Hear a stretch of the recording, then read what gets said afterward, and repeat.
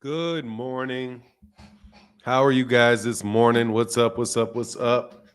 Happy Friday. I'm actually here right on time. Let me wait for everybody to come in, then I'm going to say what's up to everybody. What's happening with my all things in the building? Hey, what's going on, Mr. Rice? Gilbert Jimenez, what's good with you, sir? What's good with you? Edwin Volaton. Edwin Volaton, what's happening? Hope life is treating you well, sir. Hope you had a good evening last night. We should be having a good boxing conversation this morning. We should be.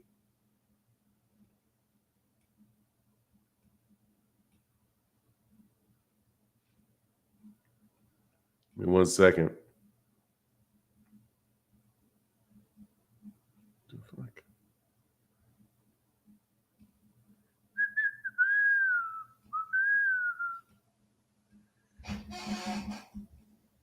Hold on. Give me 1 second. Sorry, I'm kind of trying to kill two birds with one stone. Multitasking in this mug. You know how it goes. Got to do it.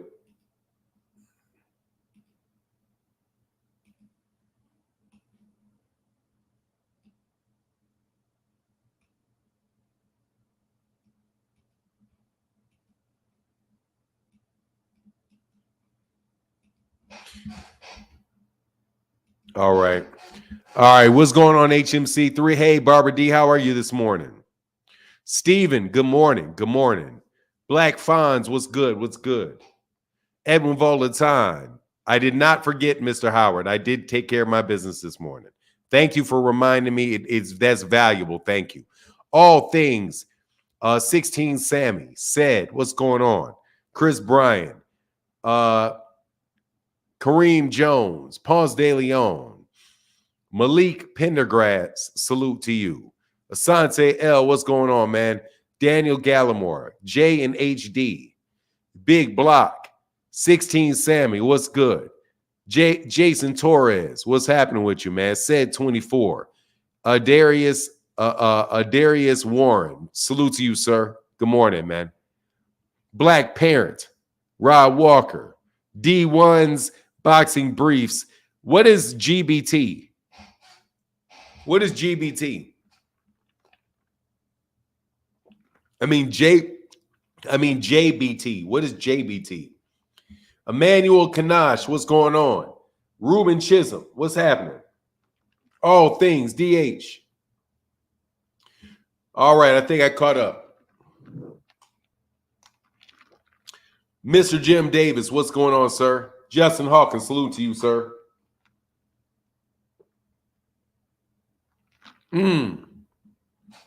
Just boxing talk. Cool, gotcha. I've never been good at what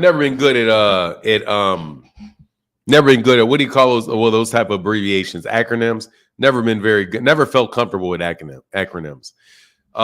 James Gaines. Good morning, sir. Good morning. Greenmount Avenue. What's good, man? I can't complain, man. Isn't the Saudi boxing event at this time? No, it is. No, it's tomorrow afternoon. In the Adewale M, you're in the United States. You're in the UK, so I don't know what time it is over there. I think you're 7 hours ahead, but I'm pretty sure it's in the afternoon. The Saudi event is in the afternoon. What's going on, Hezzy Lenz in the building? Good morning. Monikers. I'm sorry. Yeah, thank you. Monikers. Yeah, I'm not. Yeah, I've never really been comfortable. I've never been really comfortable with them, to tell you the truth. I'm not hip. I'm not hip. But look, man, I'm going to talk about this today. The constant assault on Gervonta Davis. Gervonta Davis is getting the Michael Jackson. He's getting the Michael Jackson treatment. Where there are people that are really living off the negativity around him. who spend their time discrediting him at every conceivable turn and really have convinced people of something that is in my mind ridiculous. I put him number 2 on my pound for pound list. What's going on, Chris Bryan? Yeah, I saw that. Did you see Tank bought up his old block in Baltimore to renovate? Let's see them hate on that. Look, I'm really happy that I'm happy that he's making that he's doing well with his money. I'm happy that he's doing well with his money. And I certainly hope that he renovates those properties and makes those properties affordable. And I think it's probably a very good investment for him in the long run.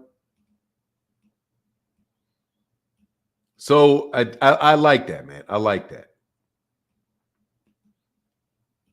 Definitely like that. Yeah. I think that's a good signal. And I think it's good giving back to his community. I do. Provided he's actually giving something back, you know? Like, just because you bought property doesn't mean you're giving something back, you know? Like, provided that it's affordable housing for the people in that neighborhood that can afford it and live in nice places and, you know, all of that. He keeps the property up. But I like it. You know what I mean? I think that's a good gesture. And I think it means a lot for him personally to own the houses in the neighborhood that you grew up in. I think that's a big thing. That means that says a lot about him. I like it. Obviously, I like it.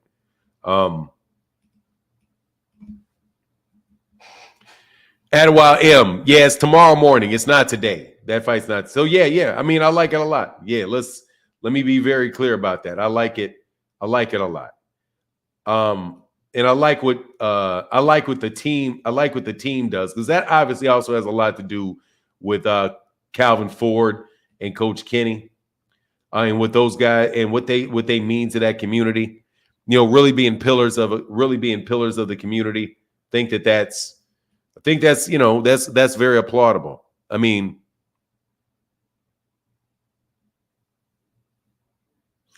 Fanon, it's too early. My hate is still processing for that one.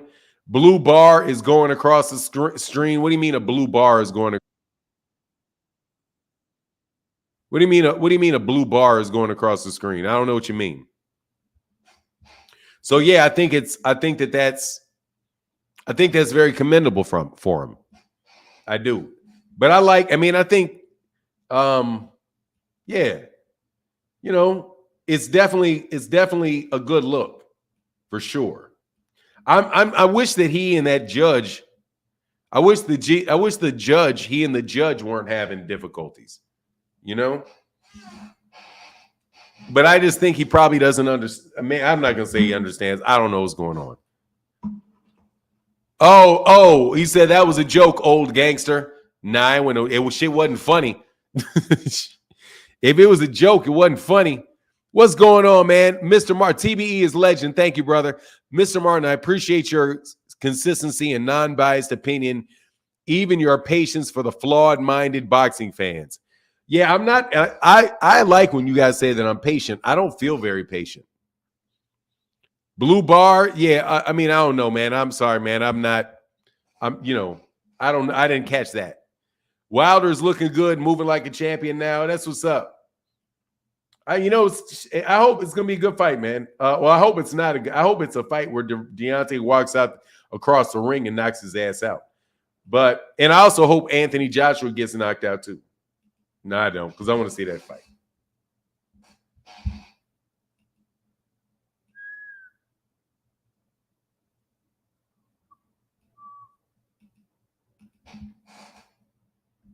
Give me a second. Like I said, I'm doing two things. Click the link. I need some smoke. But anyway, I want to get back on this. A blue bar is a Xanax where I'm from? Yeah, I wouldn't know, man. I didn't know what that was. Especially when you say it's going across the screen. So, I don't know that, man.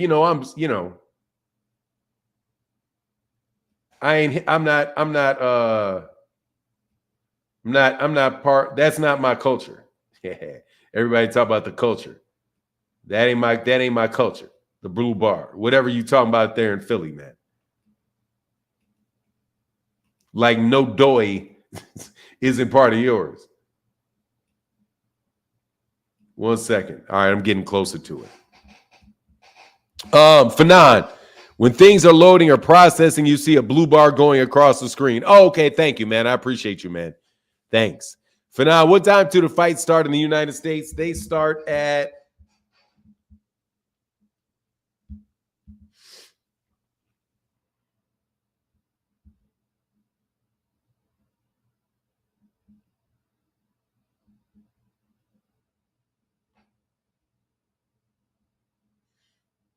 They start at 1 p.m. Eastern Standard Time. 1 p.m. Eastern Standard Time. I can't tell you. You know what a bar is, Fanon? Xanax? No, I don't. I've never taken Xanax. Nah, man, I've never taken any drugs. I've never taken. If you consider weed a drug, that's the only drug I've ever taken. I have never taken anything other than that. No Xanax, no, obviously no Oxycontin, no crack, no cocaine, no PP, no speed, nothing in pill form. Nothing in pill form. No Molly. I think somebody said they gave me one time, but I didn't believe it because they didn't do anything. So I've never done any of that stuff. The only thing that I've ever done is weed. And I stopped there. I said that is enough for me.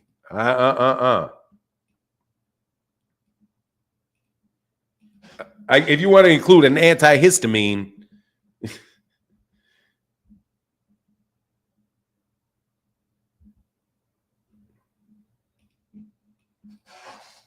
give me 1 second. That's it for the kid, though. Caffeine's a drug. I mean, I'm taking aspirin. That's not what I'm talking. I'm not talking about intoxicants. Yes, Tylenol, aspirin, all of that. I even had some antidepressants once, but I was like, no, got off that shit quick. They said they gave me Xanax when I went crazy. Yeah, they gave me stuff too, but I got off that shit quick. I don't need that. I need to improve my life, deal with my traumas. Anyway, like I said, though, let's get to this boxing conversation. Gervonta Davis is being seriously mistreated. I listened to KO Boxing last night, and I usually don't go on people's channels and leave a lot of comments. But so yesterday I stopped by the Rise podcast real quick, dropped off some support for the Rise podcast from all of us to them, and then I went by KO Boxing. I went to KO Boxing. I listened to KO Boxing debate somebody whose name I don't remember, but in listening to it, I was thinking to myself, man, you guys are really brainwashed. Gervonta Davis is one of the best fighters in boxing, and he's had several fights that were good. This constant barrage of negativity from fans about Gervonta Davis is extremely over the top. I remember thinking at the beginning of this year, and I think that I think I'm as good a boxing fan as anybody is. And when he announced the 2 fights for Hector Garcia and Ryan Garcia, I thought to myself, man, he's taking a lot of chances with those fights. That was my original assessment. Click the link, man. Click the link. Your project Lotto Boy, whatever the hell that is, shit. Project Lotto Boy. Click the link, man. I get a little tired of the dumb shit. Ryan Garcia is not a cherry, and neither is Hector Garcia. Isaac Cruz was not a cherry pick. That was a very tough late last-minute replacement for Rolly Romero. That's not a cherry pick. Mario Barros is not a cherry pick. Leo Santa Cruz is not a cherry pick. You guys are brainwashed.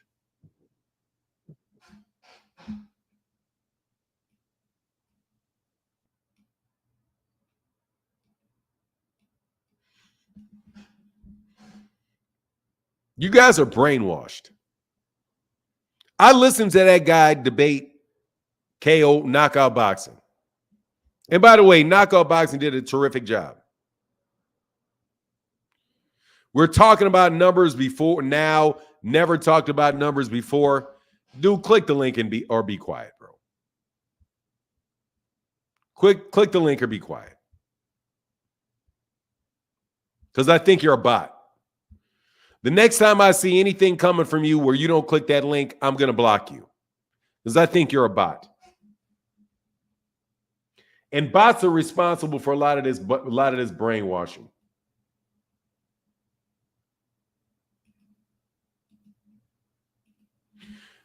Because Devin's cherry picking then. Devin cherry picked Regis Prograis. Because he didn't want to fight Shakur Stevenson. Okay. Devin is now trying to cherry pick Ryan Garcia. You can claim anybody's cherry picking. Click the link and explain to me how he's cherry picking.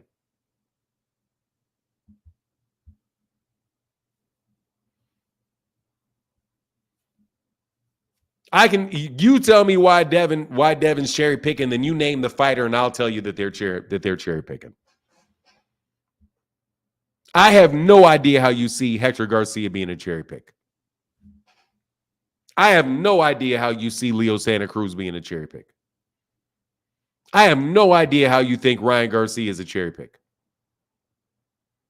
I don't know how you think Isaac Cruz is a cherry pick. Rolly Romero, maybe. But Rolly Romero's not a cherry pick. Because it was a mandatory. Come on, man.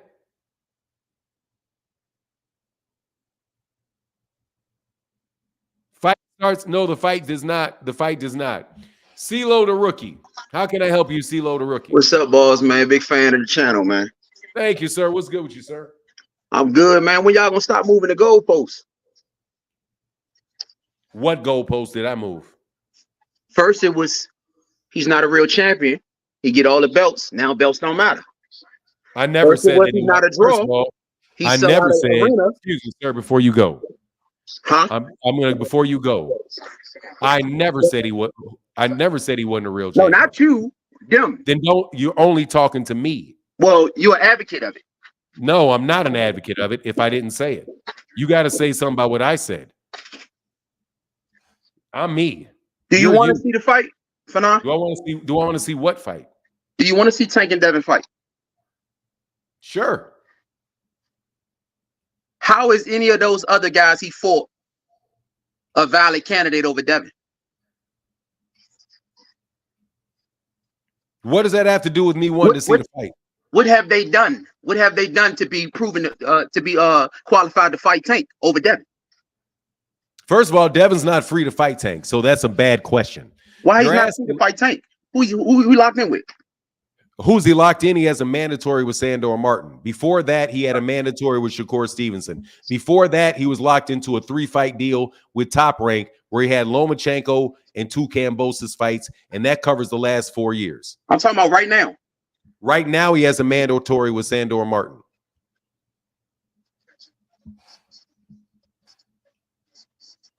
Y'all don't want to see the fight, man. I'm feeling like y'all don't want to see that fight. I already told you I want to see the fight. Why y'all talking all this number talk? It's crazy. Like, why y'all keep moving? Because Devin talked the number talk. Because Devin brought the numbers. Everybody knows Tank's the A side, bro. Devin brought up. That's not even up for debate. Devin brought up the numbers. Like, Devin brought up for debate. Leonard Ellaby brought up the numbers. No, Devin brought up the numbers when Leonard Devin said Ellaby made that post saying he sold no, 2,000. Wrong.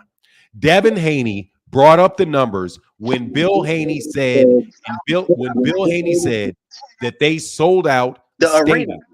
The arena. Dude. None of them, they all said they haven't seen the paper. Devin Haney himself said, I'm the A side. I'm the only one that is selling out stadiums. That came from Devin Haney. The arena. He did sell out a stadium. He did not sell that out. So which one of the fighters he fought done better numbers than Devin? Gervonta. No, not who has Gervonta fought that sold better than Devin? Gervonta doesn't need somebody to do better numbers than Devin. Exactly. So why is that a factor now? Let me stop something real quick right here. All right. You ask these questions that are irrelevant to the point. They're irrelevant? They're irrelevant to the point. Okay, what's the point? Your point, I don't know what your point is. You just are asking me questions. So anyway, what you said was, no, you can't do that. You can't do that to me. You can't do that to me, or I gotta let you go. Okay. If you're at work and you can't talk, that's fine. I'm talking. But you can't do that. Yeah. All right. So let me be very straight. I said I wanted to see the fight. It's irrelevant what to your question to me is whether I want to see the fight. It's irrelevant what other fighters have done better than Devin has. That I want to see the fight. I want to see the fight. Why are we putting up so much friction on the fight now? Y'all put all these stipulations on Devin now. Y'all didn't put these stipulations on none of the other guys. I'm trying to understand that. What have Foley done? Look, man, you're repeating a lot. You're repeating a lot of talking points that are not connected. What have they done? You're just making a bunch of talking points that are not connected to one another. Making sense. Because your questions your statements are not, they're not lining up. You're just want to fight. He the A side. Send the contract over the middle, man. CeeLo the middle. Look, man. You send the contract over. What's the problem? You're just throwing buzzwords out. Throw the contract. Throw the contract. Send the contract over, dude. Send the contract over. You the A side, right? Who does he fight? You the A side, right? You really wanted to fight? Who did he fight that was better? Why are we talking about these numbers, Brewer? What are you like? Just regurgitating what other boxing channels say? Dude, you got to make a point, man. Make a point. They don't really want to fight. I'm making a point. I'm telling you, they don't really want to fight. They never wanted that fight. What the hell does Devin, who is bigger than Devin, have to do with them not wanting to fight? Because now they're trying to push, they want to talk about numbers and what he sold and who. We don't need to know that. If you want to fight him, fight him. Man, seriously, man. Your shit is all over the place. No, it all lines in together. No, it's not. Man, we all watching it, bro. Hold on for a second, man. Just listen to me for a second.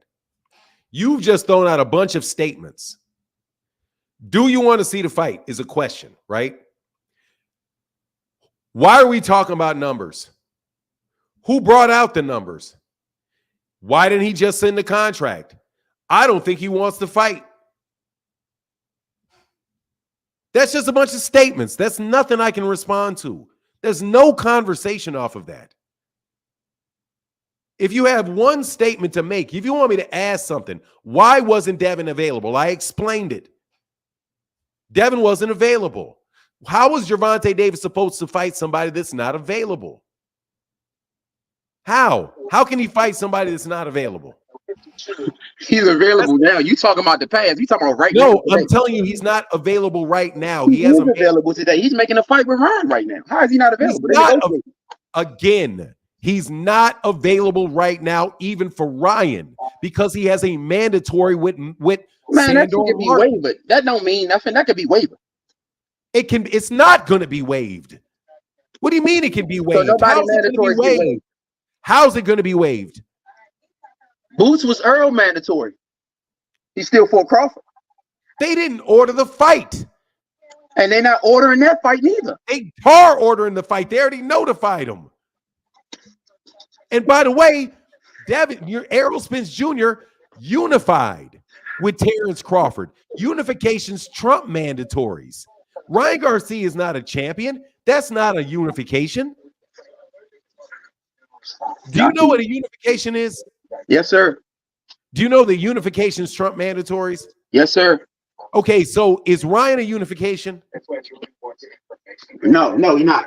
So then how does it trump a mandatory? I'm gonna time back in, bro.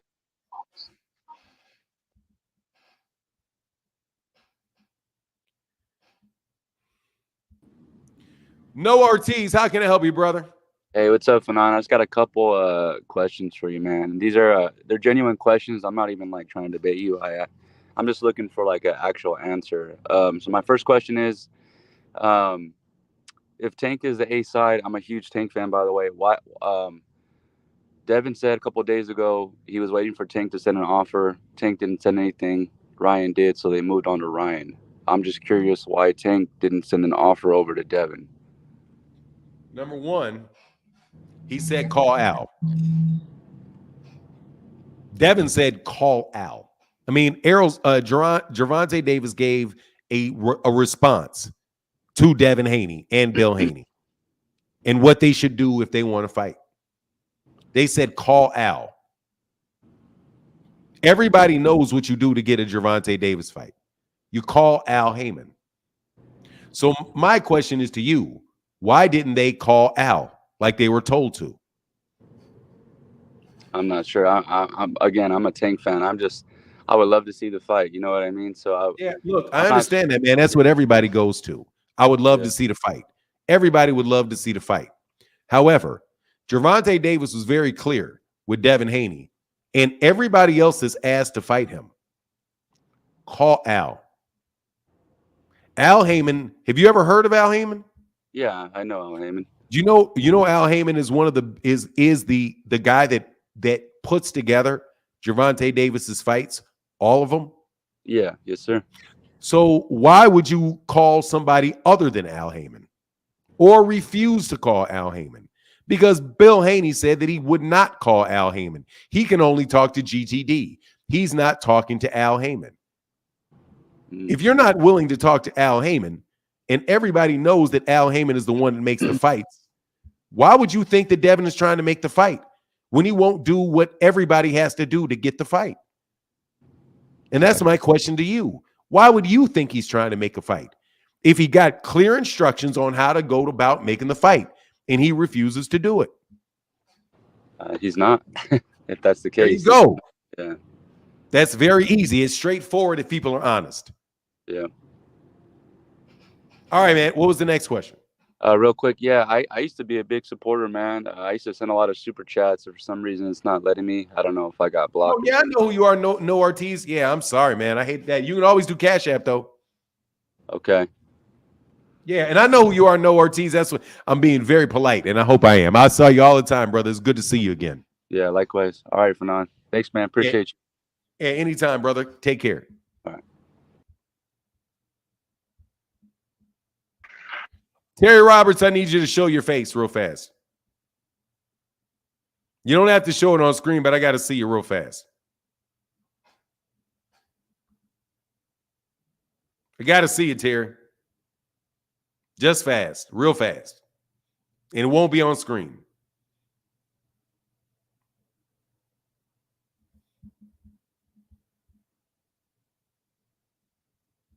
The Real Mulatto, how can I help you, sir? Oh, real quick. Cal Cooler said you are exactly right, Martin. The R. Kelly of boxing. Bill, come on, man. Don't do R. Kelly like that. And his evil big mouth have molested all the feeble minds. Yeah, these dudes are brainwashed, bro. That last guy, man, coming back up, man. Come on, dog. You chopping opening his mouth, talking to me and just repeating a bunch of dumb shit, man. Anyway, Real Mulatto, how can I help you, sir? Hey, how you doing, Fanon? I can't complain, man. I'm well, man. I'm really well. That's good. That's good to hear. So I was just listening to the last caller. I didn't catch most of the live, and I wanted to ask. I don't know if you may have said it or broke it down, but like I know we speak about numbers a lot. We always spoke about like the numbers with like Terence Crawford versus Spence, and like the pay-per-view numbers in general, like Tank versus Ryan. But is Devin is Devin selling 50,000 or doing 50,000 like a deterrent for like someone who sells more to go against him? Because it seems like that might be like it's like a narrative now that like because he doesn't sell on pay-per-view that he's not like a valuable opponent or something. That's not the narrative.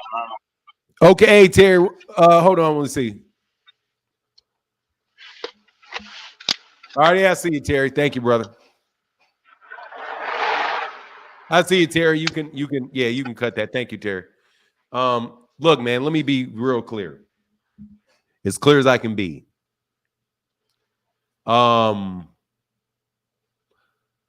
It's just the narrative is Devin need to stop lying about the numbers and stop trying to make himself look like he's a lot bigger than he is and start barking out orders to people. And I don't think anybody would have said anything about his numbers if Devin Haney fans didn't lie about them. Okay. I mean, it's this conversation's been going on for years, and it's kind of like a what came first, the chicken or the egg type of conversation. Bill Haney and those guys said they sold out an arena. They didn't sell it out.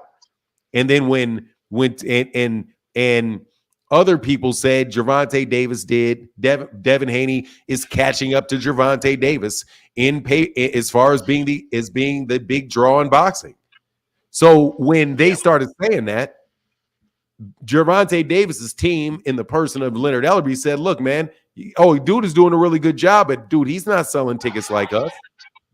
He's not selling pay-per-views like us. And they said this is the numbers that he does. So we can stop acting like we need to go up to 140 and doing all this negotiating.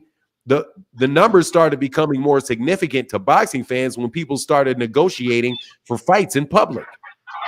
I mean, the numbers are very relevant to negotiations behind the scenes, without a doubt. As far as A side and like a deal would go, like percentages and stuff. Well, I continue to tell people about this A side word. I don't like the A side word because the A side is the big name in the event. What you're really talking about is the leverage. You're talking about the leverage in the actual negotiation. But if you're going to negotiate in public, then the things that are relevant to the negotiation will become relevant to the public. It's not if you're going to do surgery over the internet, then people are going to see all the guts.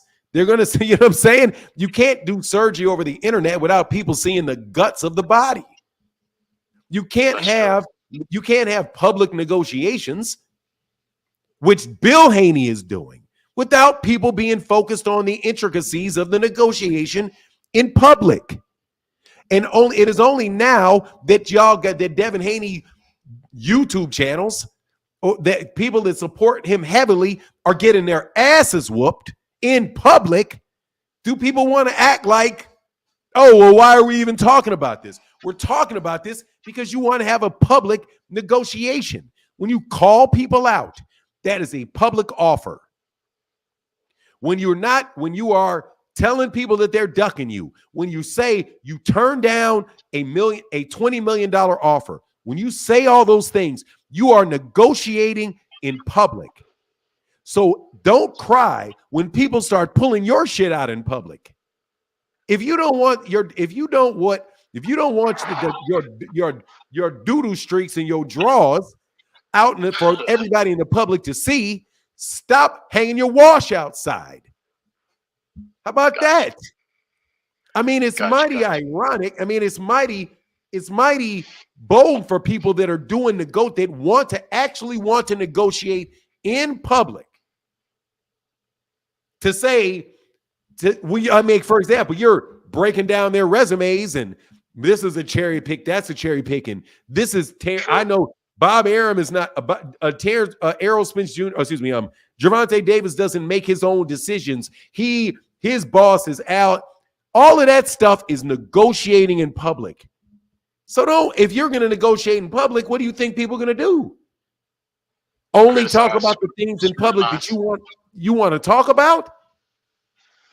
True. That's true. So, all right. So if I could ask another quick question. This was something I've been thinking for a while. I was like, okay, so if everybody's saying that Devin Haney doesn't have fans, which may be true. He's not like known like Tank, around the country and the world, I guess. But if that's the case, then how is it that all of these boxing channels like Fight Hype, I don't want to name channels, but you know all the channels just like I do. So they are all talking about Devin Haney, and I'm trying to figure out how he's so like not known if we're all like speaking about him. Like how are we all like fans of his or know of him if he's just so unknown? I'm not saying you said that, because I'm never gonna say you said anything that is a narrative or anything that everyone else is running with. But like, if you could help me understand that a little bit, like him not being relevant, but him being spoken about on all the videos. Okay, well, let me explain it by way of analogy. Okay. What would you say if you saw me on camera and I told you that I was tall, and then you see me and I'm 6'3" in person? What would you say? Did you say I'm tall? Say, yeah. 6'3". I'm not 6'3". I'm only 6'1", but 6'3", tall, right? Yeah. But I'm talking shit to Shaq about saying I'm taller than him. And then you see me in person standing next to Shaq. Would you say that I would look tall to you? Yeah. No. No, I would say you wouldn't look tall compared to Shaq. Would I look tall? Would I look as tall as Shaq at 6'3"? No, definitely so not. So there you go. Devin Haney is talking like he is the dude. You go to these channels, go to them. They have videos up on their page, and I'm not asking you to read the titles. I'm asking you to listen to what they actually say. They were saying after that fight that that Devin Haney deserves what Ryan Garcia got, because he is as big a name as Ryan Garcia, because they sold out a fight and Ryan didn't sell out a fight. So if you want to look at it, then you have to wait to find out if he actually sold out the fight. And then you find out that there were 3,000 tickets that were not sold. So that is what, 82, that's 18%, or whatever the number wound up being. 18% of the available tickets did not get sold. Okay, so what's considered a sellout? 90%?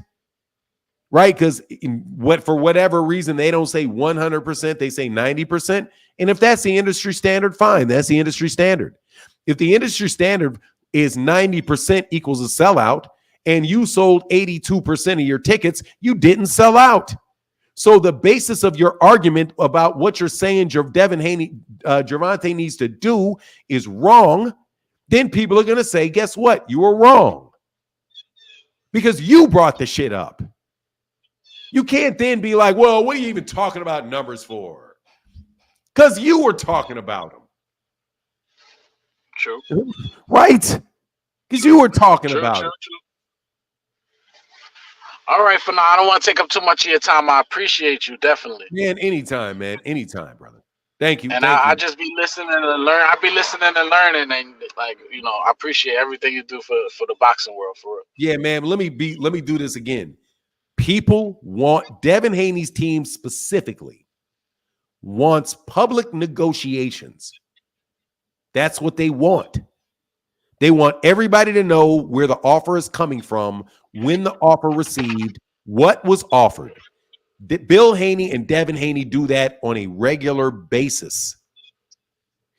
You can't complain that people are talking about the details of the negotiations if it's you that wants the negotiations made public. True. All right, man. Get back. All right. Thanks a lot for now. All right, man. Get back, Mulatto. Quan been on the net. What's going on, man? You're on mute. Hello. I can hear you now.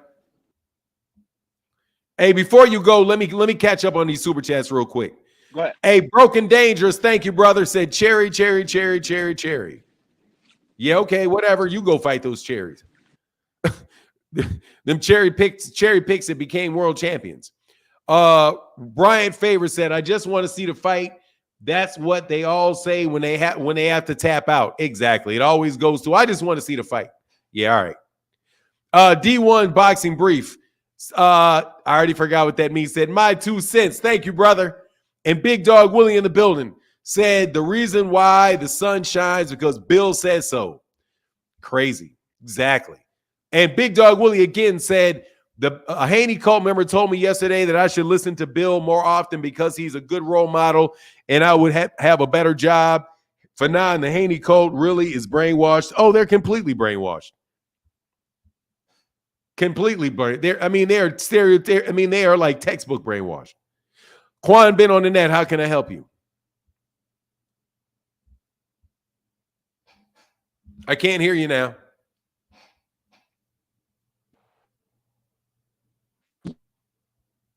Can you hear me? And now I can, yes. You're coming in and out, man. I can't hear you. Can you hear me? Okay, yes. Yes. I was basically calling in to say when I know everybody says contact Al Haymon, but why does Gervonta coach keep saying we're gonna send the contract on the Rise podcast? He keeps saying, we're gonna send the contract, and sign the contract once we send it. And then another thing. Oh, go ahead. Hold on, man. Don't skip out. Don't go to 3 things, bro. All right, so let's see for a second. Gervonta Davis says call Al. Is that correct? That is correct. Rise Pod, I did not hear Coach Calvin said we're going to send the contract. Because I know Calvin's not going to send the contract himself. Do you think Coach Calvin is going to send that contract himself? Oh no, I just heard him say that. Nah. So let's just think through it. And you assume they're not liars. Call Al, and then we'll send the contract. I don't see anything that's contradictory in those statements. Do you? Okay. No, I was just wondering why he kept saying it. That's all. Think about it.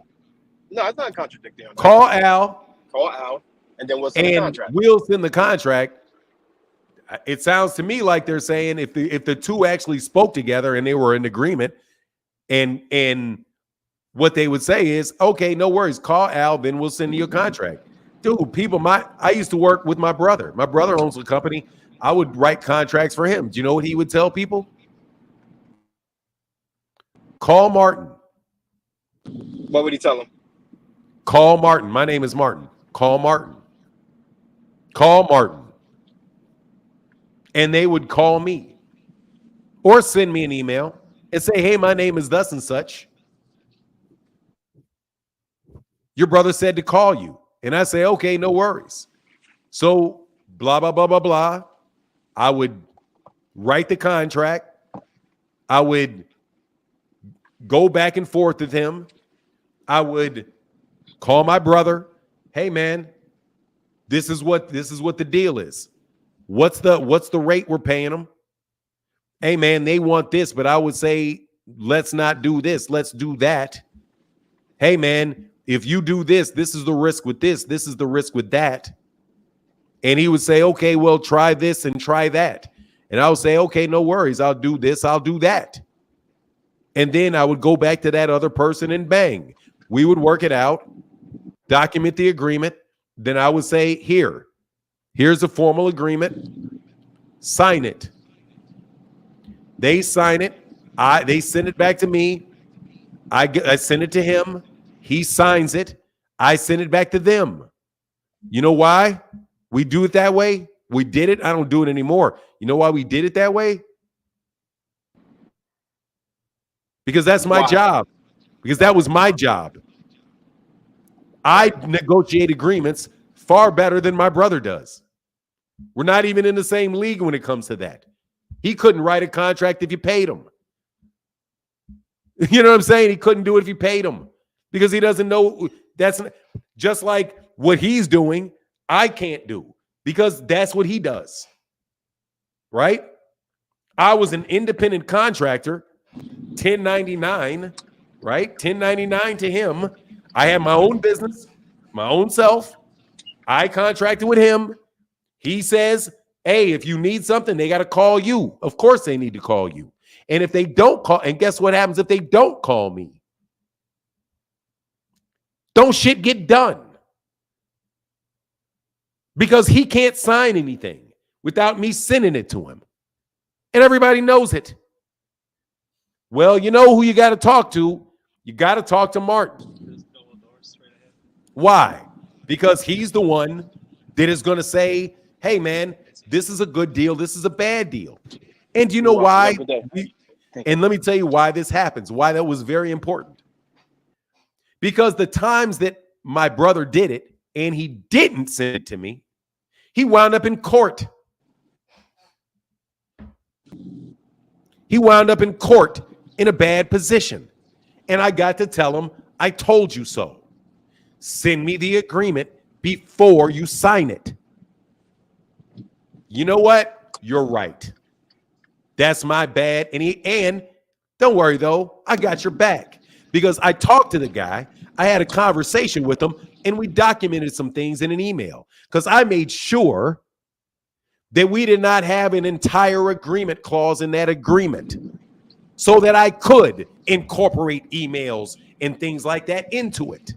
And I did it on purpose. Do you know why? Because I know what that clause is. And my brother does not. So it would be absolutely ludicrous for Gervonta Davis not to say, call Al. That's why I find this whole conversation ridiculous. Gervonta is supposed to. I call it, you call it a merger clause. I call it entire document, man. The entire agreement. I call it, you call it a merger clause. I title it entire agreement, but you get my point. I know the importance of that. I know the importance of it. I know the importance of an assignment, of having an assignment clause in there. I know the importance of it. So you gotta say, why would Gervonta Davis not do that? That's the thing that blows my mind. That's what bosses are supposed to do. That's being a good boss. Knowing that you hire people that know certain things that you don't know. Otherwise, if you could do everything yourself, why would you hire anybody? Right. All right, man. Deuces, Quan been on the net. I got one more question. Yes, sir. Yes, sir. When it comes to Devin Haney, not selling out. I just got a question because I don't know if how many tickets not selling out. Yeah, how many tickets was given? Because I know if you buy a venue and it's up to 600, like say if I buy a venue or rent out a venue, and it's the capacity is 600, and I only sell 400 tickets, that still be considered a sellout because I only gave out 400 tickets. So did they give out like 16,000 tickets for? I'm just asking. Did they give out 16,000 tickets for that fight for not to be considered a sellout? When I can be specific, I want to be specific. So let me be specific. And this is why all of a sudden people don't want to talk about numbers because I just did this. Because I did this. They like to talk about numbers when it's not specific. When you get specific, who cares about the numbers? The capacity of the entire place was 18,000. They had 16,897 tickets available for purchase. They had 2,486 tickets that did not get sold. They gave away 682 tickets, and they sold 13,729 tickets. Wait, they gave away tickets? Yes, they gave away. But if they don't, I wouldn't pay attention to the tickets given away because they're always going to give some tickets away. 682 tickets were given away because you have media there, you got family there, fighters, families, members there. You may have public officials there. All of those type of things are there. So I'm not worried about the 682. Everybody gives some type of tickets away. Okay. YouTube channels didn't pay for the tickets. More than likely, they probably gave them tickets. Just usual things because that's the media, or social media, whatever. Because there are certain people, celebrities, people like that you want to see on camera aren't paying for tickets. The tickets that I would actually the exempt. You might as well throw those I would throw those into sold. I mean, I don't think that that's any difference. The non-sold tickets, though, the ones that are Deadwood is like tickets that were there that did not get sold, was roughly 2,500. So no, it was not a sellout. That's the exact number, so I don't have to. And then people got mad at me because, mad at Leonard Ellerby. Leonard Ellerby didn't even release them. So there you go. That's what it is. Okay, perfect. Now I just wanted some clarification. Thank you so much, man. Man, anytime, sir. You have a wonderful day, Quan. Thanks. You as well. Yes, sir. Dean, what's up, man? Fanon, what's going on, big dog? How you doing, sir? Man, I'm doing well. I can't complain, man. You know, just chopping it up, waiting for this other dude who was definitely listening to YouTube channels. Like, listening to way too many other YouTube channels. Y'all got to stop listening to these dudes. Oh man, seriously, they're making you dumb. For now, we got people disguising their voice on other channels, trying to act like it's not. Who are you talking about? I heard Rollo on another channel. You go. Rollo was a Gervonta Davis fan on another channel. Somebody told me that. No, for now, he was over there on Knockout last night trying to disguise his voice at first, and then I told everybody that was Rollo, and then it just came out eventually. People like, oh, that's Rollo and X, Y, and Z. But I wanted to talk about this for now. I'm all on YouTube. I see all the channels and all the videos. And for now, it's mighty funny. It's more comments and people that call up. For now, you've been on the for the last 4 or 5 days. They've been attacking you about this Devin Haney stuff. Where on other channels? What? No, I'm talking about the guys who come in here and try to act like they want to debate you and they got a problem with what you're saying. Oh, I mean, you know. Yeah, just those. You got hundreds of guys day after day after day that come up here and try to defend Devin Haney. But they didn't buy the fight. Show us more than your big mouths that you support the guy that you're talking about. Y'all want to know why Devin Haney is not getting a fight? When he wants it, how he wants it? It's because of y'all. Because he has nothing for Nine to come to the negotiating table with that'll make Gervonta Davis be like, you got a good point there, Devin. Okay, I'll concede that. You're right there, Devin. In negotiations, you have one side of it, which is the A side. You have the B side. You have one side who has more leverage than the other, and then you have a side that has less leverage than the other. But when y'all don't even support Devin, you make it that much harder for him. Because now, Phenom, I just want to ask you this question. If you're Gervonta Davis and find out it didn't sell out, it only did 50,000 pay-per-views, you wouldn't concede anything to Devin Haney. Why should I? I don't gain nothing from doing that. Because at the end of the day, Phenom, Devin Haney, no matter how he would try to shape it or size it, he will be getting his biggest payday. I'm already conceding to you on that. That I don't just give you a low ball offer and say whatever to you. I got faith that Gervonta won't do that. So the fact that I'm giving you one of your biggest paydays, that's the conceding right there. Yeah. You the geek for now. Dog, I just told you, man, I'm telling you. I'm being honest as I can be. Okay, Scout's honor, dog. Scout's honor. You put the 3 fingers up. I was a scout too. Scout honor. Scout's honor. Scout's honor. Look, man, you keep talking shit and pulling down on my reputation, dog. You're gonna take what the fuck I give you. Yes.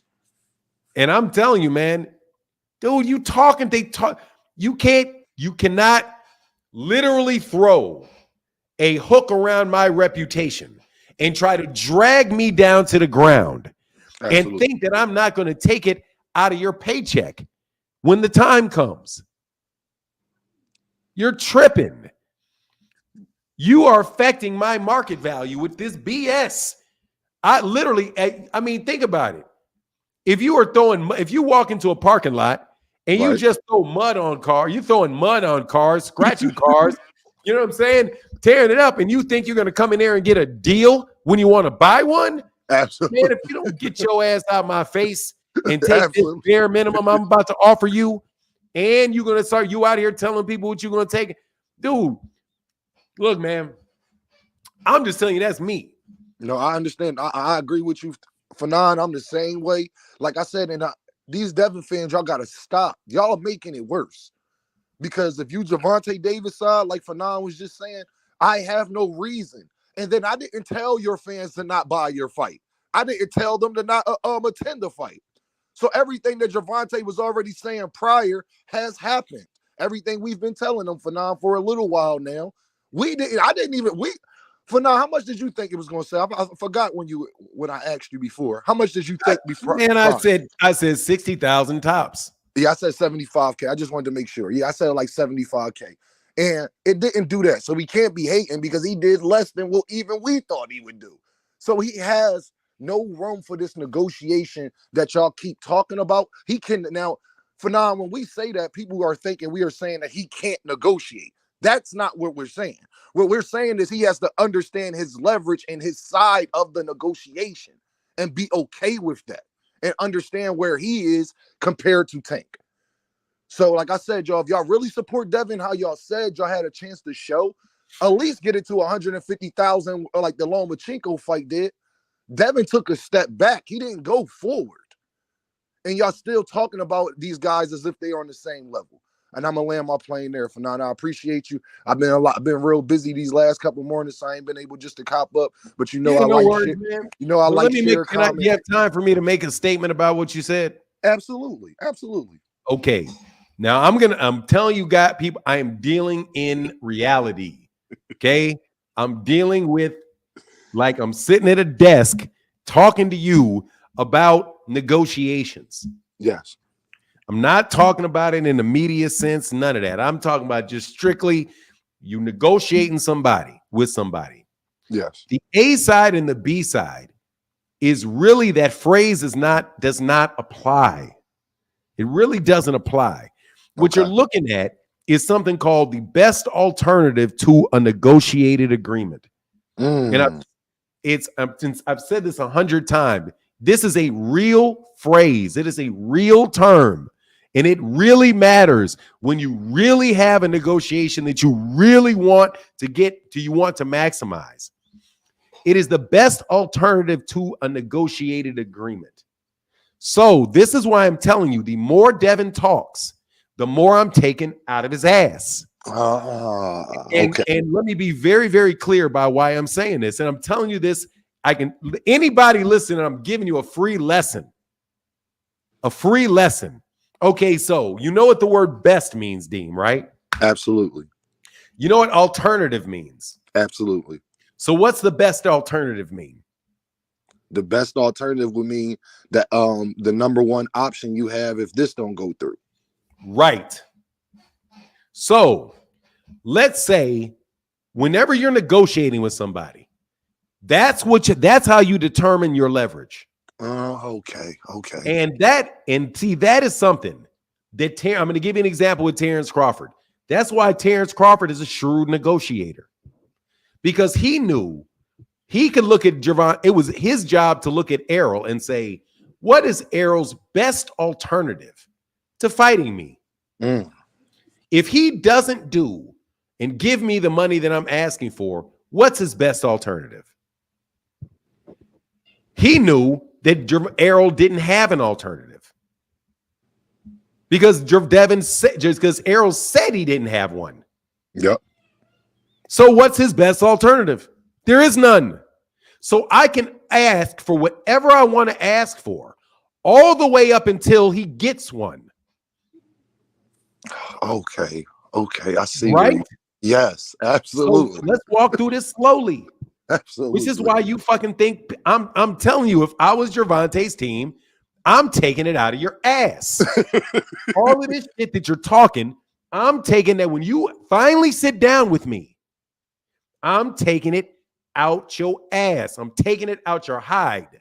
Skip the pause, because I know my guy is going to say pause. I don't want to hear the pause, no pause. I mean, literally, I'm going to take it out of your hide. But let me explain why. So let's go through this scenario with Errol, right? It was only when Errol said, you know what? I got a better alternative. I'm sick of this shit. I'm going to 154. Fuck it. That's when he signed. Yep. Absolutely. That is when he signed.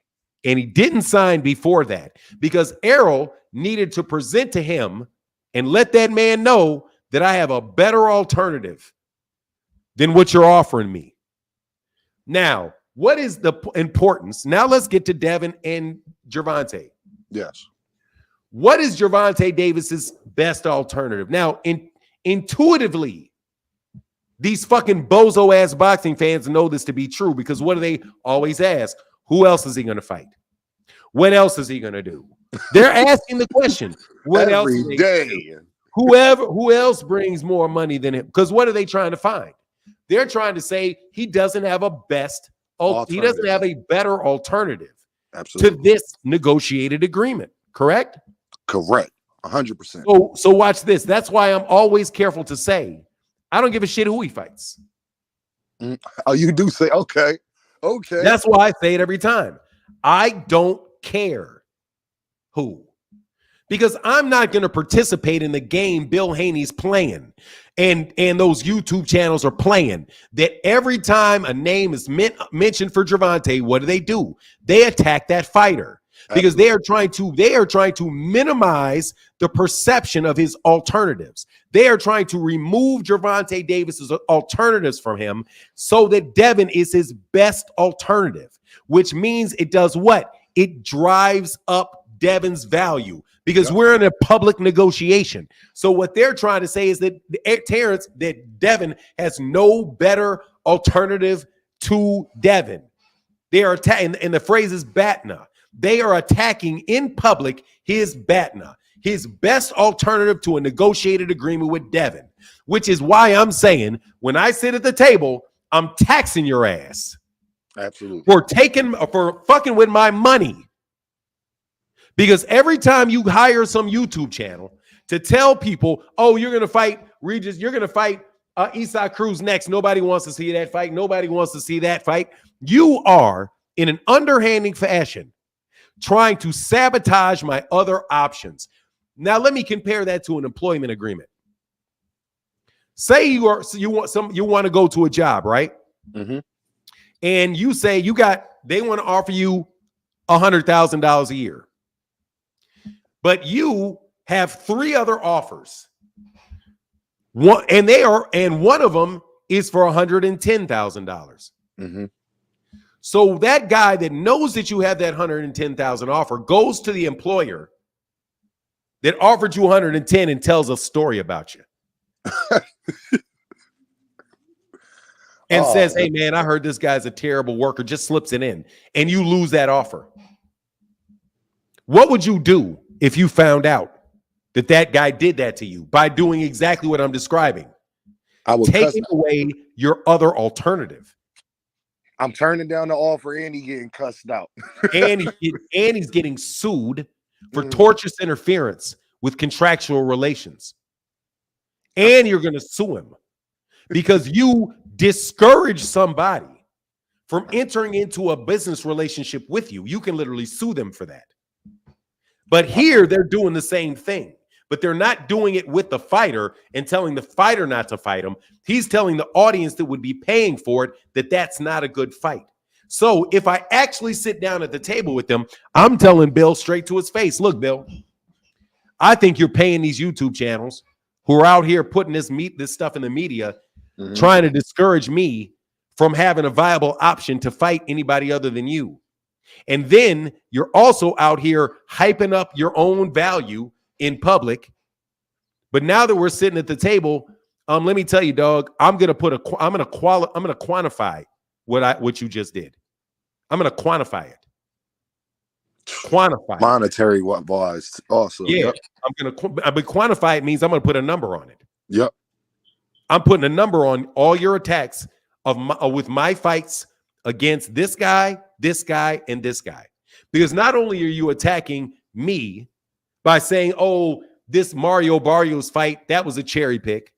Then you say, oh, I fight Ryan Garcia, and you diminish the value of the Ryan Garcia fight. You want to negotiate in public because you don't even want to call Al.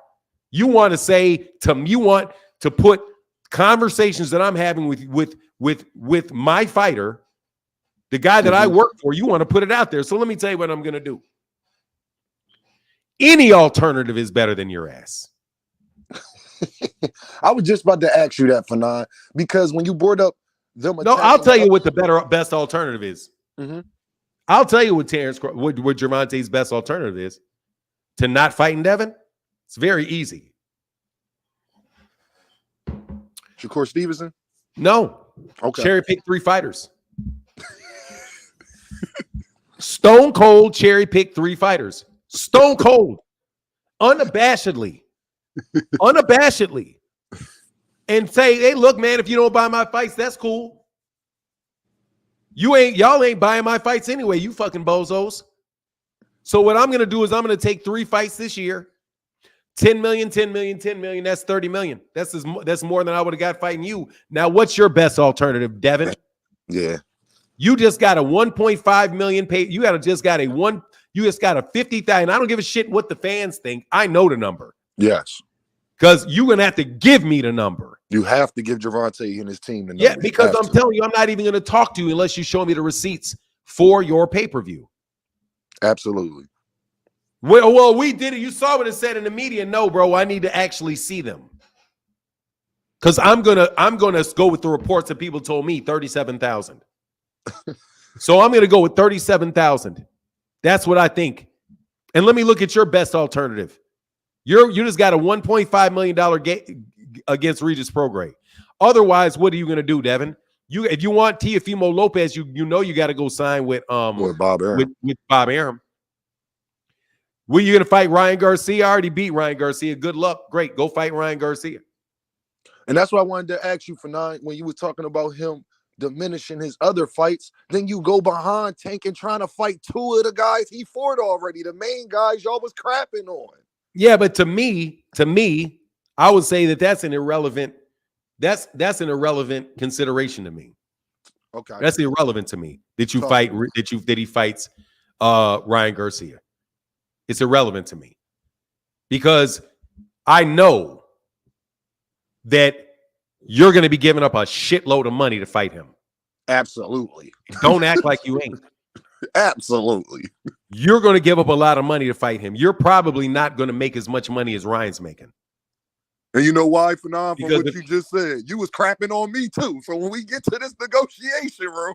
Because I'm going to tell you, if I'm Ryan Garcia, I'm telling you right now, look, man, I can tell you what I can do. I can wait around to fight Gervonta again. Absolutely.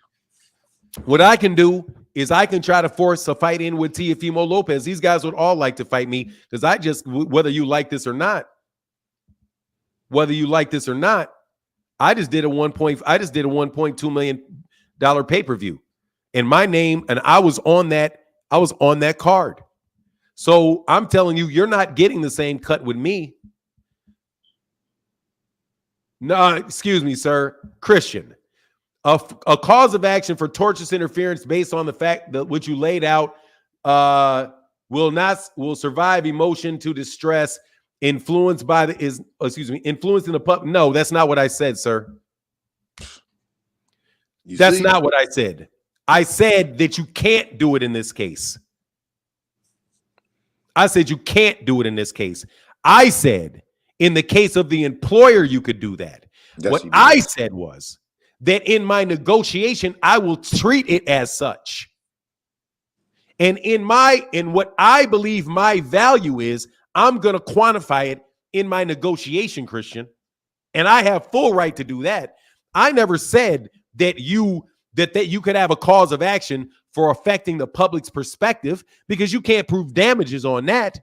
I'm telling you that I will quantify that, Christian, myself in the negotiation. I'm going to put a value on it. I'm going to say, look, man, I have to get my money out of this. So for now, you think that's why now everything you said, Big Dog, I appreciate you breaking that down to me because that just gave me a lot of information to view. That's why Leonard Ellerby said Shakur Stevenson is going about trying to get the fight with Tank the right way. He's not clout chasing him. He admit that he the A-side. He keeps saying that. Well, I think Leonard Ellerby, I'm pretty sure it was Leonard Ellerby, was like when they asked him about Shakur, saying that Shakur is going about trying to fight Tank the right way by like not clout chasing him, and Shakur's being very respectful. I know it was times he wasn't, but Now from what you telling me, I think that that's strategic of Shakur to not be doing the super clout chasing stuff on Tank if you actually do want to get the fight. So that kind of makes sense now. Like, because I was wondering why Shakur just stopped, doing the stuff that Devin was doing.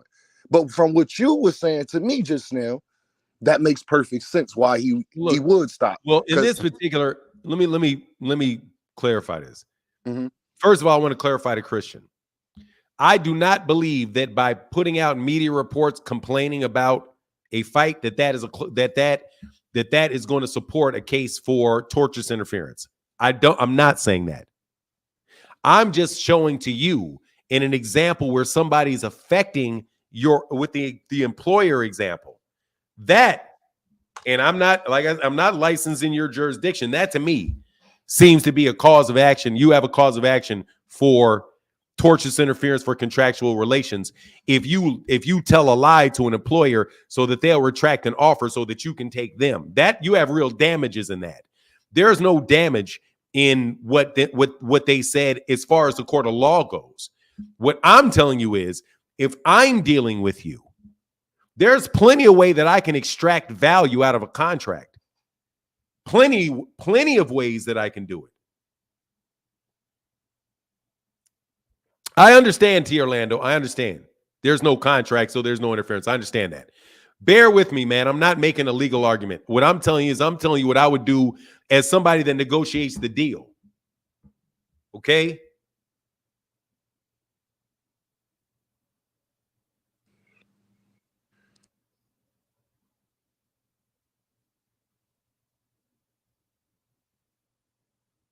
I don't know what you're talking about, Eddie Cave. I'm far from a rookie in this. What I'm saying is this. There is a nature to a deal where you want to work with somebody. Let me give you an example, like for my son. I have an obligation to take care of my son, right? Absolutely. I have to feed him. I have to clothe him. I have to provide a shelter for him, right? Yes. That is a responsibility I have for him. But there is a lot of leeway in those responsibilities. Yep. The room that I have, the bed that he has, I can either give him a real a mattress. I can buy that kid a used mattress where the springs, you can feel them when you're sleeping. Absolutely. Or I can buy him a pillow top bed that is comfortable. I can get him a room that is small, or I can give him a room with his own bathroom. If I have to give him money for food, I can feed him Taco Bell, or I can cook him a gourmet meal myself. When you deal with somebody and you want to deal with somebody, once you feel like you've gotten your value, you've gotten what you truly believe that you deserve, you can then allow that other person to eat as well. Absolutely. Right? Yes. Just like if you have somebody come to your house and there's a tip, you say, okay, hey man, I got a cleaning lady comes by my house and I'm going to pay her $100 for the time she's here to clean the house, right? Christmas time comes around. Hey, here's $200 for a Christmas present. You give her the $20 or you give her the tips because you feel like, man, she gave me a little bit more, gave me that little bit of extra service, right? Absolutely. Now, what would you do for somebody that you felt like, you know what? My fans want me to fight this guy. I want to give my fans what my fans want. My fans want me to fight Devin Haney. Yep. So let me tell you what I'm going to do. I'm going to give your ass that springboard mattress. Small ass room and no Christmas tip, buddy. Absolutely. And your ass is going to be in a 5x5 ring with a 10-pound rehydration clause at 135 pounds with a 15% pay-per-view. Because you keep talking so much in the media. I don't have to give you extra shit. I am going to pull every bit of value that I can for you to repay me for the public assaults you made on my reputation. Wow. And Absolutely. I'm telling you, people do this. They do it. That's why people will be like, look, man, any deal that you come into, it's a relationship that you have with somebody, man. Yes. Crap talking and all of that stuff, talking smack back and forth. Dude, that is supposed to increase the value of the fight. Not devalue. Not devalue this, not to devalue it. Absolutely. Bill Haney and Devin Haney have been stealing value from Gervonta Davis the entire time and then artificially inflating their value. So anyway, I just say, look, man, if you don't want people talking about these pay-per-view numbers, stop talking about numbers. Please. That's been my point. For now, I want to say, man, thank you for the education, because that's what I've been saying in a more simple form. But for you to break it down like that, I've been saying, Gervonta don't have to do nothing. He said he been out here running his mouth. If I'm Gervonta, you going to listen here. You going to fight me. You're definitely fighting me at the weight that I want to fight at. That is for sure. We're going to fight in the ring size that I want to fight at, the gloves, where I want to fight at, the whole nine. But I'm glad you hear Deems. You're Deems. You heard what? And this is not, brother. Me and everybody talking about, dude. You guys gotta. Sometimes some of y'all don't listen. I am not debating Deem. This is not a debate at all. This is just a conversation. But watch this, Deem. Did you see how what Knockout Boxing said? I was on the channel last night. Yeah. Did you hear when he told somebody about getting on the channel? When he's like, look, man, I'm the A side. If you want to debate me, you got to come to my channel. And why is that? Negro, I don't like you. I mean, that's me. That's what I think. I don't like you. Absolutely. If I don't like you, I'm not going out my way to do nothing for you, to make nothing easy on you. If I don't like you, I'm going to use my muting button on you any damn time I want to. I'm going to stop you dead in your fucking tracks anytime you lie. I'm going to talk I'm going to read your mind. And I mean it, dog. I will read your fucking mind. Cuz I already know what you're going to say. Yep. I will say your argument for you before you say it. Ball that argument up and then watch you stutter. If you want to get loud with me, I'll get loud with you. All of that. Because I don't like you. Absolutely. If I like you, I'll never debate you. Ever. If I like somebody, I will never debate them. I'll never correct them. I mean it. If I like somebody, if somebody does me a solid, if somebody does something for me and extends themselves to me in a way that they didn't have to, you will never hear me say a bad word about them, and you will never see me debate them. And if they have a disagreement with me, then they're right. You've been very consistent about that, Fanon. I got to get you. You got that right, because none of these niggas can fuck with me. And I know it. I'm telling you, I'm deadly. I'm telling you, I'm deadly on that shit. Big dog. My mama. No, let me tell you what I did with my mama. Come on. I'm gonna tell you, dude, I did this with my mama. I did this with my daddy. I'll do it with anybody that I know. Anybody that really knows me knows me. Yes. You ain't beating me in no debate. That shit ain't happening. I take that shit very personally. I don't like that shit. I'm telling you, I don't do it with people that I like. When my mama told me, son, the reason that nobody gets on there to debate you is because you intimidate them. You intimidate them out of ever wanting to debate you. And I took offense to that. And I was like, mama, no, because I will destroy these bums. These clowns think that my mama's going to think I can't fry you. I've been frying niggas for the last year. Because my mama said that. And I mean it. I've been frying y'all because my mama said I couldn't fry you. You got my mama telling me I can't fry y'all? Get y'all asses up here and get fried. Lawyers, doctors, senators, I don't give a shit. I seen you with the lawyer the other day too. Lawyers, doctors, I don't care. If my mama say fry Bill Haney, get up here. That shit's going to get ugly. I promise you. Promise you. Because I have a skill set. I have a skill set that I work very, very hard to master, because it was the only way I'd be able to feed myself. Mm-hmm. My mouthpiece is the only way I can feed myself. You Negroes think these, you know why these cats can box? Because that's the only way that they can make a living. The only way I can make a living is this mouthpiece. So I don't take that shit lightly. Devin, the only way Gervonta Davis can, I'm going to bring it back to Gervonta.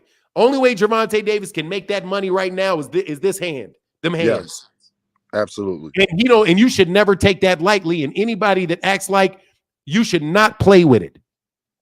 Gervonta Davis should not give Devin Haney this, and I don't care what none of y'all boxing fans think. When you talking about somebody's livelihood, T. Orlando, I couldn't touch T. Orlando as a litigator. I promise you it. Because he's got too much experience and he couldn't afford to let me do it. Right.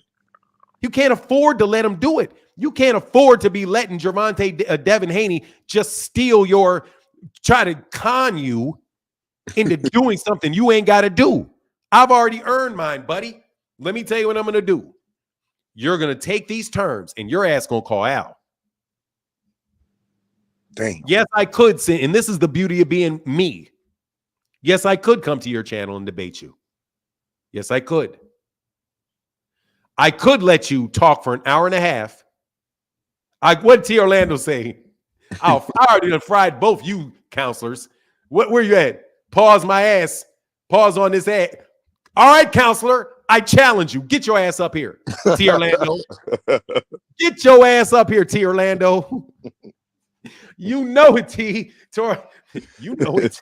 I know it. You know it. But anyway, man, I'm just talking shit to them. I respect those guys. I would never. I would never say that I agree completely, because that even made sense in my life. Me giving you just a little story before I hop off. The mother of my children and my best friend, they told me some stuff similarly, like, Deem, your passion, you very Hold on 1 second. Mm-hmm. Fanon has a skill set. Yeah, it's the one that embarrassed you, Christian. Oh, that's the lawyer. Yeah. Yeah. Let me tell you my skill set that embarrassed you. It was called Logic 101, Christian. And let me explain the skill set that embarrassed you, sir. When you said that you knew something that you did not know to be true, you used a very, very blatant fallacy called argumentum ad ignorantium. When you said that because I did not know that Al Haymon called Bill Haney, that means it didn't happen, and that your assertion was right because I did not know the opposite to be true. That is a fallacy.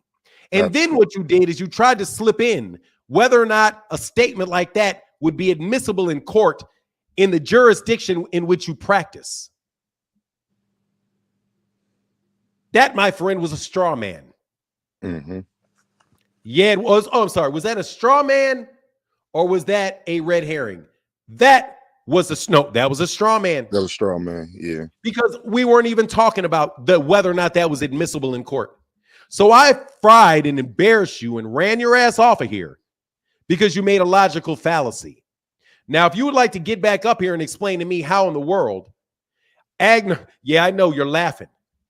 But hey, everybody in this chat that remember that conversation I had with Christian, put a casket. I need a casket for Christian. I need a casket for Christian. Any way it goes, it was a deflection. It was what you call a deflection. Go ahead and put that. Can I get the casket? Can I get caskets for Christian? Anyway, yeah, I got a skill set, buddy. I got a skill set. That's why you're listening to me, buddy. No, Fanon, I agree. People in my life have told me similar things. I'm not, like, I don't have a master's degree or bachelor's or anything like that. I'm not the most educated person as far as when it comes to that. But people in my life have definitely told me over and over again, Dean, you get very far because of your passion. And you got an infectious personality. You're very honest. You don't speak on things that you don't know. you tell people when you don't know. And a mother of my children that told me that intimidates people when they know they can't just say whatever to you. No matter how much I like you, for now, you know, me and you have disagreed before. No matter how much I like you, if I know something to be true and I got a different viewpoint on it, I'm going to say it, because I'm not going to be willing to have a debate or a back and forth about something that I'm not educated on. But I'm educated enough to concede when I know I don't know something, and that's what makes me better. So I just want to say thank you for the education, Fanon. You know, you already know, big dog. I appreciate you shouting me out the other day. I heard you. I was just busy. Man. I was just a little Anytime. busy, but I heard you. And man, just keep doing your thing, man. I just appreciate what you're doing for boxing, because I truly feel as though I know so.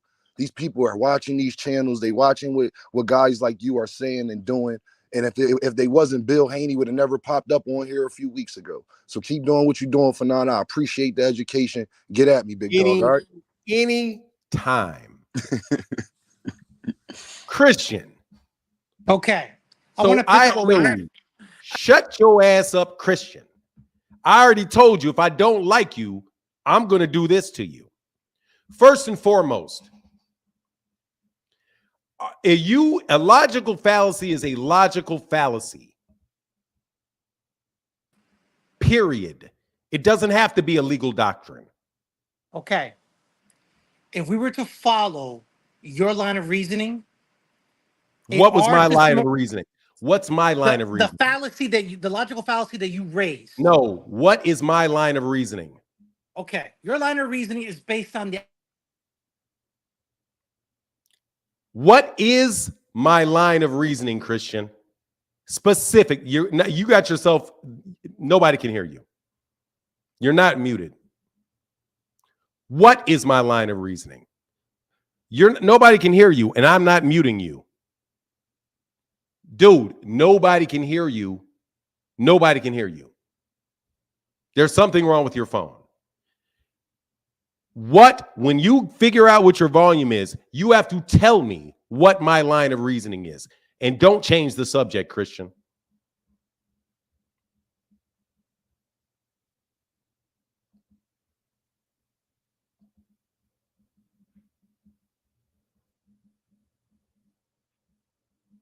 And I already told you I don't like you. Oh, of course he did. I humiliated him because I put them bodies in there. So he's got to. What is my line of reasoning?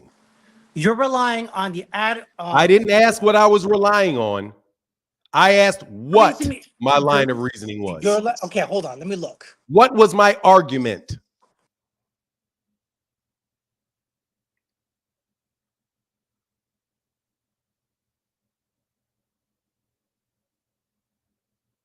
When you get on here, man, what was my argument?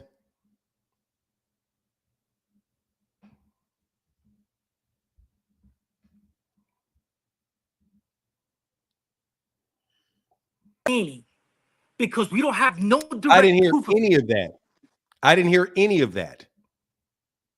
Do you hear me now? Now I do. Okay. What you essentially argued, and I'm paraphrasing, is that we cannot make the inference that that Tank did not instruct Haymon to communicate with Team Haney regarding the offer, because we have no direct. That's not what I said. That's not my argument. Okay. That is go ahead. not Articulate my it again. argument. Okay. My argument is that you said that he didn't.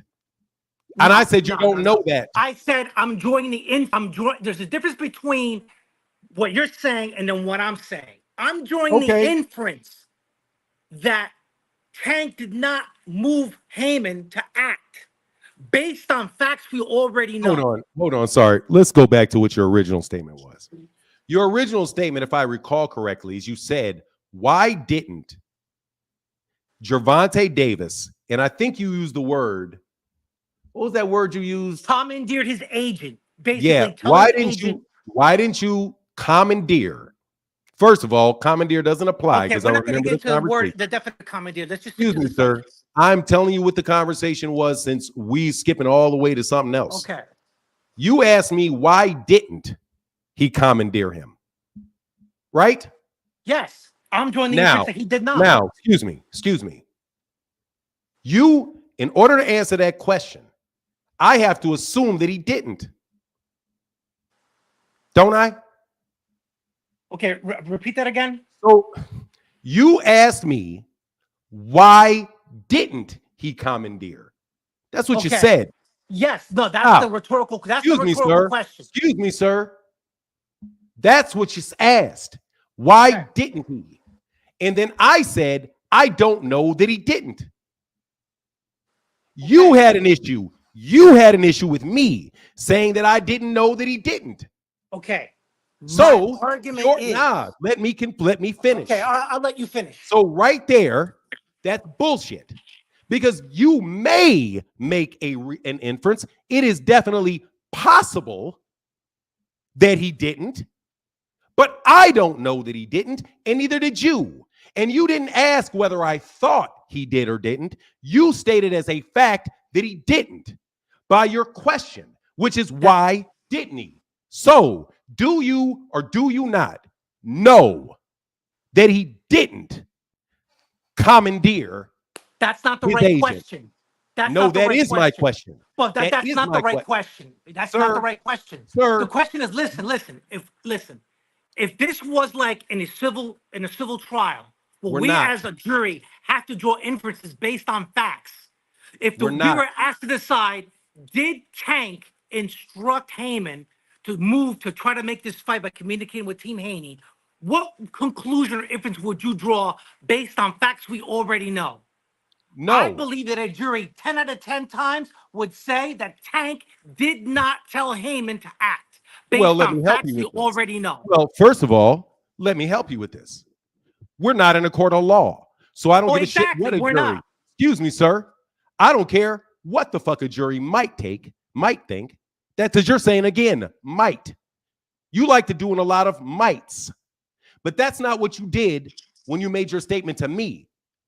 The statement that you'd have made to me was, why didn't he? And my answer was that I don't know that he did. Well, what do you think he did? Do you think you're? No, you're now going to try to continue the conversation and get off what we're talking about, which is that I don't know that he didn't, and neither do you. Which makes your statement. You, what do you think? Now I know what you're doing. No. Asking me something. That's ultimately the question. Mute. Again, You're back in the question. I'm not ducking shit. I am telling you flat out. I'm going to stay. You're ducking the question, Fanon. You're being subject. Disingenuous. I'm staying on the subject. I'm staying on the subject, and I'm not letting you change the subject. You're ducking the question. I am not letting you change the subject. The subject is this. Did you know that do you know that Gervonta Davis did not tell Al Haymon? Do you know that, yes or no? I personally believe he did not. You believe it. I already know. You believe that. I didn't ask you if you believe it. I already know you believe it. I asked, do you know it? I don't have personal knowledge. I'm not in there. So why did you ask me? If you were to ask me the right question, do I think? So why did you ask me, why didn't he call him? Because when you ask that question, it's only reasonable for me to believe that you know that he didn't.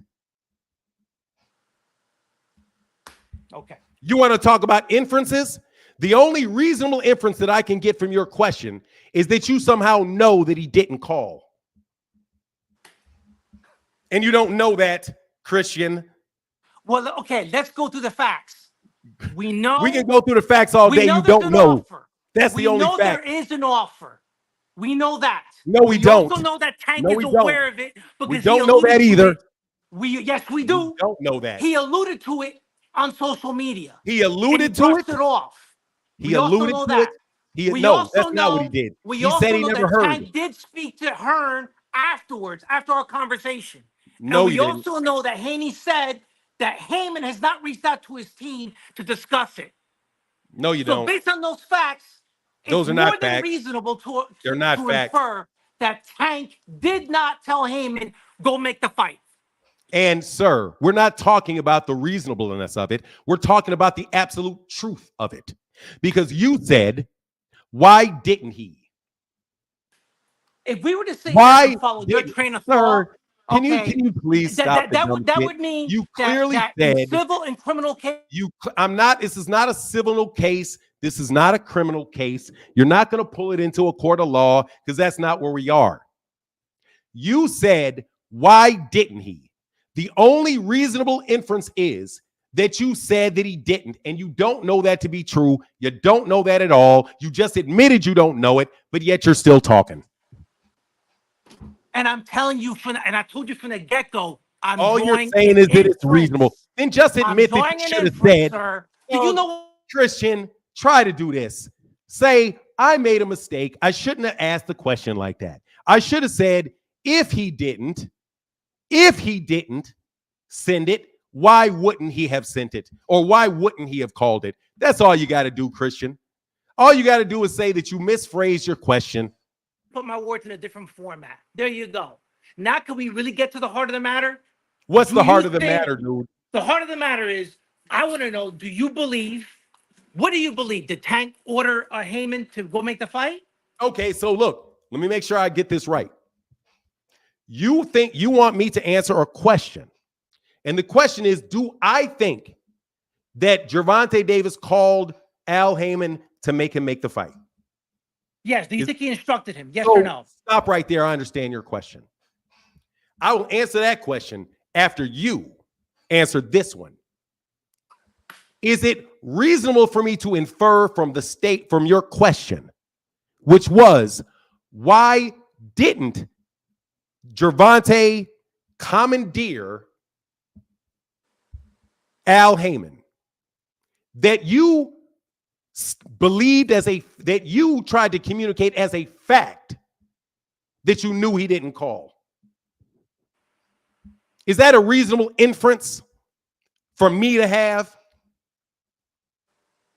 Okay, rephrase the question because okay, sure, I'll rephrase it. No worries. Framed. Is it reasonable for me to infer from your use of these words, why didn't he do this? That you knew that he didn't do it. Yes. I mean, listen. There, you lose on the inference. You lose on the inference and the logic. First of all, you lose on the absolute fact that you don't know, and you lose on the own inference argument that your ass brought up. So not only do you lose on the first, you lose on the second shit. Can I get some bodies in here? Because I'm going to explain how you just lost your own damn argument in the alternative. Number one, you admit that you didn't know, and you agreed that it was reasonable for me to infer that you tried to communicate that you did know. So number one, you are flat out lying. And number two, it was reasonable for me to infer that your ass was flat out fucking lying. Now we can counselor, we can go to the second question. Okay, answer my question. Now answer my question. I will answer your question. Free Palestine. Go ahead. Yes, now that your ass got bodied twice on the same point. Okay, come on, grow up. Fanon, act like an adult. Your ass got bodied on the same point. Let me calm down. Let me bring my blood pressure down. I'm going to answer your question. And I'm going to give myself 30 seconds to answer your question. So be patient with me. In response to your attempt to deflect this conversation off that ass whooping you just took, because number one, you admitted that your words. I said that I'm going to give you a long. I'm going to give you a long answer. I'm going to give you a 30-second answer. I got 30 seconds. I'm sure you can sit there. You've been in arguments before. You can sit there for 30 seconds. Here's my answer. I'm about to get you, dog. Number one, thank you for acknowledging, counselor, that you did not know that he didn't call. And then when you attempted to change the standard from a logical standard to one where it's only reasonable and inference, that it was also reasonable for me to infer that you communicated that you did know when you obviously did not know. Answer the So thank question. you in the 30 seconds. I'm not done. And to answer your question about whether or not I think that or not, I don't give a fuck because I just got your ass on the last two. So go sit your ass down and stop changing the fucking subject. Sit your ass down and stop trying to change the fucking subject after you get your ass whooped. That's my skill set, bucko.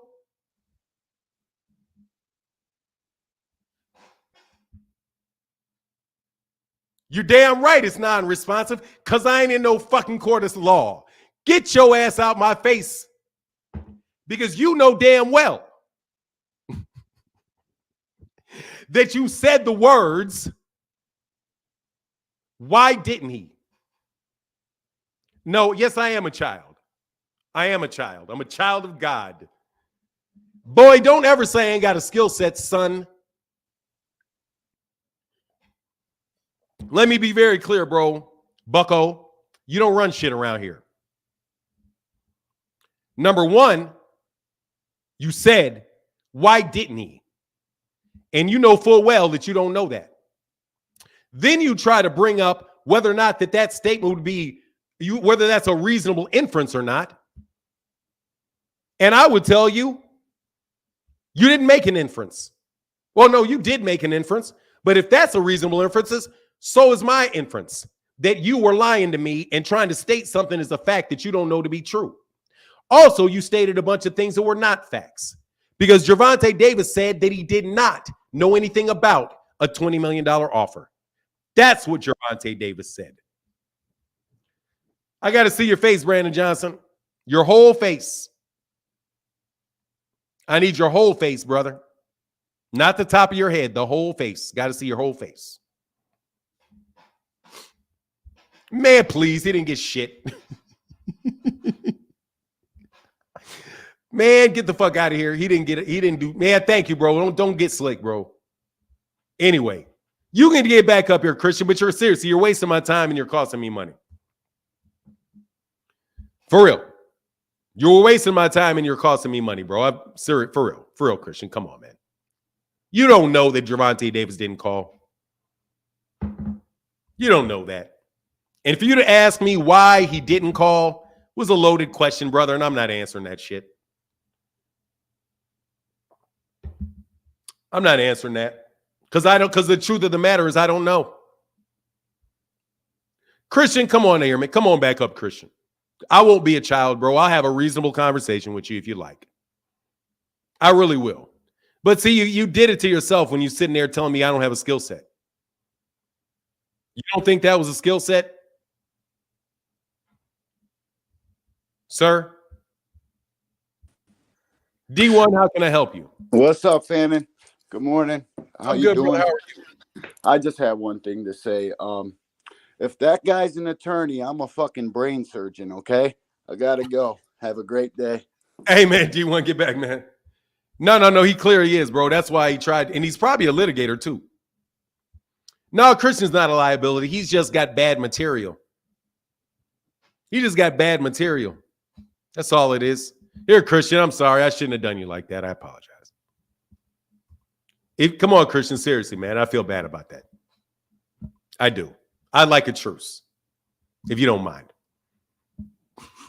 I do.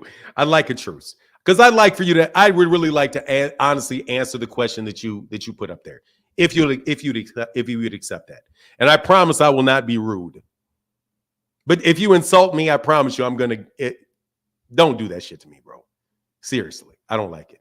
And T. Orlando, your ass is going to get bodied too. For trying to help this dude out.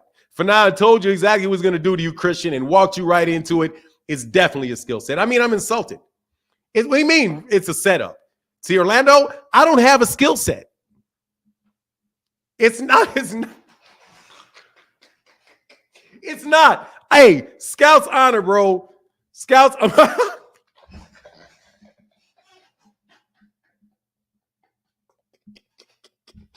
I said Scouts honor. Nah, I promise. Scouts honor, dog. Double Scouts honor, bro. And I said Scouts honor.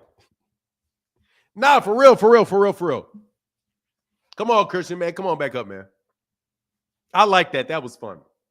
No, he's not, dog. Seriously, man. Seriously, man.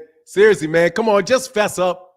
Come on, Christian. Come on, man. Look, let's just get along. Let's get along. You cannot beat me in a debate, bro. You never will. You never will beat me in a debate, dude. I promise you will never do it. You never will do it. You'll never get me. But I appreciate your effort. Public defenders are some of the best trial attorneys, yeah. I mean, look, man, I wouldn't know because I'm not a trial attorney. I'm just a barbershop Negro. That's what I am. Free Palestine. Hey, Terrell W. said, hey, he said, Fanon's a child. Come on, man. Don't call me names. Click the link, man. This is for you, Christian. Fanon, the GOAT, practically started his debate shit on YouTube, pretty much hard to beat the creator. I mean, honestly, no, they were debating before they pulled me into it. How do you do Freudian slips with your fingers? I said, Scouts honors. Hey, completely off topic, Martin. But for only one case, what would it take for you to come out of retirement? No, I don't do K. I'm not a litigator. Dude, seriously, I'm a negotiator. And I wrote contracts. Come on, man. I've not been in a court of law since I worked for the city of Chicago in the early 90s. So no, nothing, because I don't have the skill set. No. I wouldn't never do that. No.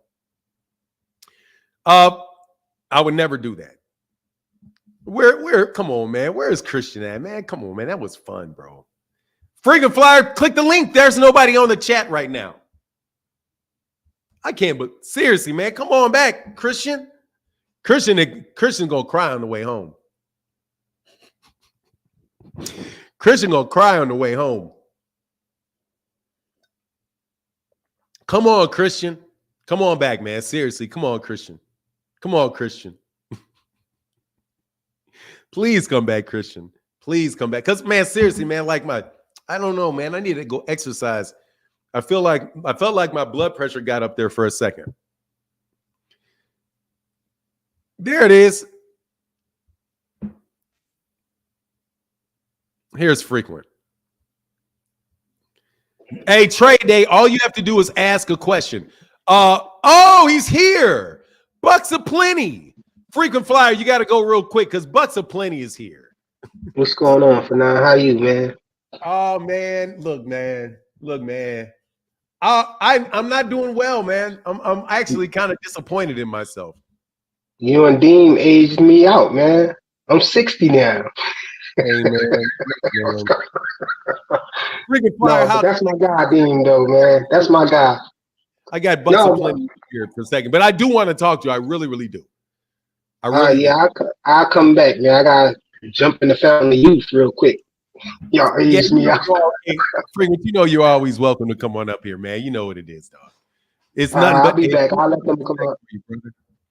All right, man. I'll get back. Salute. Bucks aplenty. What's up?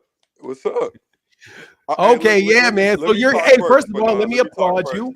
Because I already know, already been peeping how you've been talking to people these past couple of days. No, hold on, man. One thing, I watched your show yesterday. Bucks aplenty. Stop for a second. Look. I'm not brother. No, you're gonna have to stop right for a second, okay? Because I got to give people context, okay? Can I give some people context? I know. Please? I just want to say one thing because I don't want you to go in before I get this off my chest. Now, you said that I called you a nigga. That from black man to black man, I apologize if you have a problem being addressed. No, I don't. Everything else, let's get into it. I was taunting you. Okay.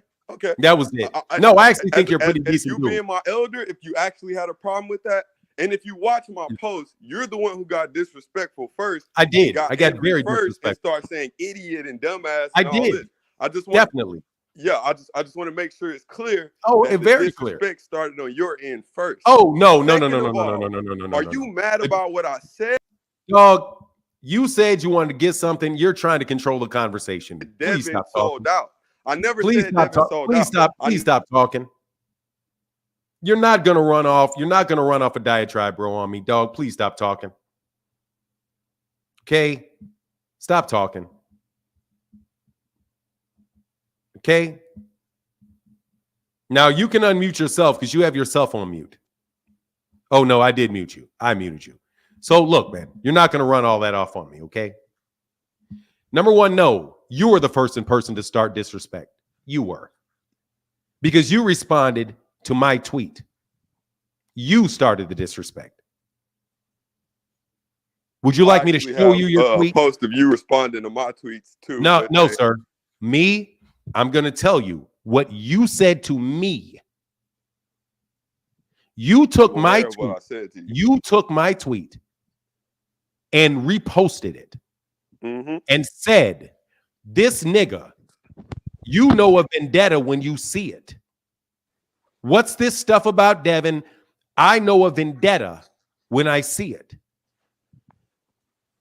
That's the disrespect that started. Okay. Because I don't have a vendetta against Devin Haney. I have pissed off and sick of Devin Haney fans. And I'm very clear with what I don't like. So don't claim that I started the disrespect, because I didn't. You did. And then I said to you very clearly, come on Twitter and back up what you said. But now that you're here, I commend you for coming here. Yeah, okay. Okay. So now look, let's get back to you said something yesterday. My channel, sir. My channel. I'm gonna mute you if you cut me off. And I'm gonna leave if you keep muting me. Get the fuck.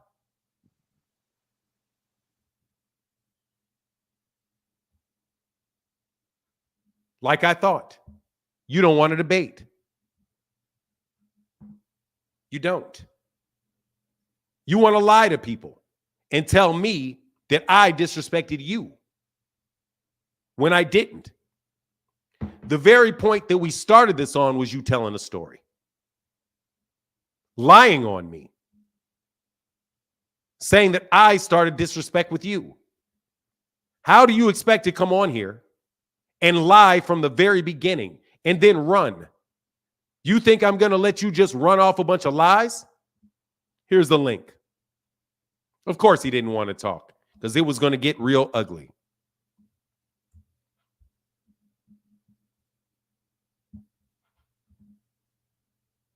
They're still here.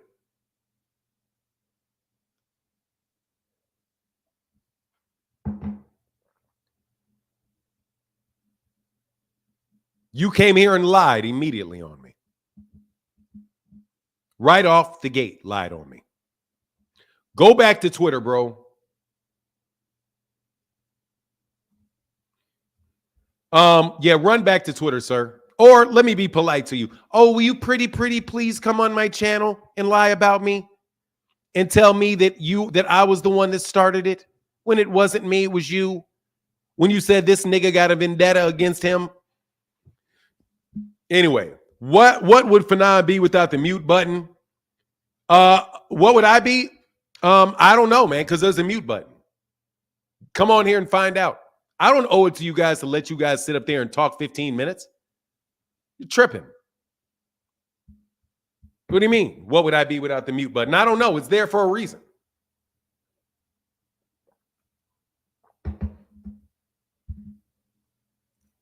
I know what you'll be. Somebody I don't click. Here's the link. No mute button. Click the link. Here's no mute button.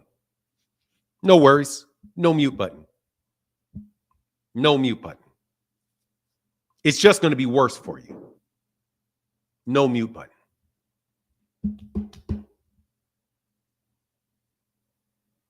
If you want to talk 15 minutes, get your own channel. No worry, no mute button.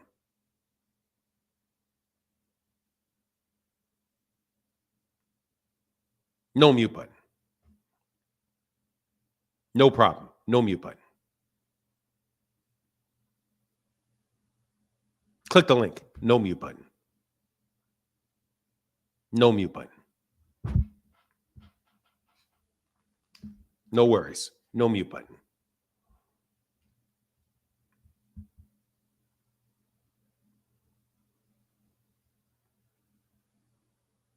Dude, I mute button because I get tired of bucks aplenty.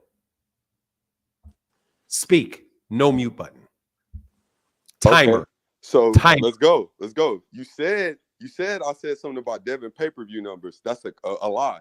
I commented on the fact that you've been literally highlighting anything negative you can about it. Now, it seems like you're the one in your feelings because I pointed something out and other people agree with me. It was about 70 people on that post that agree with what I said, but you're arguing with other people about your body. You just got into it with a dude yesterday, right? He said the same thing I said. He wasn't good at articulating himself, so you made him look stupid. But you can do that to people on here. That's why you like that mute button so much.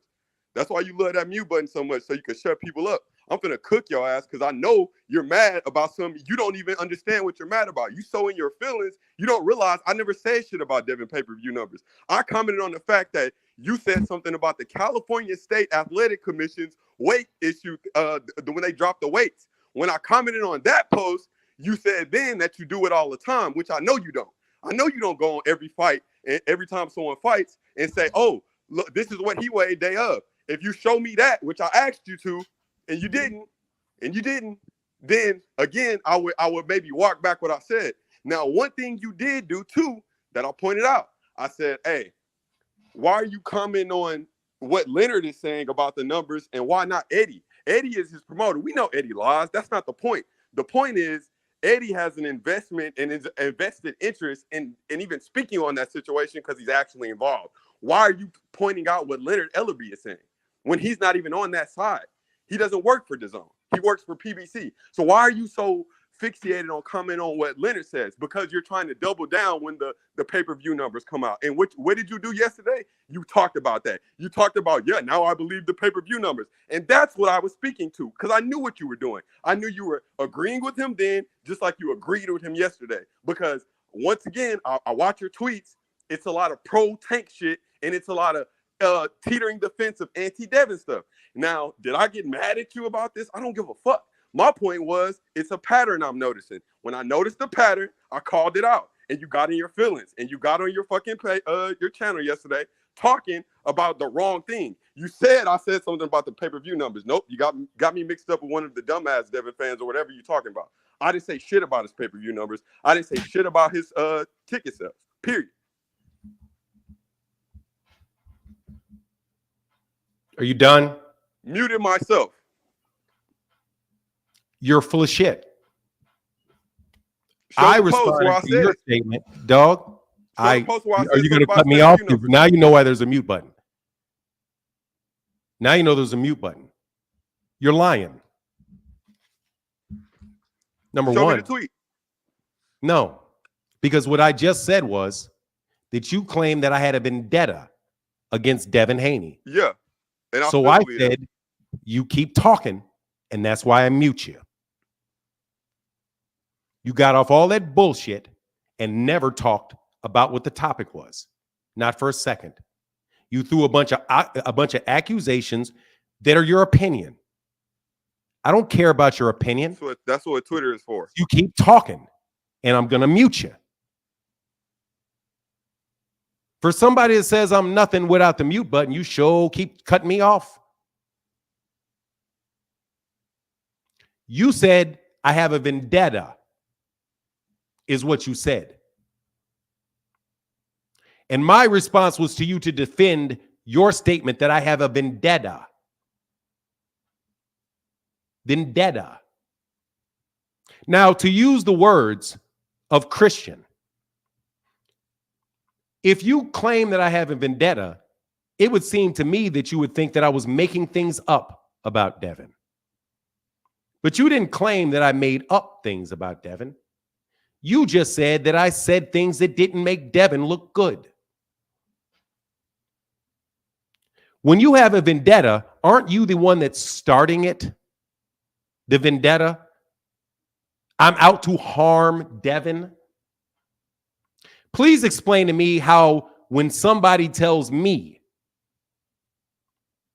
that Devin Haney did $1.7 million gate, and I say, wow, Leonard Ellerbe was right about that. Please explain to me how me telling somebody that Leonard Ellerbe was right about the gate is bad for Devin. Are you actually waiting for me to explain that? I just asked you a very simple question. Okay. And I'll break it down first of all, I'll break it down for you. How specifically? Oh, it's going to get very specific because I realize what I just said. You keep cutting me off. Resonate. You keep cutting me off. You asked the question. How is me? Talking. I'm going to keep talking, and I'm going to mute you because that's why there's a mute button. Because when I speak, you speak over me.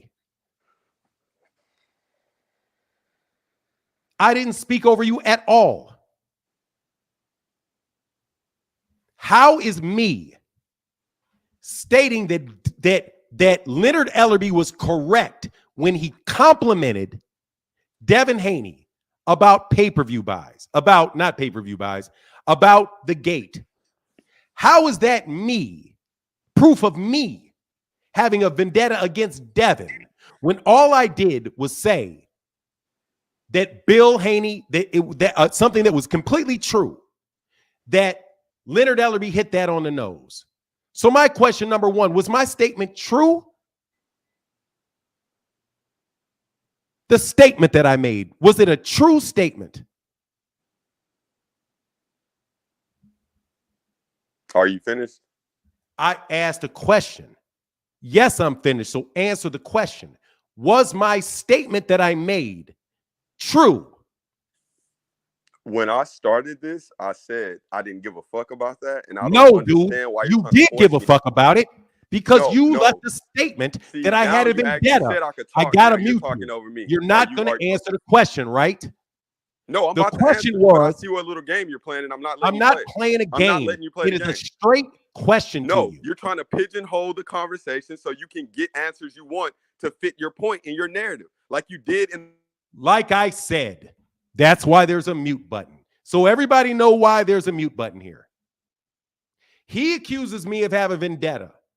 So I'm talking about the statement that he absolutely positively made.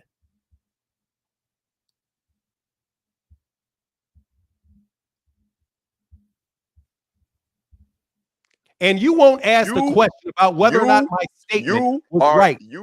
If you're gonna, was my statement right? Yes or no? Was it true? That's a simple question.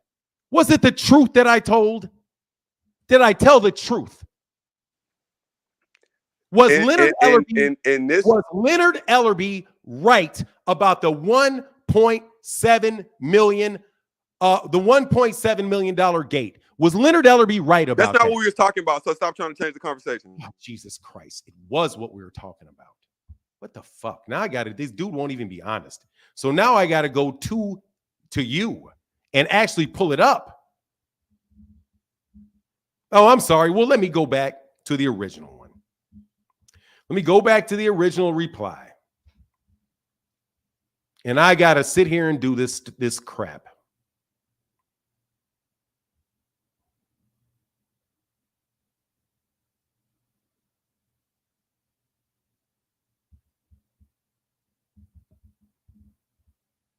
What a waste of time.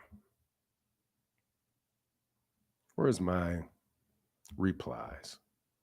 Where's my posts? I've had so many posts. I have a vendetta against this man.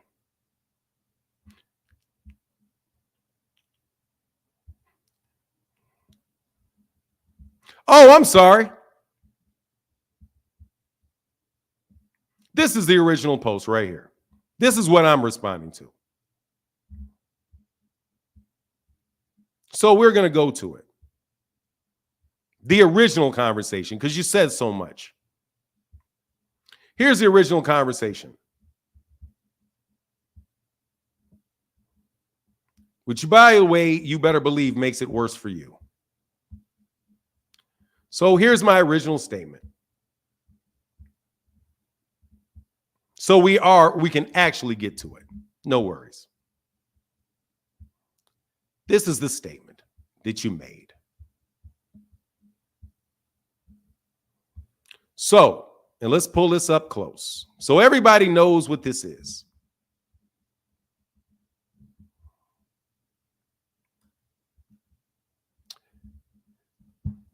Do you see that, Bucks Aplenty? Dude, please cover up your face. Look. So everybody knows. You dudes are so full of shit. You don't give Gary Russell credit for beating JoJo Diaz, but you give Devin credit for doing it. You don't give Teofimo Lopez credit for beating Lomachenko, but you give Devin credit for doing it. You don't give Gervonta credit for beating Gamboa, but you give Devin credit for doing it. You guys are jokes, nothing more. Your response to this nigga every day discrediting Devin Haney. Bro, what them people do to you. I know a personal vendetta when I see one. So Bucks Aplenty. Please tell me how how that statement is a vendetta against Devin Haney. Bucks Aplenty. You going?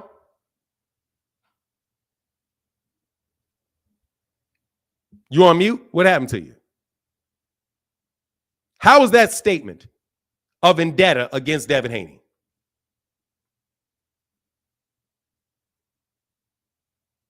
Where'd you go?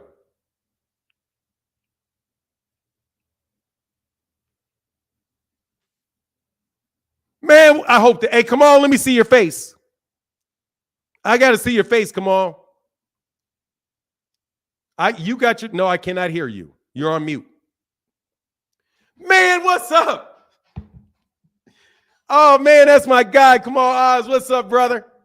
Hey, man, I got to go through this dude real quick because this dude is done. Come on, Bucks Aplenty, man. Where you at, man? Where you at, dog? How I need to know why that's a vendetta. How that is how anything in that shows you that it's a vendetta. Can you hear me? Now I can. How's that a vendetta, sir? Okay.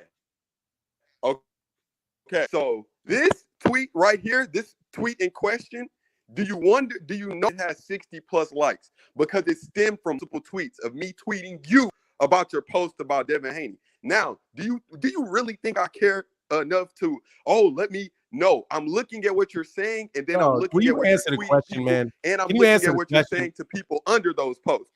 Can you answer the question? You give off originally, seriously, I'm not. I gotta stop you, bro. Because for real, I got somebody behind you who's a really good dude. Look, Bucks Aplenty, and I'm gonna be polite about this. This is your statement. This nigga every day discrediting Devin Haney, bro. What did they do to him? I know a personal vendetta when I see one. You made this comment based off the fact that I said that you don't give Gary credit, you don't give Teofimo credit, you don't give Gervonta credit. Okay? Where in this have I done anything? Where did I discredit Devin in this statement right here? This is a tweet that came after you doing it multiple times, and my original one that started this was when you said something about how much that was the first one. You're brother. talking That's about what he should get in negotiations. You're supposed to be an dude, unbiased. This is the first. So when I see you pushing for one dude to get more, you're not being unbiased at that point. Oh, this is the first put yourself one. In the fan seat. Oh, you were responding on the side. Man, come on, Bucks Aplenty. That's why I got a mute button, man. You made this statement and you made it about this tweet. Bro, you argue for Tank on Twitter. That's why. Where did I excuse me, sir. When did I discredit Devin Haney? Give me an example of me discrediting Devin Haney. I just did like multiple times. Look, what? The very first tweet, I do. I bookmark all this shit. Say the name. What? Say it. What did I say to discredit Devin? Did you or did you not say something about you said this man gets stripped of his title. Matter of fact, I'm extremely clear about it. What? You said I didn't say he got. WBC What do you mean? I should said he got strip him stripped? because he broke rules about the weight gain percentage. No, I didn't the say weight that. gain percentage.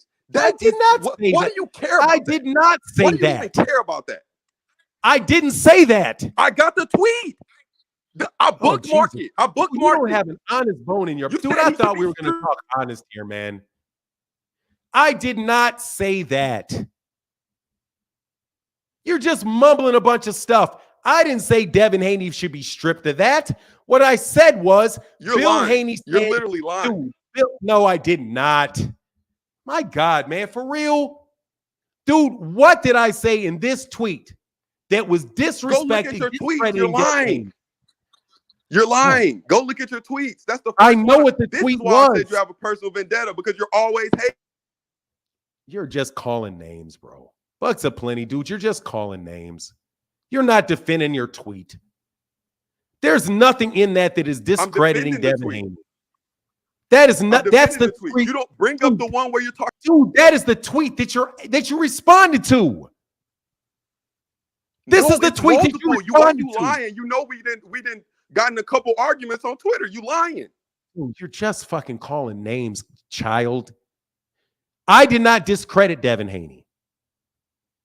I didn't. Are you mad because I'm calling you out? Why you gotta mute me when I'm calling you out? I'm not mad at anything. You're not even telling me anything that's true. Go lying about what? Why are you lying? About what? This tweet? Delete it. I screenshotted it. The tweet is right. It's not even deleted. It's still there. No, go to the tweet where the California State Athletic Commission weigh-in paperwork you had. Bro. God dang. Exactly.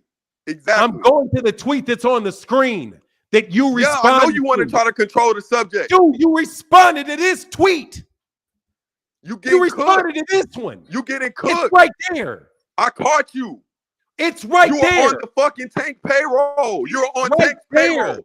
Everybody. You fucking moron. You will not talk about the tweet you're responding to. This nigga every day discrediting Devin. Bruh, what them people do to you? I know a personal vendetta when I see it. You are responding to a statement right there. Now you won't address the tweet that you're responding to. Address the tweet that you're responding to. I am. How? I'm telling you where that dude, you should be able to tell me how I'm discrediting Devin. Am I discrediting Devin in this tweet? Yeah. I am discrediting him with the tweet I spoke about earlier, not this one. How did I disrespect Devin in this tweet? How did I disrespect Devin in this tweet? This tweet that you responded to. How did I disrespect him in this tweet that you responded to? That started this conversation. How did I disrespect him in this statement? How?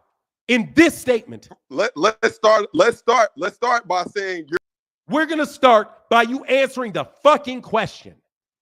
How did I disrespect him in this tweet? This one.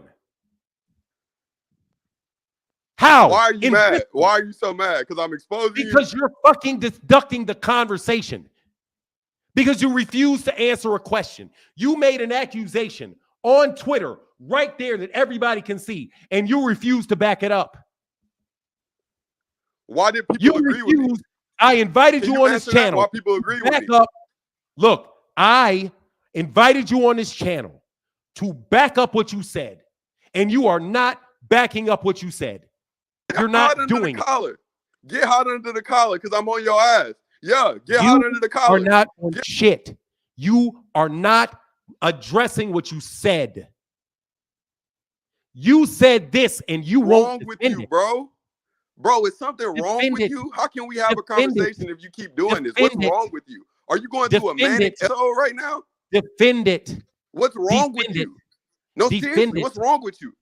Defend it. I just told you multiple times where that tweet stemmed from. Why do you want me to say something that you want me to say? You put. You know where that shit stemmed from, so stop lying. I don't read your mind. I know what I see on the screen. Defend what you said. That's white. Right there. I'm telling you, but you're not listening, Baldy. Are you going to defend what you said right there or not? If you are not going to defend it, you lose, go away. I said this. This is the tweet. I said, get on here and defend what you said. You said you would get on here and defend what you said. And you will not defend what you said right there. Now you want to talk about manic episodes. You want to talk about anger. You want to talk about everything but what you said. Defend what you said. How many times do I have to repeat it? Is it not getting through your head? You said something about his weight and how much he gains when he's rehydrating. That led me to believe. No worries. We'll play that stupid game. No worries. Even though that's not what you responded to, you want to run. You want to run. I'll address that one. You want to run. You fucking coward. You fucking coward. You fucking coward. You said that to me and you did not want to defend it because you know that I did not, in that statement, disrespect Devin. But let me tell you something else. When I said the statement about losing your belt because you were over that, I said, if you care about the rules, then you shouldn't be calling Gervonta Davis a weight bully. I was actually defending Gervonta. Hey, what's going on, Kamaz?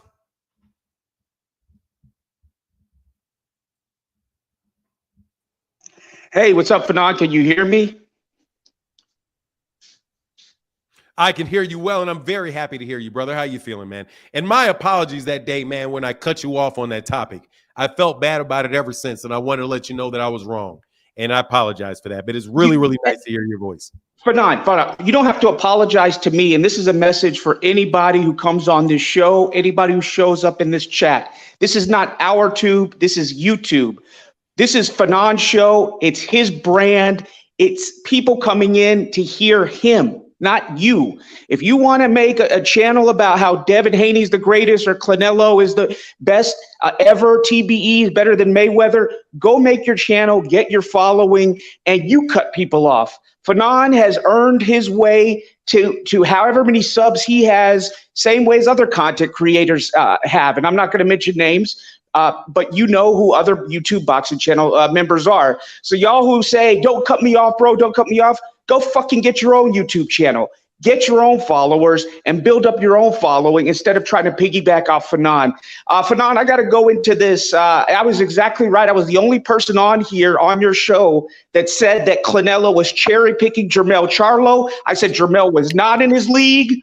People tried to misconstrue my comments after the fight, saying that I would be angry with the result. No, why would I be angry when I told everyone on here that was a cherry pick and the fight was fool's gold? I said they were building it up as undisputed versus undisputed, but Jermell was giving up all their leverage by going up to 168, which he had to do to get the fight because Canelo's the A side, and they weren't meeting in the middle. Jermell's titles weren't up for grabs, and the fact is that Jermell wasn't really undisputed because as soon as the bell sounded, Tim Tszyu was going to be the WBO champion. And then what did I tell you after that that's come to pass? I said the IBF was long overdue and Jermell had to fight Murtsalayev. Jermell ducked Murtsalayev. So he's now ducked two fighters. And even more importantly, man, this stuff with his wife, I mean, nothing has been proven in court, but from what I've seen, it just looks really nasty, bro. I'm horrified about what I've seen. But, you know, That's the worst shit I've ever seen, bro. Yeah, it's awful. I've ever heard it's one of the worst things I've heard a human being say.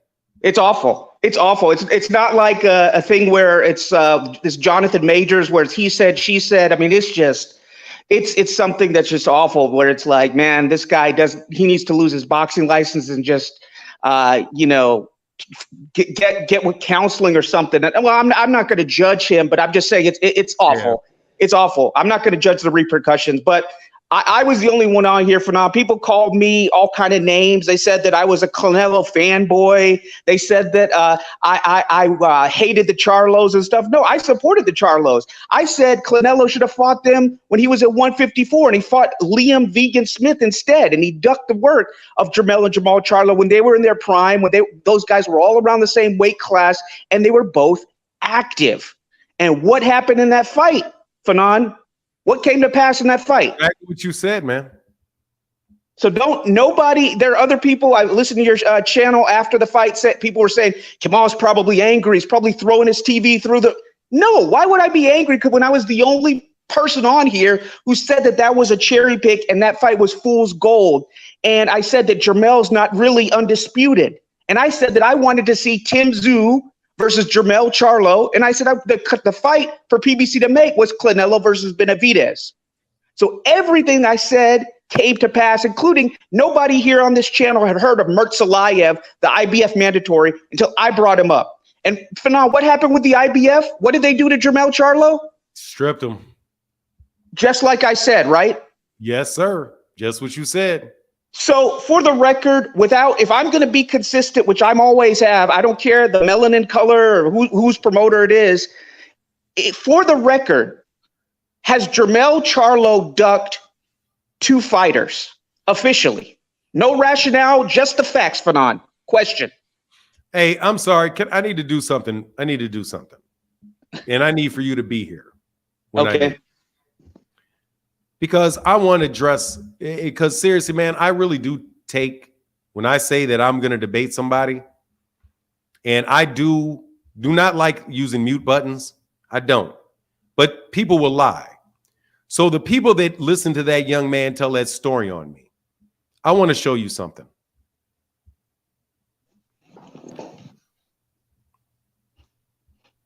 That man said that I said, this is what that guy said.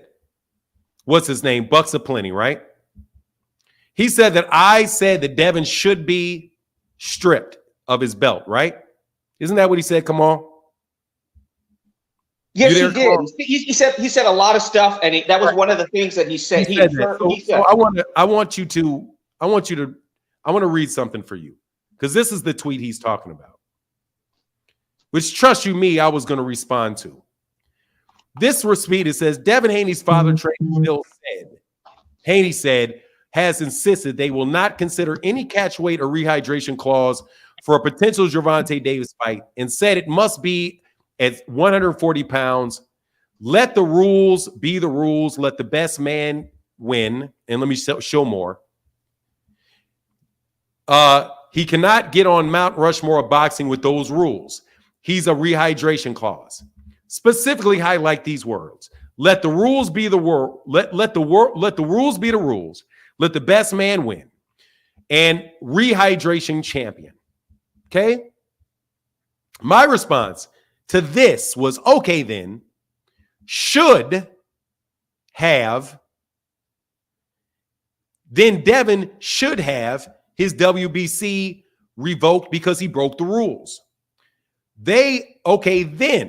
Right? Now, is this me clearly responding to them saying, let the rules be the rules? Yeah, if you're a logical person, if you have common sense, which unfortunately a lot of people in our country don't have, and we have smartphones, but people are a lot dumber. We have access in this country to all kinds of different information, but people go into chambers of regurgitation of the opinions that they want to see and take it as fact. Any logical person could see that you were responding to what Bill Haney was saying there, and you were not actually petitioning the WBC or reaching out to Solomon to get this done, man. This is just childish what this guy was doing. I got you. I just wanted to make sure that somebody that's a literal person, when I use the word, okay, then, if the rules are the rules, then we should all follow the rules. And then California only allows 15% weight gain over the contracted weight.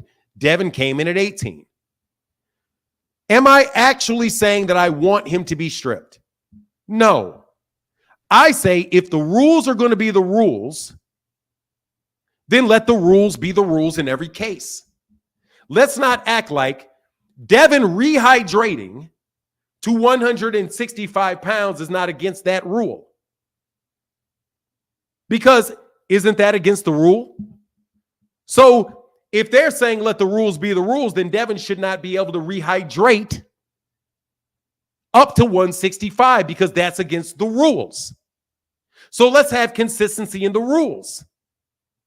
That is not me petitioning and saying that I think Devin should be, because I don't. Because the word then is there.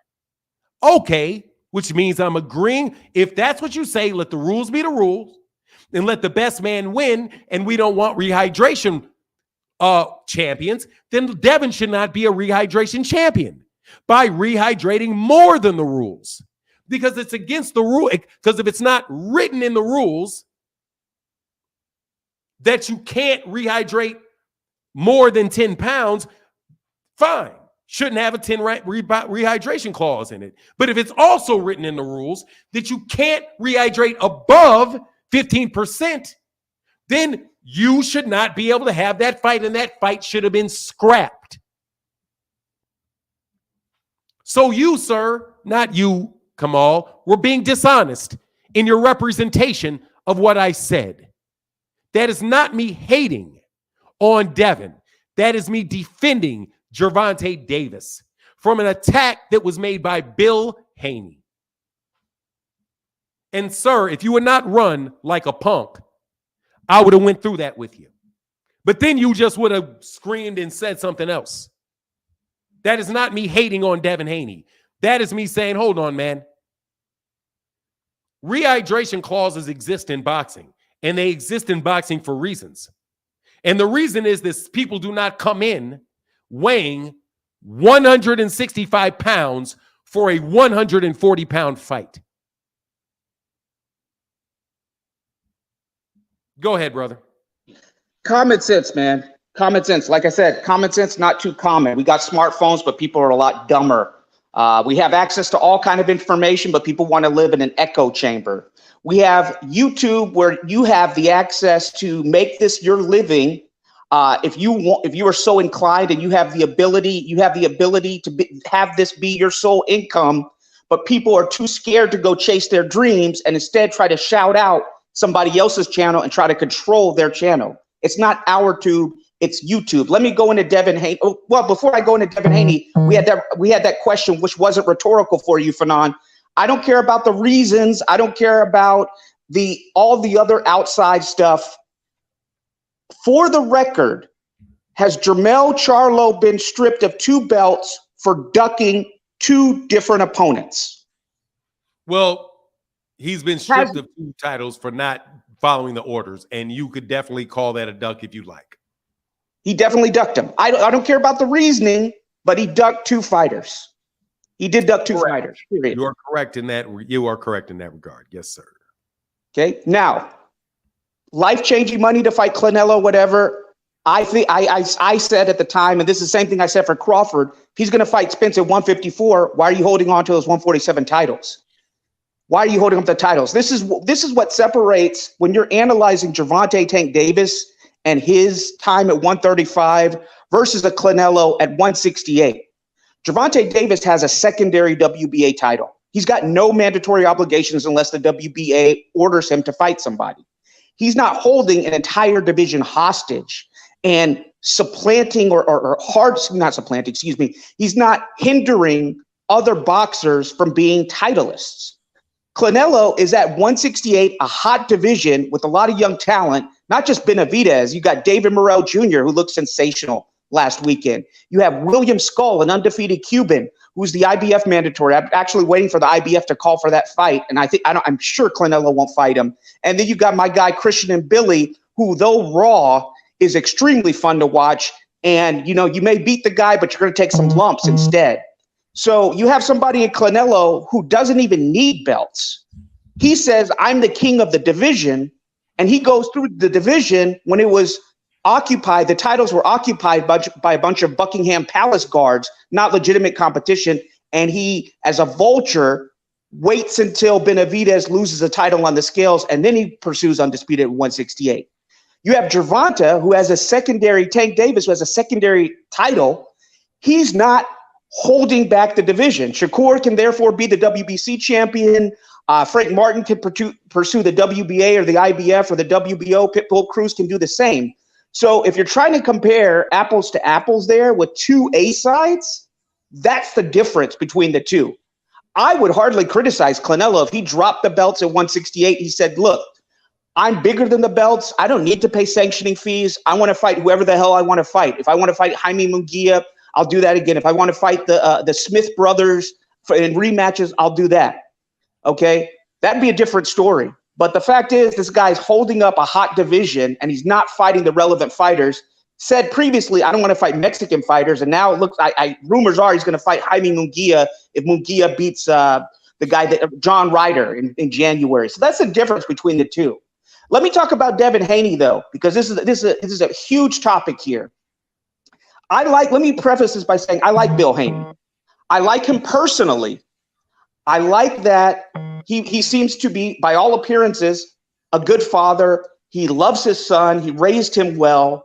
And he's doing good for the boxers that he trains, that he advises and stuff like that. But you cannot discount the fact that the guy caps a lot. He does cap, he's disingenuous in certain things, but that's part of his role as being the promoter of his son. He lied about sending the boogeyman of the division, Subriel Matias, an offer. And how do I know he lied? Because he said he called up Peter Khan, and he said Peter Khan talked to Subriel Matias's people, and Subriel demanded $4 million for the fight. What happened after that fact? And these people don't want to hear this. It was revealed that Peter Khan has no relationship to Subriel Matias. Period. He's not involved with Subriel Matias at all. Subriel Matias's camp was asked, did you get an offer from Devin Haney and did you demand $4 million? I said, no, we haven't heard from Devin Haney. We would take that fight. Now, the IBF has strict rehydration clauses. I don't think Devin Haney can rehydrate to a super middleweight. He's going to fight Subriel Matias. Correct me. Do you know about that, Fanon? It's a unification. He's a champion. It's the WBC. Okay. Yeah. Okay. Then he can do that. Okay. Because I know that Canelo had rehydration on Jacobs, but I think that was just for, like you said, it was a unification. Okay. So that window, that is thrown out the window. So he capped about that. Teofimo capped about, he said that Subriel Matias is an easy fight. And he said that he wants that fight next. And what happened with Subriel Matias? There was rumors that those two were negotiating. I suspect that they had a top-ranked poison pill offer to say that Subriel Matias turned down the fight so they could make the fight that they wanted all along. Jermaine Ortiz, undersized fighter coming up to fight Teofimo Lopez. I guarantee you Teofimo didn't want that fight with Subriel Matias. So, and Haney's also got caught before when he said that they could fill in for Rolly Romero when Rolly Romero had that legal thing going on with that girl. He could not have filled in. He was under a 3-fight deal with ESPN. He was not able to get out of that deal to fight a one-off with Tank Davis. That was cap, okay? He was also, no one was talking about this A-side, B-side crap with Gervonta and Devin Haney in the aftermath of his fight with Prograis. We were all talking about how that was a masterful performance, how he dominated Regis Prograis. He won every round. He looked good at the weight. We said, hey, look, this is his weight class, 140. He rehydrated healthily. But they brought up Tank Davis. They brought up how he's the A-side, how Devin's now the new A-side, the people's champ. They brought up sales and stuff like that. They opened up the can of worms, okay? So when you open up the can of worms, when you start talking about revenue and this guy's got to do that, and that guy's got to do that, people are going to take the next step up. So you can't open up a can of worms and then say, I want to close it. You can't put toothpaste on the toothbrush and then say, nope, that was my mistake. I'm putting back the toothpaste. I just want to see the best fight the best. That doesn't work. So they brought up the revenue. They brought up the sales. They said, Gervonta, get your ass up to 140. It doesn't work that way. Tank is on another stratosphere economically to Devin Haney in terms of gate, in terms of excitement, in terms of if Tank is in the news, TMZ is doing something on him, and it's top of the hits. If YouTube videos are talking about Tank Davis, they get more views. So despite what any of y'all want to say, Tank is by far the A side over Devin Haney. If you guys are honest with yourselves, you will replace Tank Davis with two other and Haney with two other fighters and put them in a similar situation.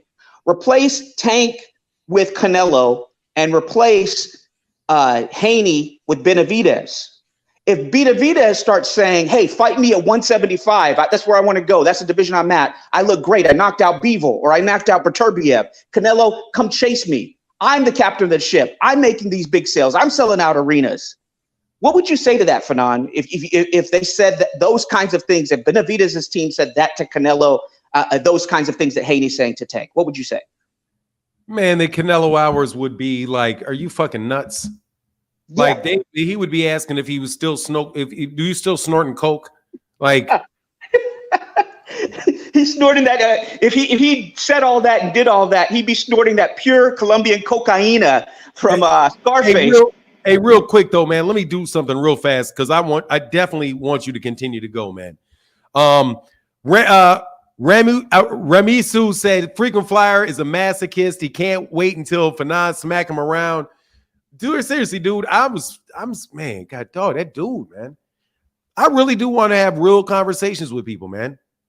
Derek James said, hey, besides Ryan, name someone Tank fought that makes more money and is bigger than Devin. See what I'm try and see what I'm missing. Dude, I can Ryan. Besides Ryan, there's no need to go besides. And it's also, it doesn't matter. I can tell you how many people that Gervonta Davis is going to make more money with than Devin is going to make money with. So Gervonta Davis is going to make money with anybody. It doesn't matter who makes more money because who cares? And I don't even know how much Devin makes. You guys, somebody said he made $8 million, told me that he was going to make $8 million against Shakur Stevenson. And he wound up making 1.5 guaranteed. So I don't even know how much Devin makes because y'all lie so much. And then Melvin Jones said, damn, he died twice this month. Yeah, he did. You talking about Christian? Without a doubt, bro. Christian is just full of shit, bro. He think he's slick. Dave Williams said, this damn Fanon is hot again. Haney, call the fire department on your home and your home insurance agents. This is our fifth house he burned down. Fanon hit the gong and turned the AC up, brother. Yeah, man, I'm seriously disappointed about Bucks Aplenty. Because that man was just like, yeah, I don't want to talk about what I said. I would just want to make up a bunch of shit about you. You're a hater, and you said this, and I didn't say this. Oh, you said that. No, I didn't. You mean this. No, I don't. Why you mad? I mean, you fucking black. I'm sorry, man. I'm going to say this bad, bro. Man, you young black people, man.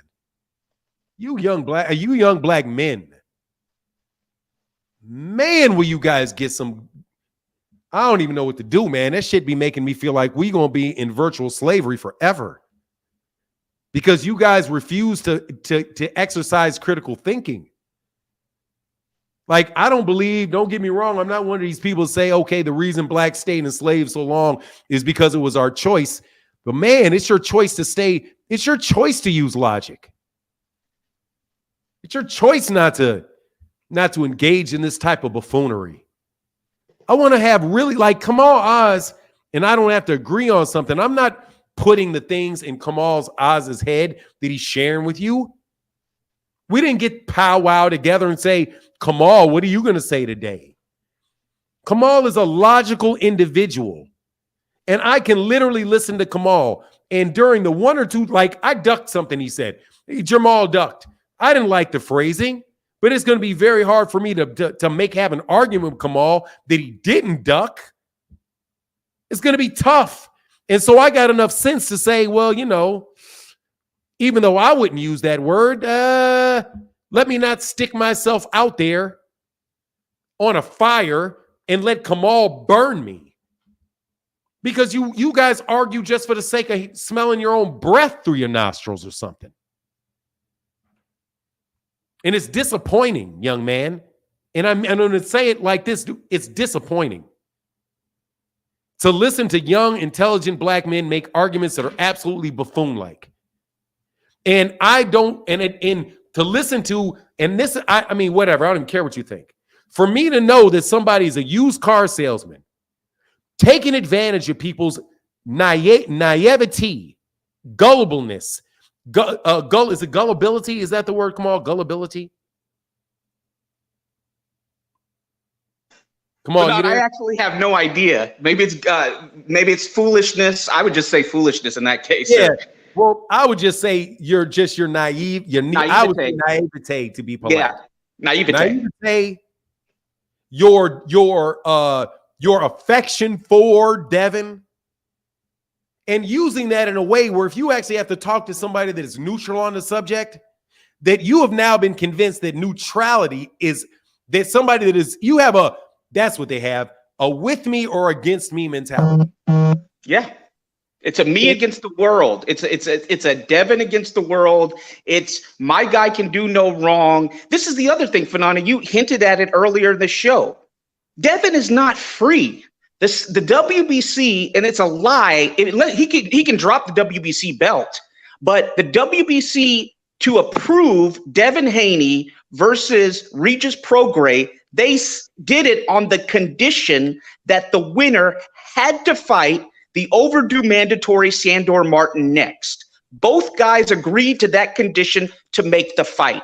Devin cannot fight anybody else next unless he drops the WBC belt. He is not free to fight Ryan Garcia for the WBC. He is not free to fight Tank Davis for the WBC. He's not Canelo, where the WBC is going to let him skirt their rules and do whatever the hell he wants to do. He's not free. This goes back to the cap that I was talking about, Bill Haney, where I don't even know if you got into this phenomenon with Peter Kahn and the fake offer. YouTube channels went to work on a lie, saying that that Subriel Matias demanded $4 million and that he ducked Devin Haney. That was a freaking lie. This guy is a boogeyman who no one wants to fight, and people just went with the fucking lie, trying to libel and slander this guy's character. I don't even know if you went into that, but let's get two things straight. Sorry for the language, but I just wanted to get that out there too. You're fine. Kamal, look, dude, you got at least 2 months out of saying whatever you want out of me, brother. I'm just happy that you're back on the channel, man, and it's happy to see you again. No joke, bro, because the channel is less when you're not on here cooking. Because I mean that, man. I mean that wholeheartedly, bro. Go ahead, man. Yeah, so I just thank you, appreciate that, Fanon. But you guys just gotta go out there and find more information. You can't be emotional. People like Fanon, he's being neutral in this. Who opened up the can of worms about A side, B side, money, and this and that? It was Devin's people. We were just content to talk about how masterful a performance that Devin Haney looked against Regis Prograis.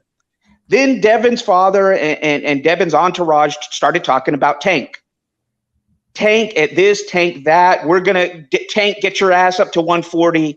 No, that's not how it works, son. It's not how it works. And Tank can fight whoever the hell he wants to. He's not holding a division hostage. He's not holding all 4 belts in the division, preventing other guys from being a champion. He will make money regardless. He has Madonna, Shaquille O'Neal. I didn't even know Madonna was into sports, bro. I didn't even know she was into sports. She's coming out to Tank's fights. Shaq is coming out to Tank's fights. This guy's on another stratosphere. He is the face of boxing. He can fight whoever the hell he wants to because he's not holding belts hostage. If he has a WBA, he's elevated to full champion.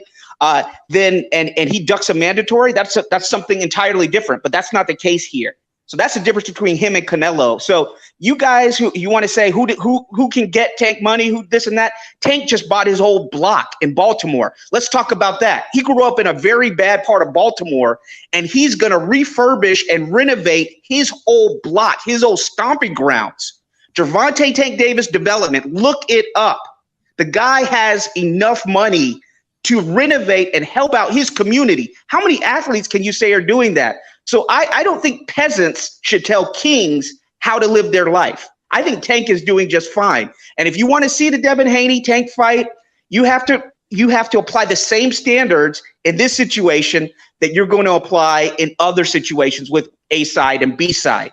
You're not going to have Sergio Martinez, when he and Floyd were in negotiations, tell Floyd, hey, come up to 160 or no fight. You know, that would have ended the negotiations right there. You guys got to think critically, man. You got to look at track records and patterns. If somebody's reporting that Subriel Matias demanded $4 million, I don't even think Subriel paid for $500,000 to fight Haney. And you got to look at that. You got to examine that. You can't just buy what one person is telling you. You know, a lot of this stuff is completely, that Fanon is talking about, that others is that I'm talking about, is completely verifiable. This about the Sandor Martin fight was verifiable before these Regis and Devin fought. So you guys just got to think critically. And I'm going to end with this, man. You guys got to look at take all different pieces of information. Don't just buy what one camp is saying. And you have YouTube channels that are literally hating on Gervonta Tank Davis, that are taking one side. And I'm not mentioning any names, but I think that some people are just running with fake stories and putting out hit piece after hit piece on Gervonta Tank Davis. And what do they say, Fanon? Women lie, men lie, numbers don't. Tank's numbers dictate that he will be calling the shots. He can fight whoever he wants to because he doesn't have the responsibilities. And if you go out and you have a track record of capping, if you have a track record of saying things that are not accurate, you can't get angry when people like me or people like Fanon or others call out your track record. When you open up a can of worms and you start talking about numbers this and numbers that, and you take the conversation away from what a master performance your son had, and we can't wait to see him fight the next person at 140, which will be his mandatory Sandor Martin, or unification against Subriel Matias, you change the course of the conversation. If you say my son is the boogeyman, Subriel Matias is not the boogeyman, we sent him an offer for $4 million. We talked to Peter Kahn, and Peter Kahn talked to his guy, and it was later revealed that Peter Kahn has no relationship with Subriel Matias, and Subriel Matias didn't get an offer to fight you, then you've opened up a can of worms and you've got to deal with the repercussions. Same thing that Canelo had to deal with, that I gave him a hard time for, Fanon, when it was a fake offer to Dimitri Bivol. When I know that I talked to you about the fake offer that he said he sent to Dimitri Bivol. Bivol said he never got it, and Canelo lied about that.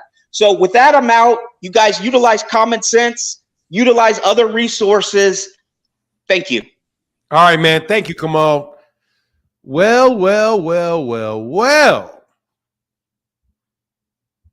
Thank you, David Williams. Let me get that gong, brother. Thank you, sir. And I got Fight Game. Thank you, brother. Oh, there, man. Seriously, man. That shit is disappointing to me, man. It's disappointing. Off topic, but Martin, for only. Oh, no, I would not do that. No, absolutely not. Friggin', hey, Fight Game. Thank you, brother. Bucks of Plenty did what Devin and Bill do. Man, he's a fucking stupid kid. It's like, he's kids, man. For now, you would be a great chess player. Thank you, brother. 18 wheelers for the much love of that $10 holler, brother. And I'm sorry it took me so long to get to that. To my guy, 18 wheelers said, happy holidays to all. Happy holidays to you, sir. And Jorge in the building said, good sparring with Christian. 2-0 for Fanon on my card. Love the channel. Best boxing content, and these debates getting very fun to watch lately. Keep doing what you're doing, sir. Saludos. Thank you, brother.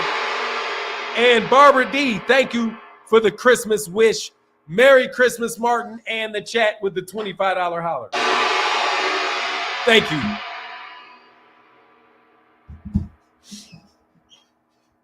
Thank you very much. Let me get back to this. All right, so we're back at it. All right, here's the link to the chat.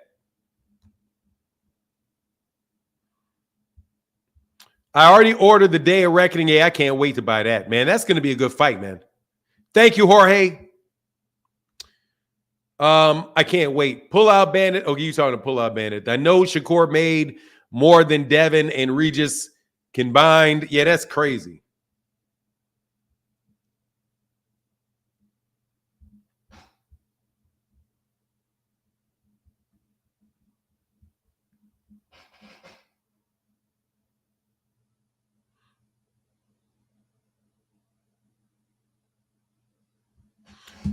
Hey, Frank Martin is not a champion. Neither is Ryo. Why would Tank fight either one of them? He wouldn't. Look, he is going to have to fight somebody, man. I just get tired. I get a little bit tired of the whole thing, man. I'll take the fights. I mean, no, I'll take the fight any way it goes, and I mean that. I mean it 100 miles an hour. I don't care who Tank fights. You guys have blown the high for me, man. Because I know no matter who he fights, you guys are going to complain about it. How can I help you, King? You're on mute. Good morning, Fanan. Good morning. Good morning.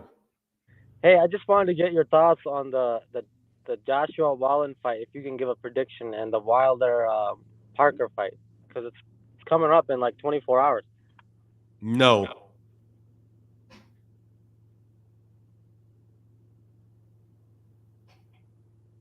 What's next? That's it. I just wanted your thoughts on that. My thoughts are I can't wait to see the fight. May the best man win.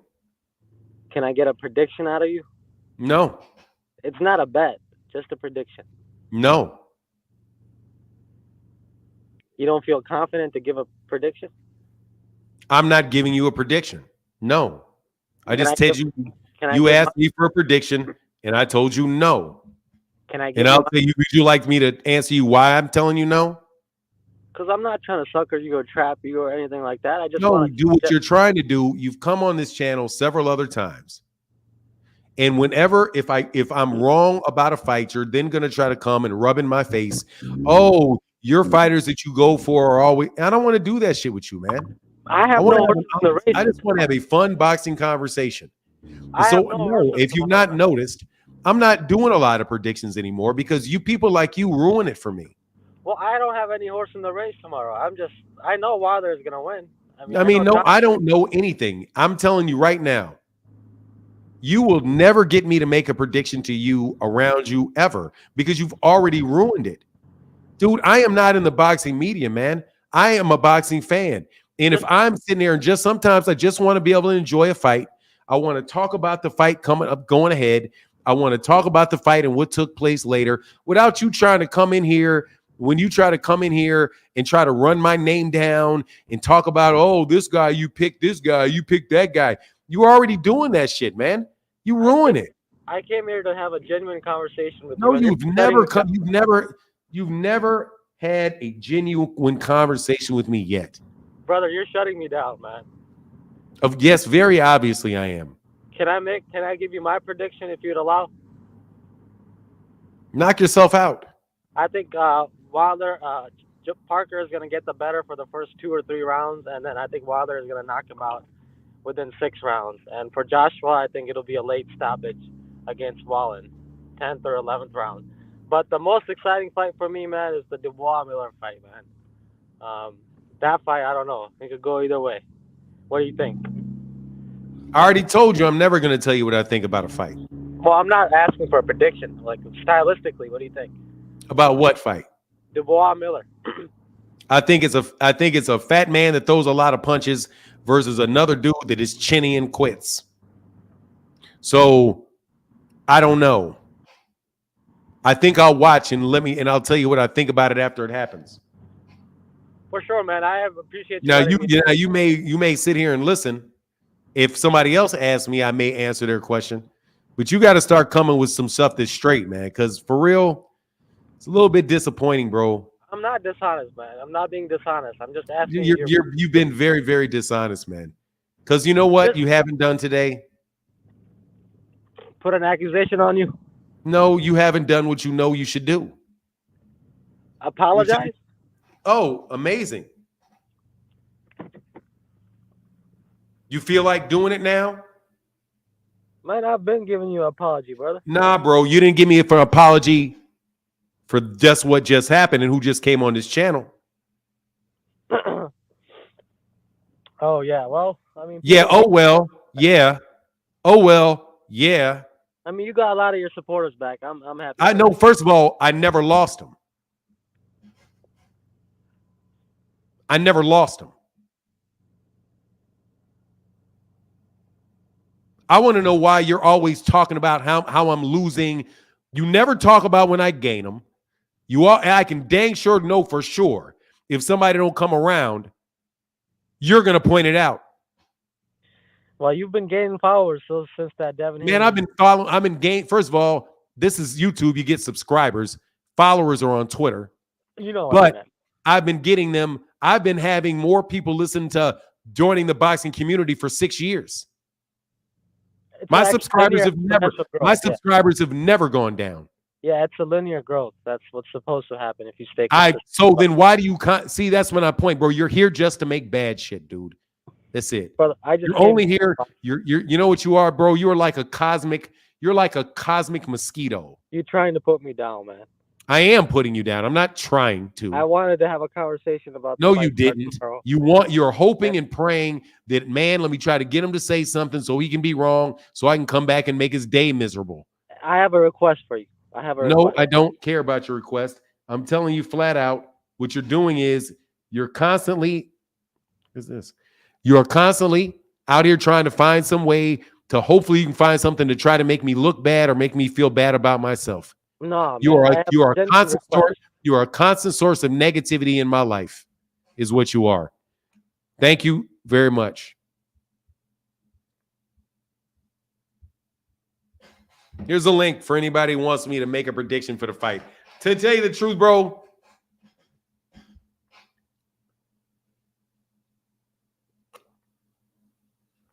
nah, cockroaches go about their business. Mosquitoes try to suck your life essence from you.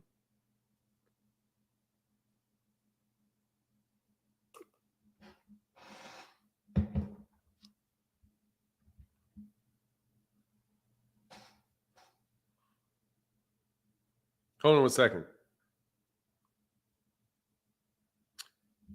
What do you mean I ain't shit today? Man, look, dude, you're not. I want to be honest, man. I'm tired of this shit. Seriously, man. Let me tell you, I'm not tired of YouTube at all. I love it. But I mean, we go through this stuff so many times, man. And I spend so much time of my life doing this that, like, it just makes it a lot easier just to tell the truth. Some of you guys are just negative, very, very negative people and really want to just tear down other people. And that's what brings you joy in life. It's sucking the happiness from people. Listen to what that dude, that bozo Bucks of Plenty, who you know ain't got no money. Bucks of Plenty, who ain't got a damn dime. I guarantee you he ain't got no money. Wants to do is just, well, let me just call you names and try to make you feel bad about yourself. Joey, let me see your face real quick, man. I got you, brother. What's up, Joey? What's going on, bro? How you doing, man? Can you hear me? Yes, I'm doing well, man. I hear that feedback, though. You hear some feedback? All right, let me get back to you in a second. I'm gonna get a headphone or something. All you gotta do is. I just thought you needed. Oh, anyway, okay, I'll wait. Come on back, man. Hey, so Fanon, ain't nothing wrong with not being shit sometimes. Hey, man. Dude, I mean, for real, man, I'm sitting up here like, man, chilling some days. Be like, man, there's only 350 people here, right? Look, man, I'm a human being, right? So I do a video, right? And say I put up a video and I'm like, man, I only got 3,000 views on that video, man. My subscribers must not have really liked that video.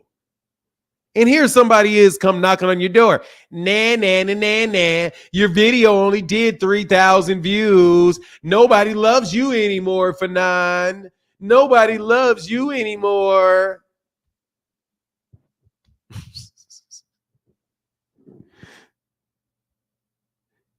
Hey, said Fanon's, hey, For now, you told that man to cover his face. Nigga, please cover that mug up. You bulbous nose fuck. Get out of my face.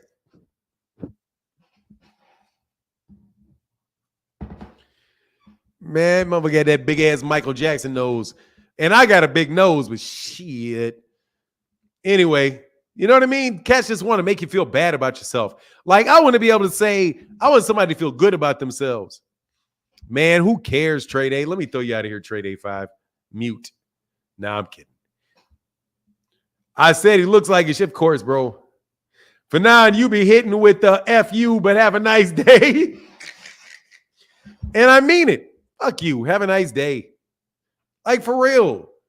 Come on, T. Orlando. You know I bodied that dude. You know Christian. You know that dude Christian got fried up, dog. You know he did. And you won't just give me the props, man. You know that you know Christian when Christian said Fanon's got skills and laughed like this clown was not going to get fried again. Come on, man. Come on, man. Joe A. All right, I see you. You can cover your face if you don't want to sing. Okay. What's up, Joe? What's going on, Fanon? How you doing today, bro? I'm just sitting there hoping AJ gets knocked out, but not hoping he doesn't get knocked out at the same time. Oh, so you're handing out smoke, right? Okay, I'll pick up that. Smoke. Just to be honest, man, Derek James is not in this corner, so fuck him. But at the same time, and you're hopeful with Malik Scott in Wilder's corner, then I take it, right? Yeah, but he's been doing such a great job, hasn't he? No, look, at the one time, he's Derek James not in the corner, so fuck him. On the other hand, I want Deontay Wilder to knock his ass out, so want him to win. You know what I mean? Yeah. I get what you mean, Fanon. You know, I'm a hater, bro. I'm a hater. I know you, but you've been hating for so long. That's one of the reasons why I come to your channel. But listen, man, like without haters and without mosquitoes, cosmic mosquitoes, it doesn't make it worth it, man. You need a little bit of adversity now and again, man. They're clowns. We know they're clowns, but it is what it is. I do want to get your take, though, on a few things around the fights that's going to take place tomorrow, right? Yes, sir. And also want to give you my take on Wilder, my new take on Wilder. Like, I actually like Wilder now, man. I actually like that dude now, bro, because his disposition now, the way he's speaking, the things that he's sharing, the compassion that he has for other boxers, I'm messing with that, you know. The kind of ego, the ego that he would have before is kind of out the window. This new energy that he has, I'm messing with it. What is your take, though, on the fact that he's going to be fighting against the corner of the team that basically cheated him out of a victory and out of his belt? Do you think that that's going to affect his game? No, I don't think so. I didn't even think about it. Who's in Joe Parker, right? So Joe Parker, he's been training with Tyson Fury. What's his name? What's his name, man? Lee. Andy Lee. That's Andy Lee. But no, Andy Lee wasn't the trainer for him. That was the guy from Crunk Gym, Sugar Hill. Oh, Sugar Hill. No, so Sugar Hill's not in his corner in that regard, but Andy Lee, he's like the second trainer to Tyson Fury, so he goes with him to the Crunk Gym. So for the most part, 50% of Tyson Fury's coaching is also Joe Parker's coaching as well. So I just have a feeling that Wilder's going to have some get back by putting that boy to sleep, or that guy to sleep, should I say. And then in terms of Anthony Joshua, and believe it or not, and I'm going to say this on air, I think he loses this one, man. Who? Deontay? Nah, Joshua. Oh, for real? Bro, I'm not happy with the way things look. There's some areas of his mentality that I'm no psychologist, but I'm like, what's up with you, man? He's not giving me that same roadman energy. He's not giving us that. And he just changed his trainer again. He just changed his trainer again, right? He's fighting another southpaw. Now, Otto Wallin isn't by any means a Usyk, but he's fighting another southpaw that he struggles with. The only one he didn't struggle with was Charles Martin. But these southpaws are tricky. Now, I just give Otto Wallin. I'm giving him. This could be a real banana skin, man. I really do think it is. I'm not too sure what you know about Otto Wallin, but what is your take? Fighter. Do you think? What is your take? Do you see Joshua? I don't even want to. I hate. Damn it! Why did King come on? Because I wanted to ask you this before. But what is your take on Joshua and Otto Wallin? How do you see that playing out? Oh, let me tell you. The only reason that I say that I'm not going to answer King is because fuck King. Yeah, but I know, but I didn't want to come off the back of him, man. He's kind of annoying. But anyway, please. Well, look, man. I'm telling you, right? I'm in a mood today. Because of that dude Christian just making an honest admission. I didn't like that. I don't like when I whoop somebody's ass in a debate and they do that shit. Christian, I don't respect. I don't respect. I missed both attempts. I mean, not both attempts. I missed both of those roastings, man. Let me tell you what people do. But let me answer your question first. Yeah. I think I got Anthony Joshua winning that fight against Otto Wallin. I think Otto Wallin is a good fighter, but I think that I've seen Anthony Joshua win with southpaws before, and I don't think Otto Wallin's going to stop him, so I don't think he's going to get a decision. So I just don't know whether or not Anthony Joshua is going to knock him out or not. So, but I hope that he wins. I do like AJ as a person. He seemed a little bit tense, but I like him. So I got him when I have AJ winning that fight, and I want to see him do well. I think AJ's a nice guy. I like what he does in that particular, similar to what Tank does, like what you saw Tank doing in Baltimore. I know that Anthony Joshua's done that in the area that he's in. Brixton, is that it? No, he's from Watford. He's from North Watford. London. Watford. So I like him I like Anthony Joshua. I think he's a good dude. So I want the best for him, and I want to see him get to that fight with Gervonta. Otto Wallin, I mean, I don't think Otto Wallin has a lot of power, so it's not like he's really going to be able to do a lot to Anthony Joshua. And I don't see Otto Wallin getting a decision against him. I see AJ either knocking him out or getting a decision. I seriously don't really have a problem with what trainer that he has or doesn't have. I just want them both to get safely to the fight between he and Deontay Wilder, because I think that that's one of the biggest fights in boxing. And I would love to really have good conversations in the lead up or after that fight. So that's really what I think about the whole scenario. And I don't really, and I don't know too much about Andy Lee. I know he's a good trainer. He was a middleweight fighter, a good fighter. Not the highest of high level fighters, obviously, but I just as far as Joseph Parker, I think Joseph Parker. One thing I want to see from Deontay is I really would like to see Deontay Wilder continually hit him with a jab, and I would really like to see Deontay Wilder put rounds in the bank using his length, right? Using his length. And it's going to be interesting to see what Joseph Parker does, because if Joseph Parker comes forward, Joseph Parker could very well get hit with something very, very big. If Joseph Parker is trying to play around on the back foot and stuff with him, then I just want to see Wilder, really use that jab. And I'm also interested to see, what he was working on with Malik Scott, because now that he's been with Malik Scott and training consistently for several years, it'll be interesting to see what it's looking like in the 5th, 6th, 7th round if it goes that far. But at the same time, I agree with Fahim said, which is honestly, man, I wouldn't mind seeing. I would love to see Deontay walk right across the room and knock him cold. That's what I want to see. That's what I really want to see.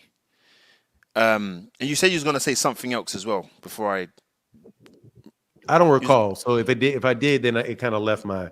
Nah, you just. I'm sure it was just bitching about the couple of heated conversations that I had. Because one is like, I mean, to me, just to be honest with you, Joey, to me, it's not nonsense. Like the things that I'm saying are really my opinion.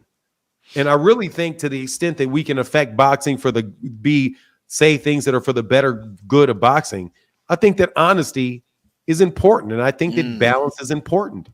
And I do think that a lot of what people interpret as criticism on the behalf of Devin Haney is really not criticism of Devin Haney. It is to stop the Devin Haney offensive against other fighters.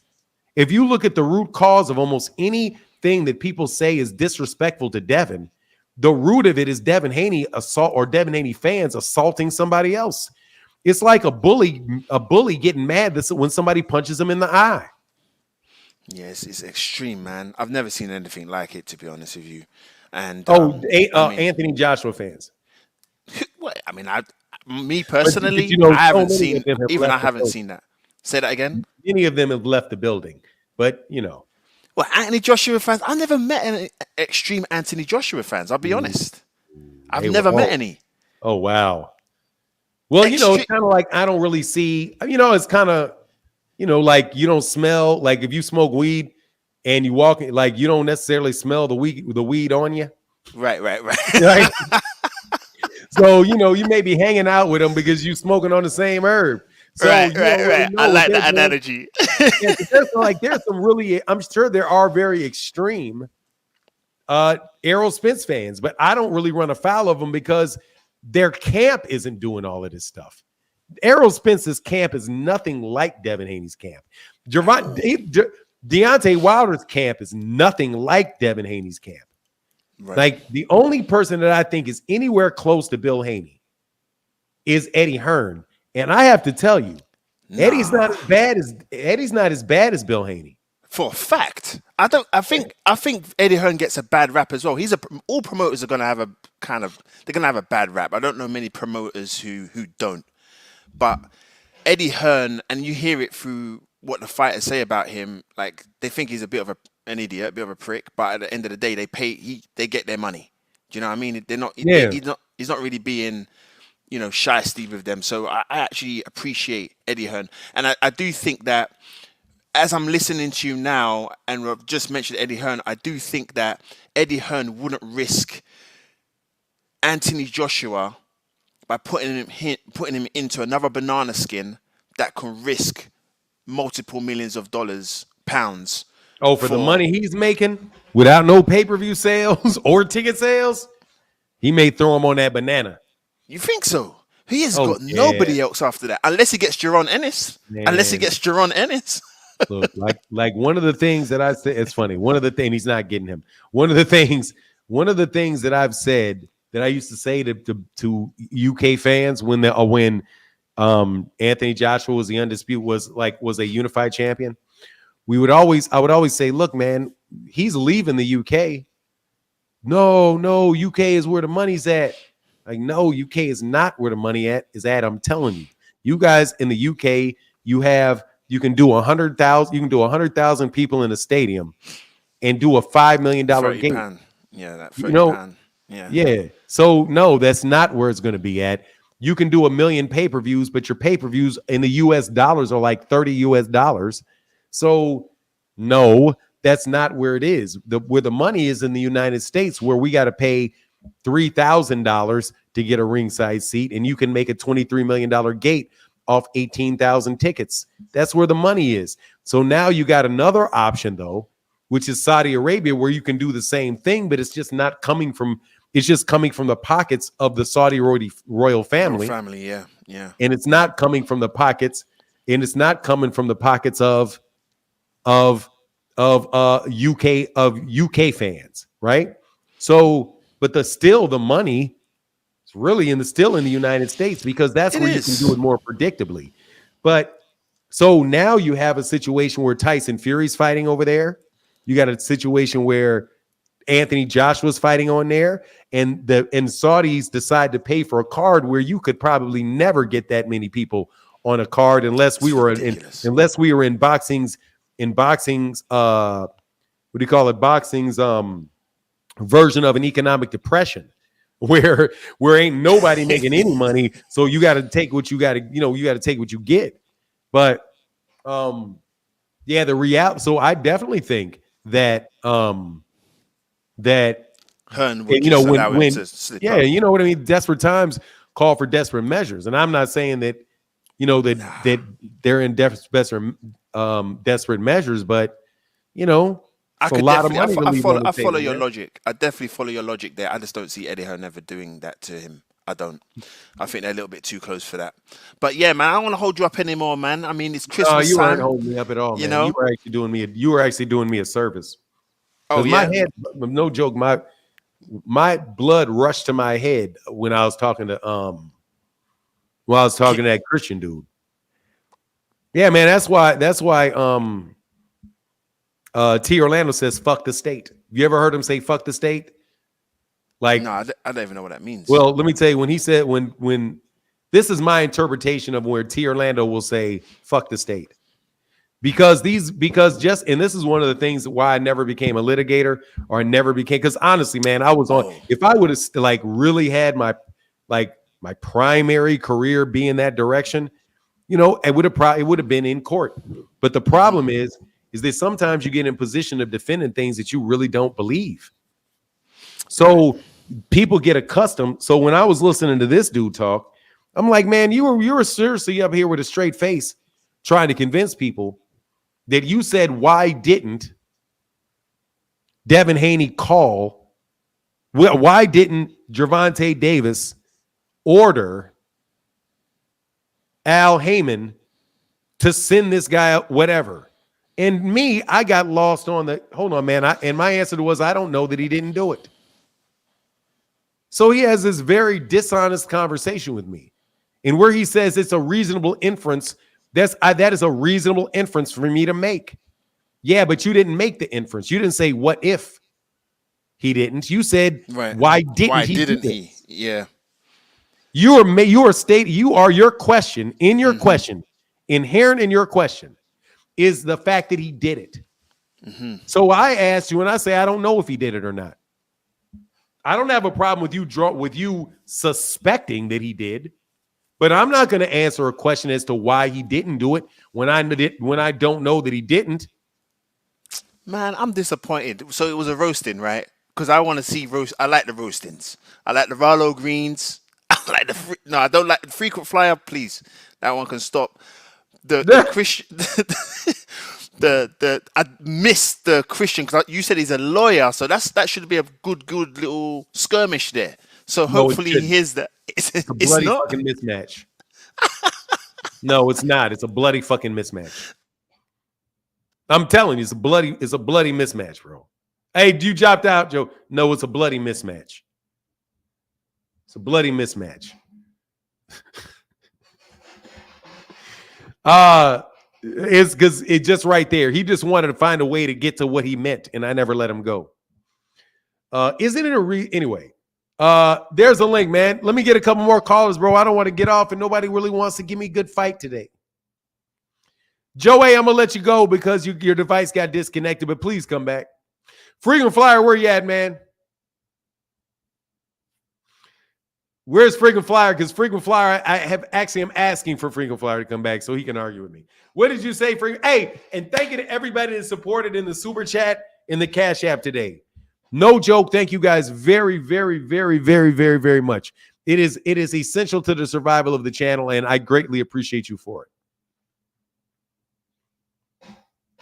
Greatly appreciate you for it.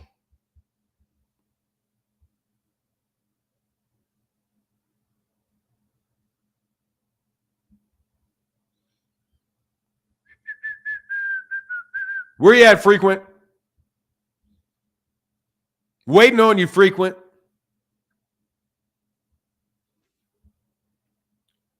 Boxing. Oh, Jesus Christ. Boxing Hacker. You don't have to. You can cover your thing if you want, Boxing Hacker. What's up? What's up? I'm chilling. How can I help you? How can I help you, Boxing Hacker? You know, I'm here to spread that Christmas joy.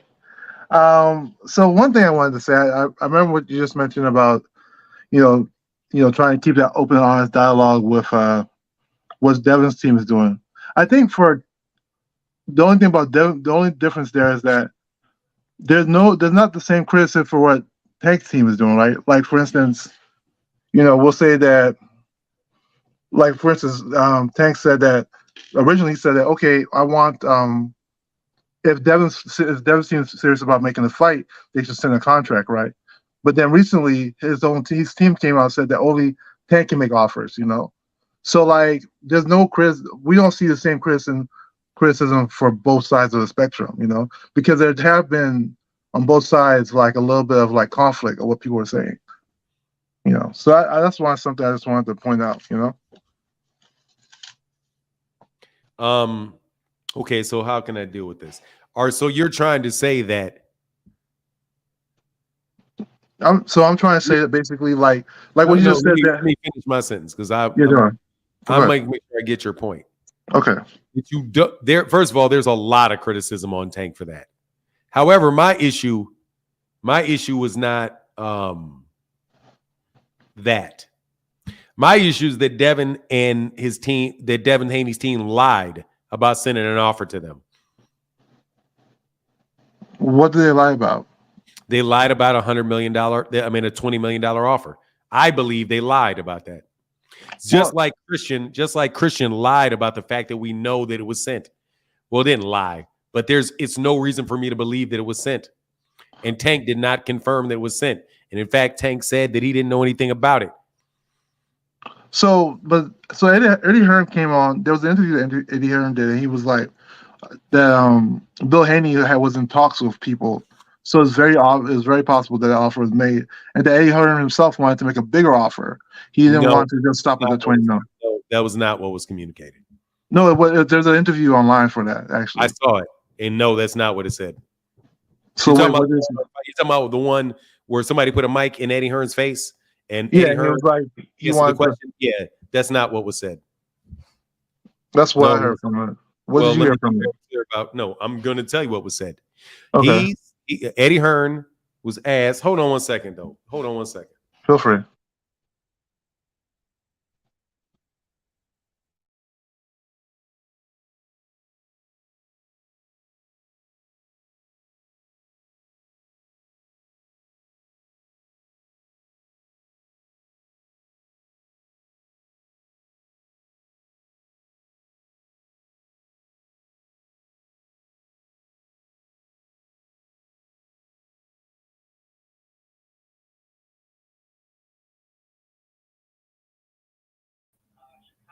Oh, okay.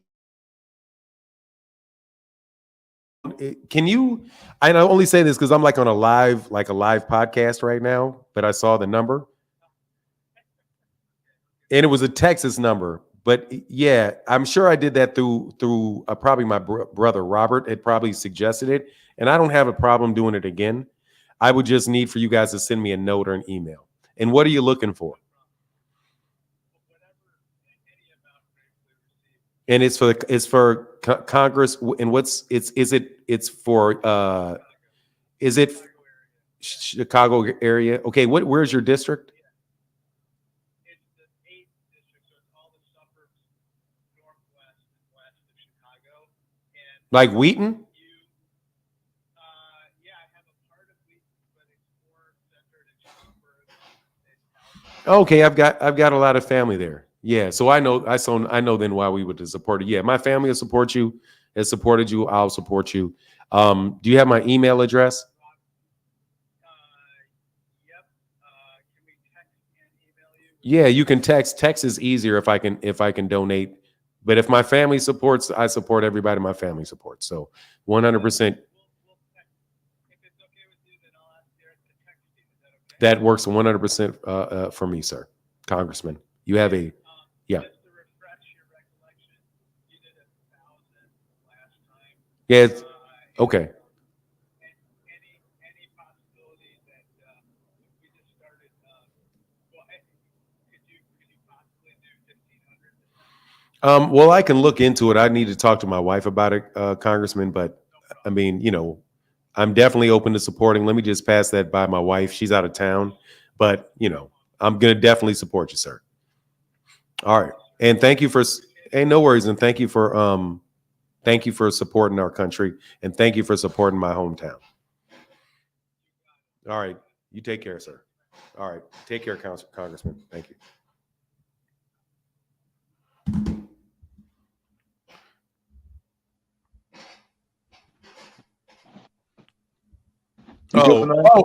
I'm sorry. Was on mute. Oh, I muted dude. Sorry, my bad. No, you good, bro. You good. It's all good, man. Yeah. Okay. So what were we talking? I'm sorry. I hope I didn't say anything bad. I didn't. Go ahead. No, you just told us all your bank account number. No, just kidding. You're good. No, I know you did. No, I didn't do that. Hey, anyway, by the way, Miss Matthew, thank you so much. So where were we? So we were talking about basically the conversation Eddie Hearn had for the interview. Oh, yeah. So what he said was, So what he said was this. He said that he was not in the middle of all of that biting heads off, and that he had DM'd Gervonta Davis to let him know that there was a lot of money out there for the fight. Mm-hmm. But Gervonta Davis didn't talk to him.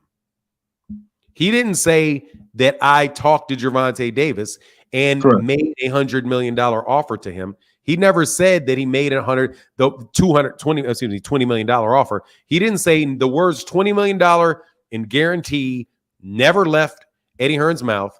And Eddie Hearn did not say that he spoke to. Yeah, you're correct about that. But he did. Eddie Hearn did. So let me finish let me finish it then.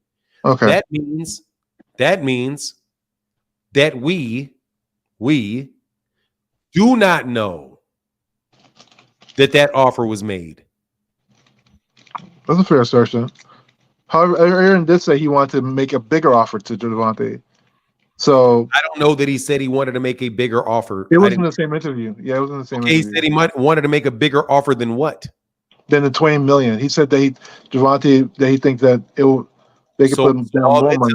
So all that tells me is that he didn't make that $20 million offer, and that the $20 million offer was not real.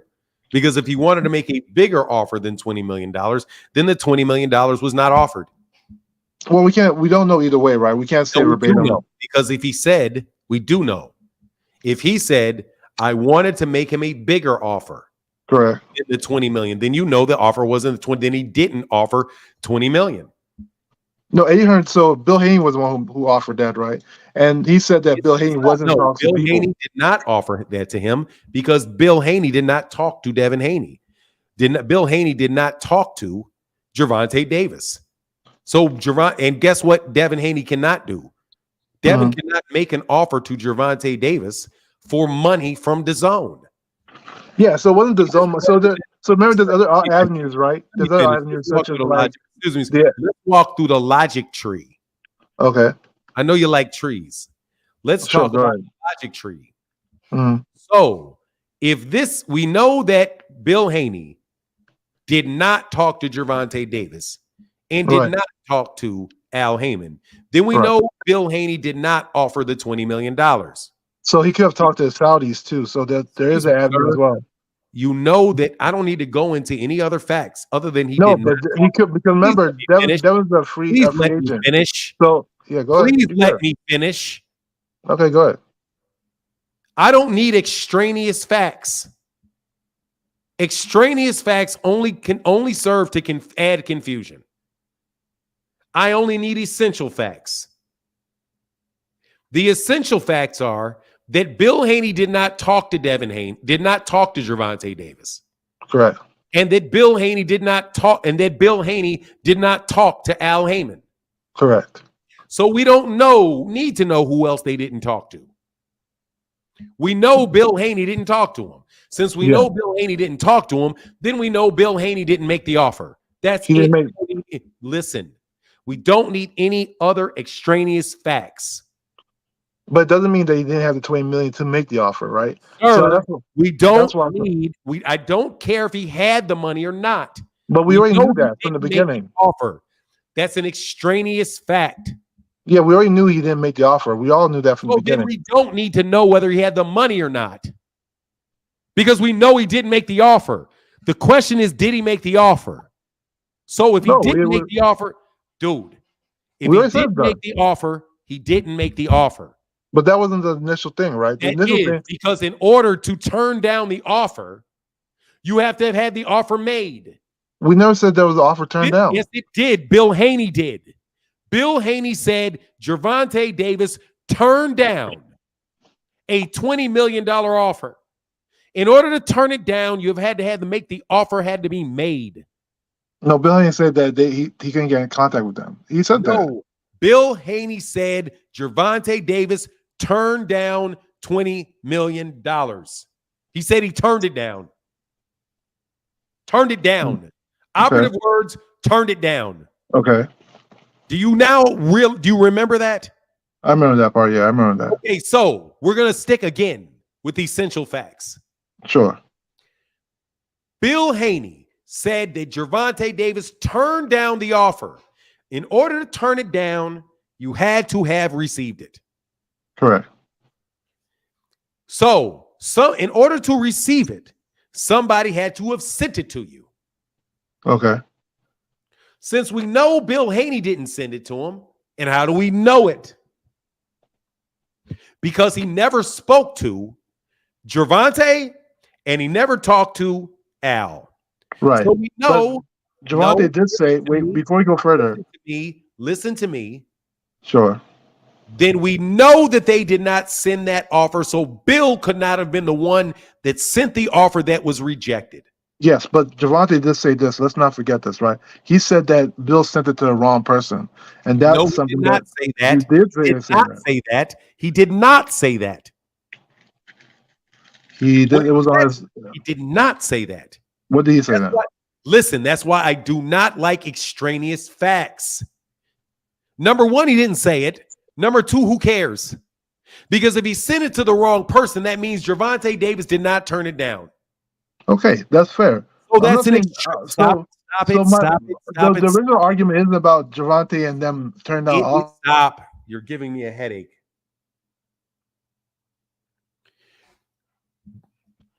Bill Haney said that Gervonta Davis turned down $20 million. That's what he said. Okay, I agree with you. But that wasn't the original conversation. That's what I'm trying to let you understand. What was the original conversation? So the original conversation was basically that the criticism. I understand that people have that's not your original conversation. This is a conversation between me and you, right? It is related to the original statement because I'm saying there isn't equal criticism because Gervonta's not lying. So no, we're not talking about that. That's what I'm trying. Can you tell me? I just gave you an example of Bill Haney lying. Give me an example of where you can prove that Gervonta Davis is lying. Sure. Yeah, I can do that. So during the whole Isaac Cruz fight, Gervonta Davis said himself that he wanted to fight Devin next because of how Devin was talking. After that fight happened, Gervonta Davis never tried to reach out to Devin Haney.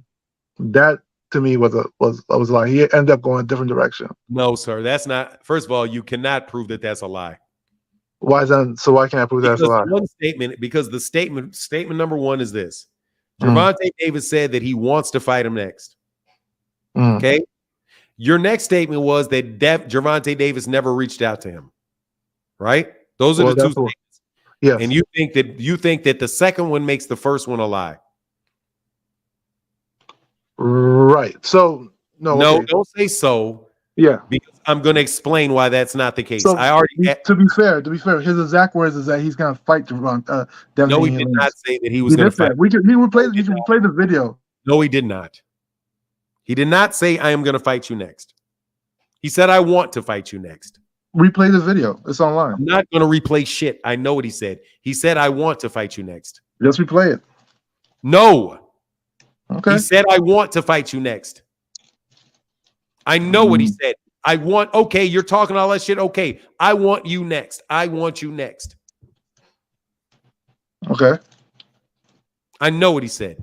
Just like when you said that I didn't know what Eddie Hearn said, but yet Eddie Hearn did say that he offered him $20 million. But then we got to you had to agree that he didn't say that. Okay, so I never said Eddie Hearn. Boxing Hacker, you said that you knew that they made a $20 million offer. That Bill Haney said in that interview that he made that $20 million offer. You did say that. No, I think what happened when you got on the phone, you lost the context of the conversation. No, I didn't. That wasn't the main point. I wasn't saying that. The main point was the fact that It doesn't have to be the main point that you said it.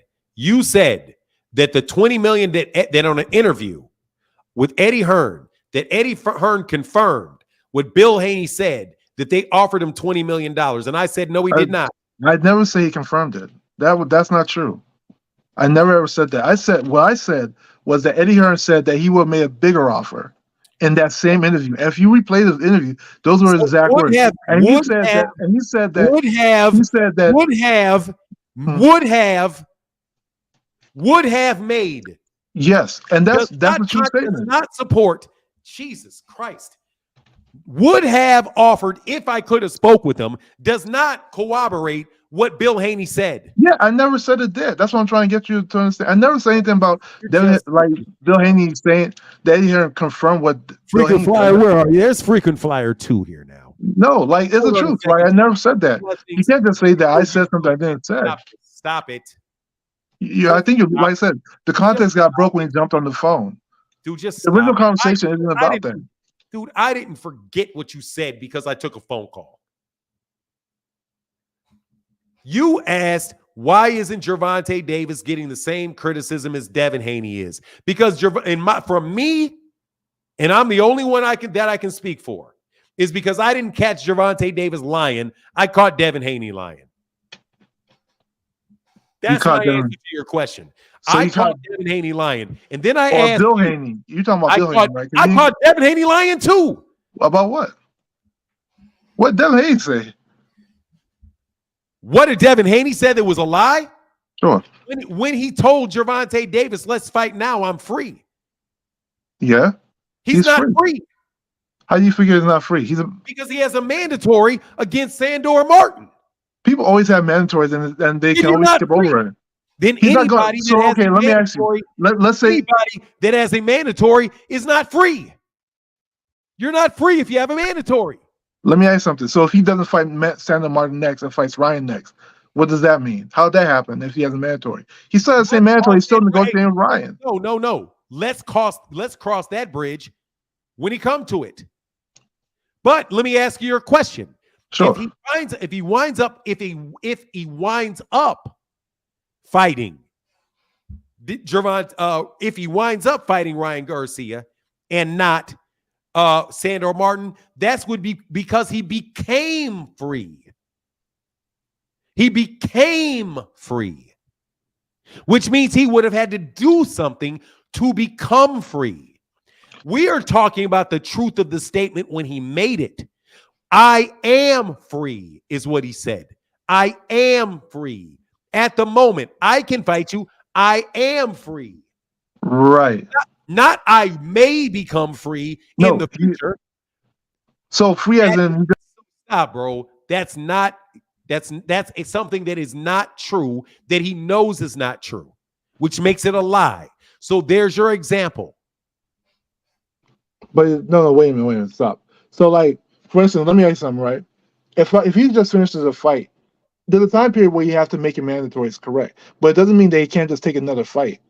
Right? No, it's not like he can't. Okay, let me ask you why. So at one point, Tank was Devin Haney's mandatory. Why didn't that fight?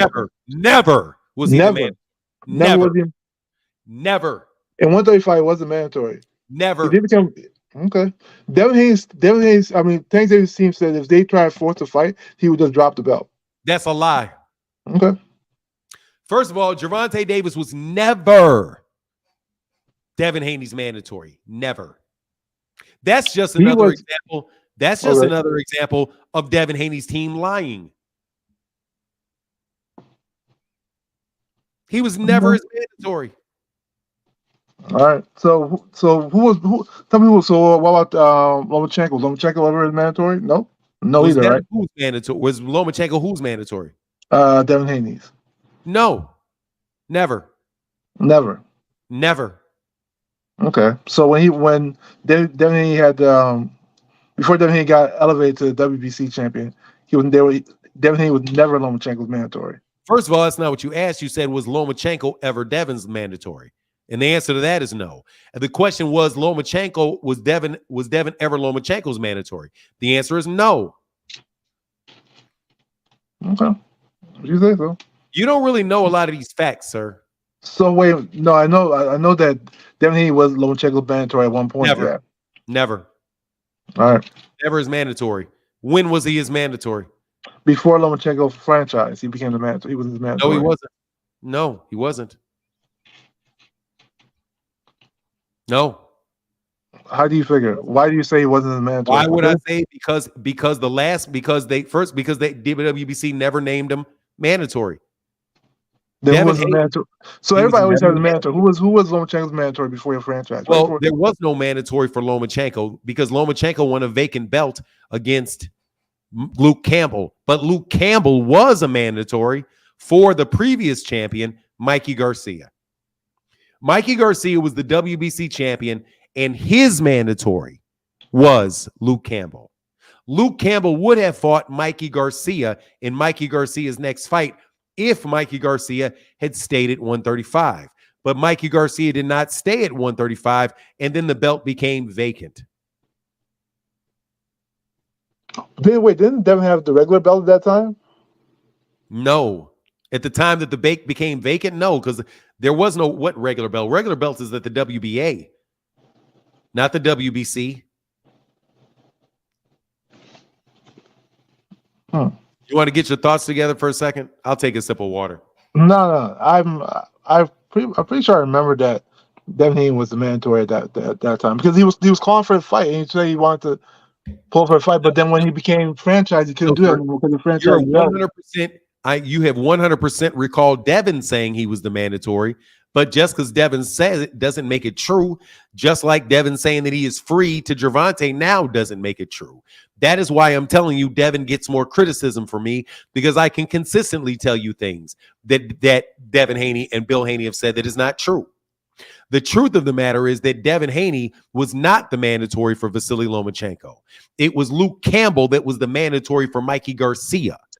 And since Mikey Garcia dropped the belt, a unified champion in Lomachenko, who held the WBO and the WBA at the time, petitioned the WBC to basically fill in for the champion, Mikey Garcia, and he fought the guy that was in the mandatory position. So let me ask you something. Let me finish, and then you can ask. Yeah. There was not going to be a mandatory due for Vasily Lomachenko for an entire year. So let me ask you something. Then how can I say this? How did Devin get elevated if he wasn't the next one up for that title? How did he get elevated? Yeah, if he wasn't the next one up for that title, he created a new belt. They created a new belt, and the WBC moved up everybody that with a belt that was below them. So when they put a belt above the WBC world belt, sure, Lomachenko moved to the franchise, and Devin moved from the interim to exactly. And when you're interim, then you're like mandatory status at that time. No, the WBC interim is not the mandatory for the WBC champion. He's not. All right, so let's say you know what rule you're confusing? Since if you're listening to me and you're wanting to actually learn, let me tell you what rule you're confusing. You're confusing the IBF interim with the WBC interim. With the IBF interim, when you're the interim, you are the mandatory. But when you're the WBC interim, you're not the mandatory. There's a WBC interim right now for the WBC at 147, and his name is Mario Barrios. Mario Barrios is not the mandatory for Vasily Lomachenko for Terence Crawford right now. You just don't know the rules, and I don't have a problem with you not knowing the rules because, hey, man, there's a lot of people that don't know the rules, but I know the rules, so I'm telling you why I have more criticism for things that come out of Devin's mouth than Gervonta's. Because Gervonta's just going to tell you, look, man, I don't give a shit about them belts. No lie there. Okay. So, let's say Lomachenko never got elevated, right? He never got the franchise title or whatever. Who became his mandatory then at the end? Let's say it's time he held the belt for like almost a year. Who became the mandatory? Who would have? Let me get this question straight. Who would have became the mandatory? Yeah. Let me ask you. Let me make sure I get this whole question straight. Yeah. If Devin Haney, if Lomachenko had not been elevated to the franchise champion, who would have become his mandatory? Yeah. That's the question. Yeah. Nobody, because he lost in his very next fight against Teofimo Lopez, who then would have won the belt. So the answer to that question is nobody, because Lomachenko lost. Considering he didn't lose, who would have became it though? Let's just take all this. Let's just say like he just held the belt for that whole year. Who would have became his mandatory? So let me get this right. Yeah. If Lomachenko would have become the man, it would have beaten Teofimo Lopez and kept it, and then became the undisputed champion. Let's just take away Teofimo Lopez from the equation. No, damn. Yeah. Logic tree. Let me answer the question. Yeah, go ahead. I got an answer. Now that you want to walk all the way down there, if he would have beaten Teofimo Lopez, he would have. You know who the mandatory for Lomachenko would have been? Who? George Kambosos. If you beat Teo, right? If he had beaten Teofimo Lopez, he would have inherited the next mandatory that had been ordered, which was the IBF. And the IBF mandatory was George Kambosos. So if Lomachenko would have beaten Teofimo Lopez, then he would have been the IBF champion. And the IBF mandatory was already due. He would have had to fight George Kambosos. So then would you like me to answer who he would have fought after if he would have beat George Kambosos? So we're looking at the WBC, right? Because that's the belt. Why are you bringing up why dog, seriously, man, this is fucking ridiculous. I mean, no, I'm just want to pull a point. Like Devin was next in line to challenge. No, he was not. As I clearly displayed for you, he was not next in line. No, he wasn't. Okay, interesting. So what belt did Devin just win? Did he just win the WBC? You just won a WBC belt, right? At 140 pounds, yes. Okay, and so that means his mandatory is not even up yet. Just like no, his mandatory is there because the mandatory was ordered before the fight. I didn't hear that part. Martin, let me help you with this. Sandor Martin, just like Luke Campbell. Yeah. Luke Campbell was the mandatory for Mikey Garcia. Mikey Garcia dropped the belt. So Lomachenko fought the mandatory guy that was already in position. So TFE and just like the IBF at 135, Lomachenko fought, Teofimo Lopez fought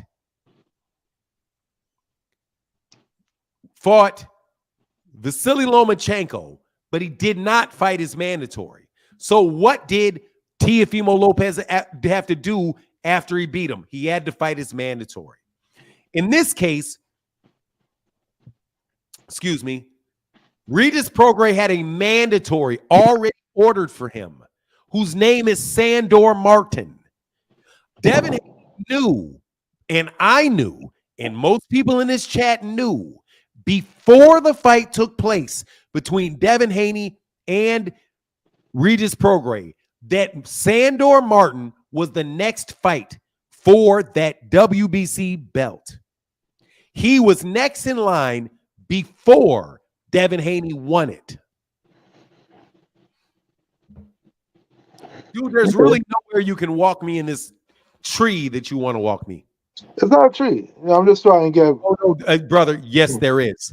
And I can draw the tree on a piece of paper if you like me to. This guy.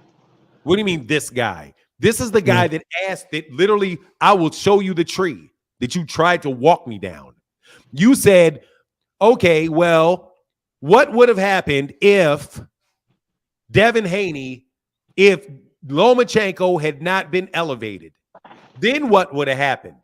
Okay, what would have happened would have been if they didn't do it, he would have fought Teofimo Lopez because Teofimo Lopez is a unification fight and there is no mandatory due. Well, what if he would have beat Teofimo Lopez? Okay, well, if he would have beaten Teofimo Lopez, then the next thing he would have had to do is he would have had to fight George Kambosos. Well, if he would have beaten George Kambosos, what would he have done? Well, then he would have had to fight, I suppose he would have had to fight Devin Haney, But What? that right there puts him third in line. Hold up. Instead of that, you jump to 140 and start well now that he's at 140. So wait, I'm reading this off Wikipedia right now, right? Just 2 weeks Jesus after Christ. this, What are Devin you Haney reading off defeated of? Zaire Abdulov and won the What are WBC you reading off of? interim title, thus What are you becoming the reading off of? What are you reading off of? I can send you the link if you want. What are you reading off of? Wikipedia. Okay, so what are you reading off Wikipedia? So I said just 2 weeks after this, Devin Haney defeated Zaire Abdulov and won the WBC interim title, thus becoming the WBC mandatory challenger. Lomachenko opted to be named the WBC franchise champion, and Haney was elevated from interim to world champion. That's exactly what I just said. And it's incorrect. It's on Wikipedia. I can look for there's a bunch of shit on Wikipedia that's incorrect because anybody can edit it. I can write that shit. I can go to Wikipedia and rewrite that myself. That's why I said Wikipedia. Wikipedia this is by ESPN. anybody, dude. Anybody. You can't quote Wikipedia. So what site would you want me to quote then? I would like for you to quote the rules of the WBC and what Mauricio Suleiman said.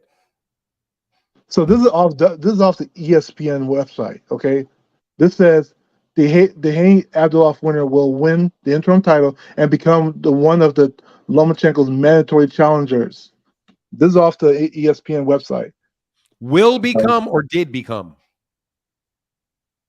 Will become. So by do you know the difference? First of all, it's ESPN. He won the interim. So first of all, dude, that is.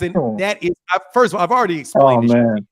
I mean, this is ESPN. I mean, what else do you want me to do? Writer from ESPN. That's your interpretation of what a writer from ESPN said. Come on, man. Come on. What do you mean? Come on, man. I'm citing stuff, and you're like, you're throwing. And this is ESPN. This is like where they fly it, right? You're a fucking idiot, dude. You're not even I'm honest. an idiot, but I'm citing ESPN. I can send you the links, dude. I knew I wasn't crazy. Like you're trying to like flip it. Nah, you trying to flip it. You know I'm right. You know I'm right. Interim champions always become mandatory challengers. 100%. Like I'm thinking here, like, am I tripping? Nah, yes, you are. Nah. Like, okay, sort your site. Sort your site. Here's my site. Here. I'm gonna quote my source. Link it here. My source is the WBC. The WBC named Mario Barrios the interim champion for the WBC interim champion. So put your source down. Link your source. Because I know for a fact once you become interim, you become the mandatory. You can't just you try to switch it up, man. Come on, Fanon, don't do that. Don't do that. I'm signing ESPN. No worries, dumbass. No worries. You can call me what you want, but it's the truth, man. I will get hurt. Like you, I'm like, here's dude, my like, source. am I tripping? Here's my source. Okay. Fucking wow. Feel Here's free. my source. WBC rules. WBC rules and regulations. Mandatory challenger. WBC rules and regulations. I can't believe I'm doing this with you, dude. You need a super chat, bro, because you waste so much of my time. I know the rules better. I know the ESPN. Damn right. Yeah. Excuse me, sir. Designation of mandatory challengers. Section 3.7. Link it in the chat. What's the site? No, I'm gonna put it up here, dude. It's the WBC rule book. And I'm serious, man. You owe me money, bro. Let's see it. This is the WBC rule book. This is their rules. Okay. Article 3, championship obligations. Okay. Qualified challengers definition. Voluntary title defenses 3.4. Mandatory title defenses. All WBC champions shall make at least one mandatory defense per year unless an exemption is granted by the WBC at its sole discretion. Okay. A champion may be required to make more than one mandatory defense if the WBC has designated more than one mandatory challenger for any reason.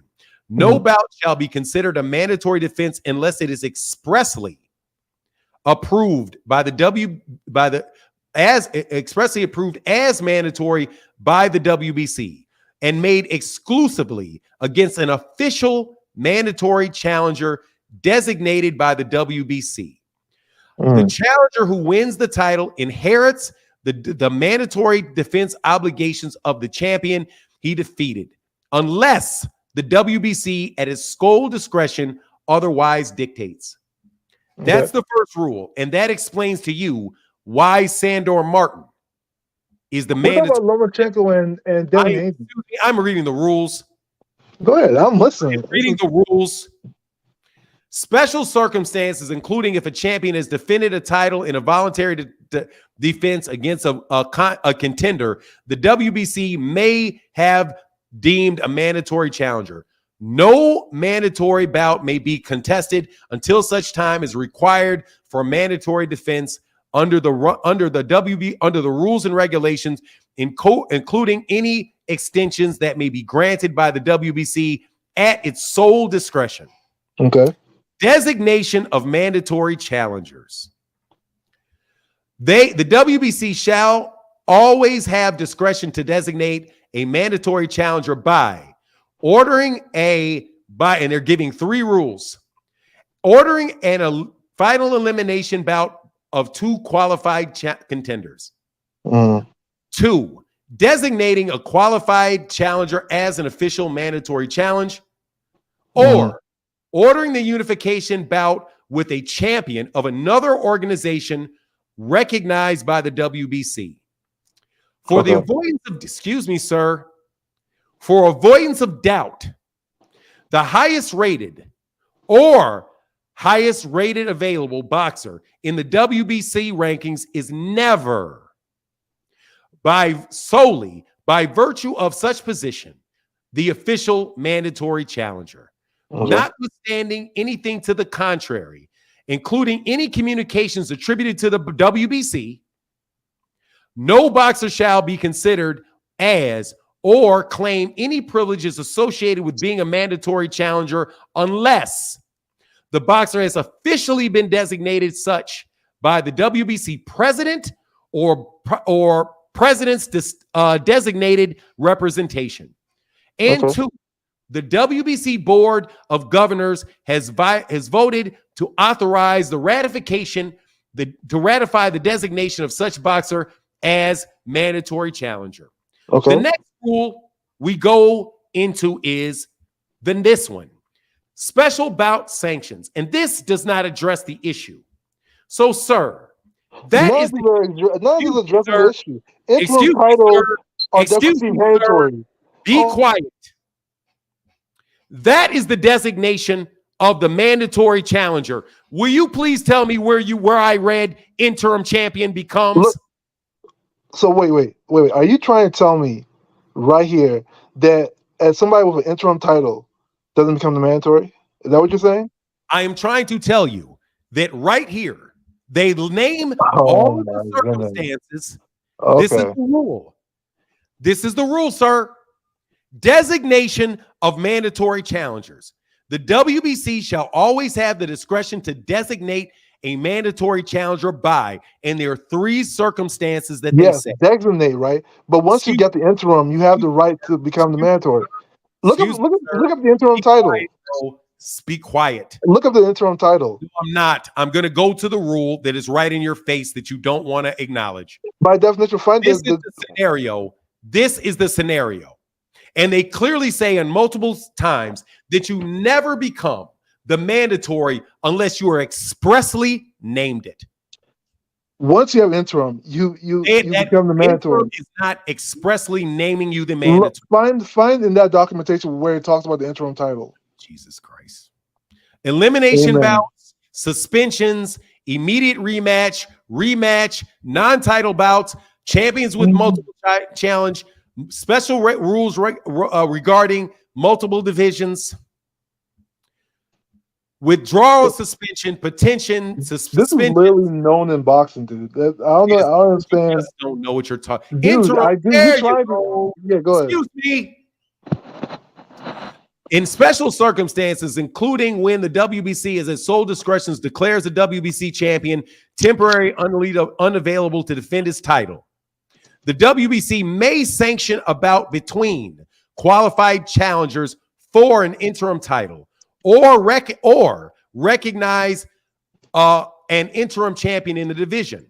In its sole discretion, the WBC shall subsequently determine the timing and terms of a bout between a champion and the interim title to determine the sole champion. However, the interim champion shall never be deemed a mandatory challenger or entitled to greater shares of the purse offered beyond that of a challenger without specific written order to the effect of the WBC, by that effect, to the WBC president and as designee. So this right here, sir, tells you, let me read it again. An interim champion shall never be deemed a mandatory challenger or entitled to a greater share of the proceeds of any purse beyond that of a challenger without specific prior written order to that effect by the designee. So there's your answer right there. The answer that so basically you have to go to the WBC for them to name you the mandatory. But you literally become okay. You are can you shut up, please? Oh my goodness, this guy. Can you shut up, please? Dude, that you know you're rule is wrong. right there in your face. I get you. I understand what's happening here. No, what's happening? I understand what's happening. What's happening? What the document is right. You have to go to WBC and request to just like how Shakur went can to. You please stop, dog. And No, give me just how Shakur went and tried to like push his mandatory status. Right? You the same thing you have to do when you're the interim. Yeah, it's true. For real, it's sir. True. For real, sir. Be quiet. Just be quiet. Even if you go back to that fight, they literally say that he will become the winner. Will become the WBC mandatory with the rule. An interim champion shall never. Yeah, until they go to the WBC. Never deemed. No, it's not. Yeah, until they go to the WBC. It shall never be deemed a mandatory challenger. Never be. Until, finish reading the sentence.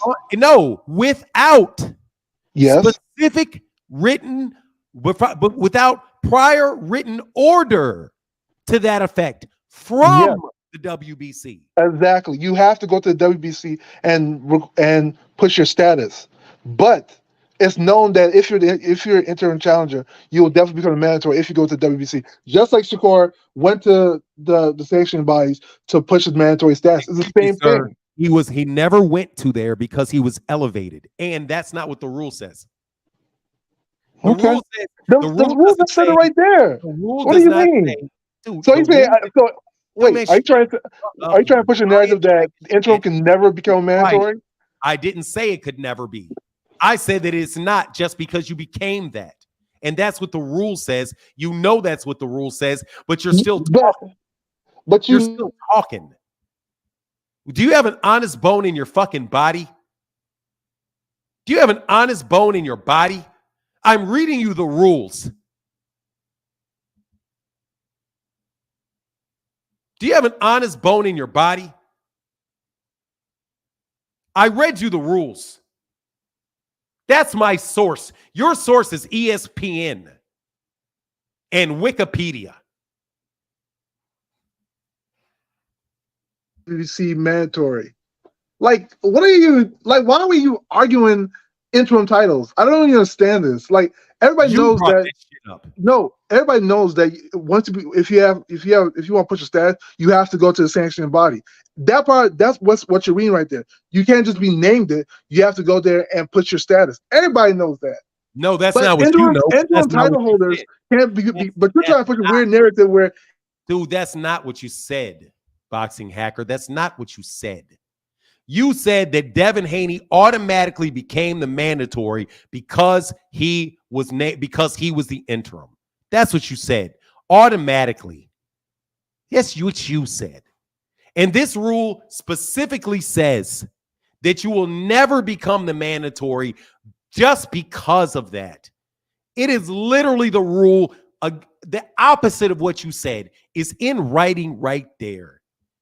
Man, will you please have some self-respect, man? It's that rule that you're reading is telling you the process of when how you become mandatory. It's not saying the interim cannot become the mandatory. So let's not just try to overstretch what it said in the beginning. It's just telling you the process of how the interim becomes mandatory. That's exactly what you just read. Let me play devil's advocate with you. Sure. How does the interim become the mandatory? They have to go to the WBC and request it. They have just like the documentation said. And then what happens? WBC has to approve it. Okay, so there you go. So stop right there. So now that you know that the rule is that you have to go to the WBC and the WBC has to approve it. Yes. Do you become the mandatory as soon as you become the interim? You have to go to the WBC. So therefore, you know that what you said in the past was not true. What? I said that Devin Haney was not mandatory. I said he wasn't the mandatory. You said yes, he was, because he was the interim. And because of the interim, that makes you his mandatory. And I said that's not true. Oh my goodness. But you know exactly what I mean. No, you know exactly what I mean, dude. You know. You're a boxing fan for real. You know exactly what I mean. Don't even try it. You know exactly what I mean. Everybody knows that's a problem. You know that Devin Haney was approved as the mandatory. Like Shakur wasn't the automatic mandatory. He had to go to the sanctioning body. Everybody knows that. It's like, you know that. Don't try it. See you later, troll. See you later, troll. See you later, troll. You're just a troll. That's all you are. You're not worth talking to. Goodbye. Goodbye. You've lost all respect of everybody that has ever thought that you had anything to respect by being that damn dishonest. Gerson Duran, give me 1 second. Joe A said Haney are used to Joseph Goebbels' propaganda machine. They did have a number on their minds. They're feeble-minded. It's crazy, bro. Thank you, Joe A. Good morning. What's going on, Deborah Booker? Say good morning, Fanad. Just want to wish you and your family a happy holidays and good health. Thank you, sister. Thank you. Also, thank you, Deborah Booker. Thank you so much. Joe A is back in the building. I'm sorry. And then I think I got one more. Kyle, what's up? Kyle is actually right here. Said this caller is a definition of stubborn, hard-headed. It's a WBC rule. The interim champion is not the mandatory unless stated. And it didn't even, I don't even think the rule said that you had to petition. Matter of fact, if I go back and I look at the rule, I don't even think the rule said you had to petition. Well, whatever. Gerson, how can I help you, sir? Good afternoon. God bless you, and God bless everybody on the show, Fanner. I have two questions. Thank you. Since we might get the Ryan Garcia versus Haney fight, do you think Haney can knock out Ryan, or could it be the other way around? No and yes. No, I don't think Devin Haney is knocking out Ryan Garcia. And yes, Devin. I mean, yes, Ryan could knock out Gervonta, Devin Haney, but I don't see that happening either. I see Devin Haney winning on a decision. On points, right? Yeah, on a point decision. Okay, one more thing. Yes, sir. Tyson Fury versus Alexander Usyk. Who do you have winning that fight and how? I got Tyson Fury winning by decision. You don't think he'll knock out Usyk? No, I got Tyson Fury by decision. Gotcha. No, I don't think he'll knock out Usyk. No. Why don't you see him knocking him down? What? I mean, why don't you see him knocking him out? Because to me, he's too small. Because first of all, that fight's going to be for a lot of reasons. I think Alexander Usyk is a very, very good fighter, enough power to keep him honest, and I think that Tyson Fury is going to be getting too close to Alexander Usyk is what Alexander Usyk wants, and I think he's going to fight at a distance. Awesome. Thank you, brother. Appreciate it. All right, no worries, man. Thank you, Mr. Duran. Have a great day. You too. Phoenix the Assassin, how can I help you, sir? Hey, Fernand, I caught that last convo you had with the troll. Uh, I just had two things that would help anyone in the chat that might still be confused. Interim. If you look back at Shakur Stevenson, Mauricio Solomon tweeted out after Stevenson had his first fight at 135 that Shakur Stevenson is now the mandatory. And if you look back at Stevenson's record, you'll see that he never was interim at 135, yet he was still named mandatory. Same thing with David Benavidez. They had a final eliminated with Caleb Plant, and that was for the mandatory position, even though Benavidez was already interim champion. And that shows that he was not mandatory until he beat Caleb Plant, despite already being interim champion. So there's that. You don't have to be interim to be mandatory. So that guy was off base for that. The other thing was with Haney being Lomachenko's mandatory. No, I think I might have talked to you about this a couple months ago or something. But the WBC wanted to have a 4-man tournament to determine mandatory Yeah, after you did. Lomachenko fought Campbell for that. So even that, Haney wouldn't have been interim unless that 4-man tournament took place and concluded and he was the one who won. And WBC still got that Hey, up on their You gotta website for turn people to something look. up. You got to turn. Oh, I think that might be the background. Yeah, that's your background. Yeah. Okay. Okay, thank you. Yeah. But WBC still has that on their website. So, like a lot of people think that all these sanctioning bodies rules are interchangeable with each other and all that. And that's just not the case because they're all different. Otherwise, they would all be under one umbrella and there would just be one sanctioning body. Like we have 4 different sanctioning bodies with 4 different sets of rules, 4 different ways they go about determining their mandatories when they're due, and even how they handle everything when they have a champion that's holding multiple belts. Like they can't be interchangeable. They just not. And I feel a lot of boxing fans might be suffering some kind of Mandela effect to an extent with thinking that some rules are this way and that because they haven't really paid that much attention. Man, without a doubt. Deborah Booker, I'm sorry, real quick. Good morning, Fanon. I just want to wish you and your family, happy holidays and good health for the good new year. Thank you, sister. I appreciate you so much. Yeah, look, here's the thing. I've had this channel for some years now. So I have literally been forced. Once somebody tells you a story and you know something's not true, don't check the rules. Just because ESPN says something or Wikipedia says something, that doesn't mean they're right. You got to actually read the rules. So I read the WBC rules as it applies to the mandatory challenger. I know what they are, and Devin Haney was never the mandatory. What people meant was that they are in the mandatory position, or they use that interchangeably with the phrase the highest rated, the highest available contender. You become the man. Hey, come on. I see you, Kyle. I see you, brother. Hey, let me jump off real quick, Phoenix, because I got to let Kyle jump on, man, because he's jumped off. All good. All right, brother. Thank you for your support, man. Thank you, sir. For sure. Get back, Phoenix. Here, I'll put the link in here again.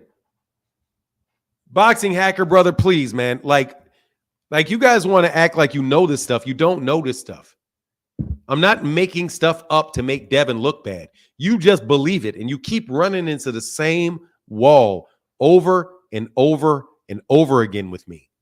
I am not making things up to make Devin Haney look bad. You all are believing stories that are being told to you to make Devin look good. Devin Haney's team is the one with the narrative, not me. This dude is sitting there talking about bringing up what cite your source. Oh, like my word's not good enough. Okay, you want to talk about Wikipedia. So I bring up the WBC rules and regulations, read it for him, and then all of a sudden it doesn't say what it says, and he changes his argument. Everybody knows that you got to ask him first. Well, if you knew that, then why did you say that they didn't have to? You guys are, man, seriously, man. You all are doing me a disservice. All I want to do is really talk boxing. That's all I really want to do. No joke about it, man. You guys are making shit up for Devin to make Devin look good. and you're mad that I don't buy it. I'm not hating on Devin. You all are just so far up his ass that you think that everybody that you think is colon is the sun. And I'm not going up there with you. Okay? I'm not going up there with you. Devin Haney was never the mandatory.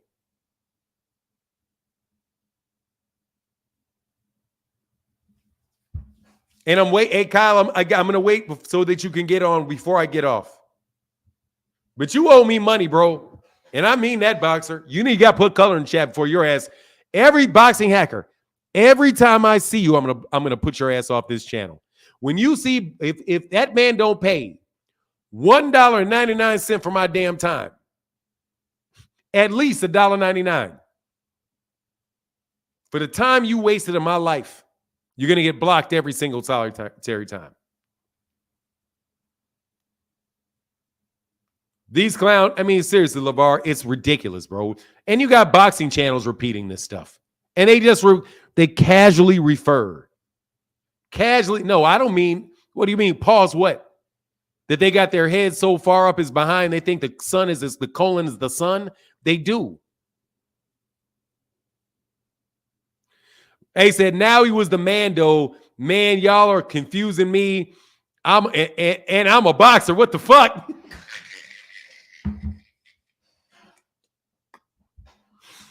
Like, man,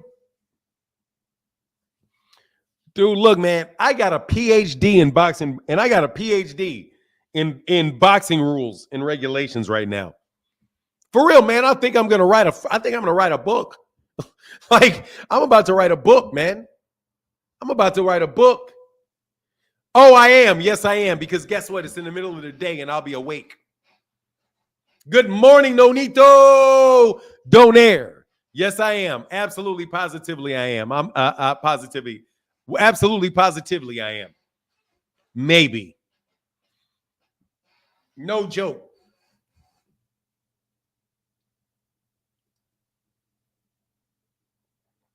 Look, man, we get to talk about Gervonta. The thing is, the conversation about them is really going to kick off after the fight. That's going to kick off after the fight. All the really good conversation about Gervonta, Deontay Wilder, and Anthony Joshua and all that is going to kick off after that fight. Because that's when people are going to start lying. And boxing conversations never get good until somebody tells a lie.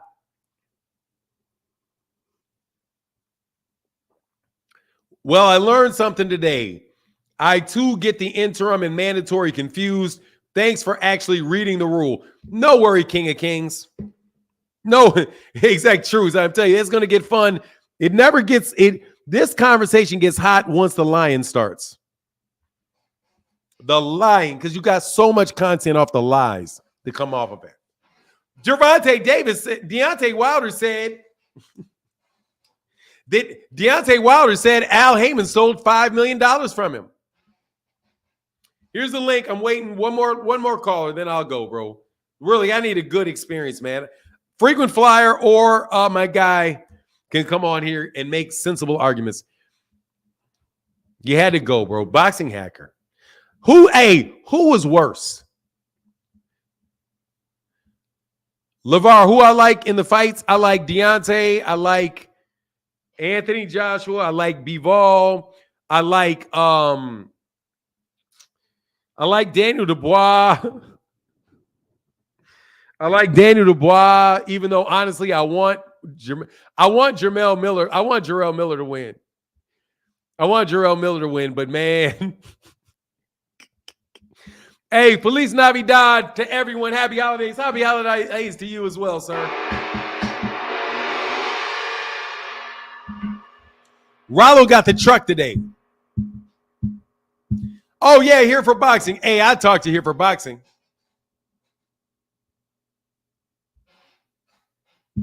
Oh, Terence Crawford lost the option with Jermell Charlo because Jermell Charlo's ass is going to jail. He lost the Jermell Charlo option because Jermell Charlo's taking his ass to jail. Hey, okay, but no one go up and okay, but no one go up and said Rachel said. Okay, no one go up and say Rachel said You can't use that argument anymore. I have to look up or your support evidence somewhere, okay? I'm not sure what that means. Oh, yeah, Rollo got the truck today. He out there making that money. I like Rollo, bro. I like Rollo. I like Rollo. Because Rollo, man, dog, if I smoked one, I could smoke one with Rollo. But I don't smoke. But if I did smoke, I smoke one with Rollo. You know what I mean? I know he didn't. I don't think he hit his wife in his eye. I think he hit his cousin in the eye or something like that. I don't think it was his wife. His wife was out the door, though. His wife was out the door, though. You know, I like Rollo. I'll tell you the guys that I like that are trolls who I actually like. I like Rollo. I like not here for boxing. I like Rollo. I like Rollo. I like Frequent Flyer. Who else is out there? They'd be doing that all the time. I actually like. Those two dudes are fun to talk about. Oh no, I like Southpaw. Southpaw don't troll me. Southpaw comes in there and just speaks what he says. I don't argue with Southpaw. So what if his cousin? Oh, his cousin. I think it is his female cousin. Oh, it was his stud cousin. He said so he punched a girl that thought he was a dude in the eye. Oh, okay. Oh, that's what he meant. Oh, well, you know. Damn.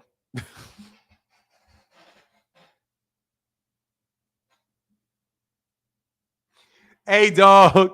Hey, dog. Hey, for real. Hold on, man. Hold on. For real. Oh, that kind of shit switches shit up. Oh, okay. I didn't get that.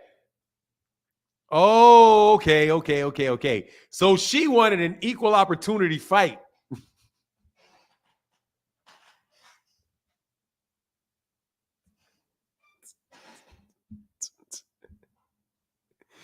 Oh, okay. Fanon, you got to show me your face. Fanon fears somebody. Fanon, whoever I fear, you got to put your face on there so I can see you, so I can let you on up here, brother. Hey, no. Hey, Zenas. I'm just saying, like,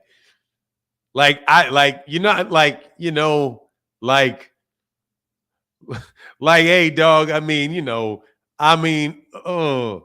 It's tough because, it's the law. It's the law. I don't know what to say about that. If it is a, hold on, man. Seriously, man. I mean, for real, I got to ask a question. Now, here's one where I would say, like, it's a conundrum. I'm not gonna. Hold on, man. Look, you shouldn't hit a woman anywhere. Let me. Hey, man. Hey, seriously, man. I mean, I don't even know what to say about that, bro. Because if you're a man, I don't have a problem with him punching a man in the face.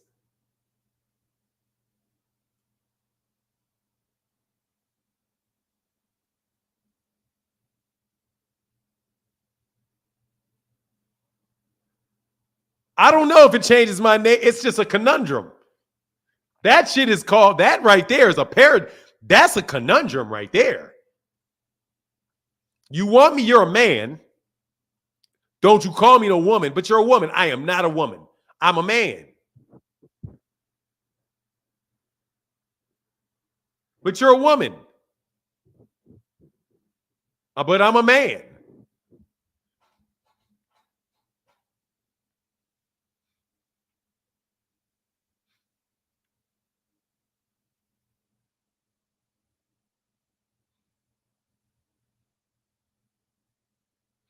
I don't know what to do about that. I don't know what to. Well, here's the thing. He thought she was a woman. So he's a punk. He's still a punk. I had to think about it for a second. Nah, he's still a punk. Because the thing is that he doesn't really believe that he knows he thinks that's a woman. No, it's not a weird situation. From his perspective, he's still a punk because he thought that was a woman. It's his perception that matters. I'm not going to hit her because I know that that's a woman.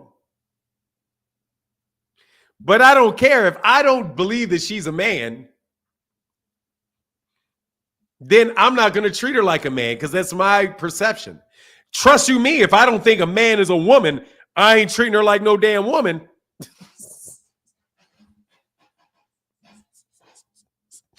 You see what I'm saying?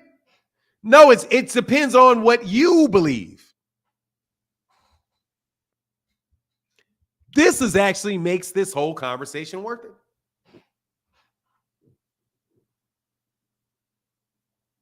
He called, see, that's it. He should have been using the word he. He said he was a dude. Yeah, but it's still, it would be domestic violence even if it was a man. Even if it is a man.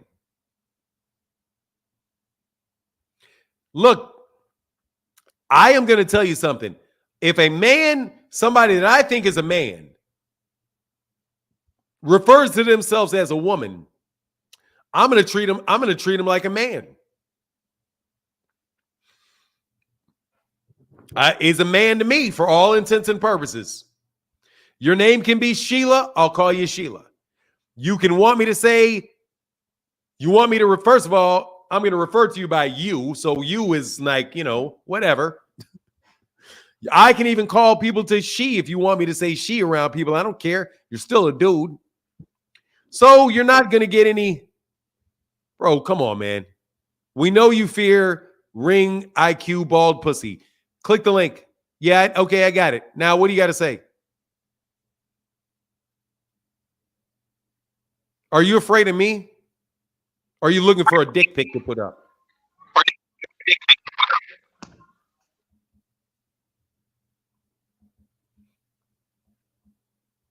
I could give a shit about that dude.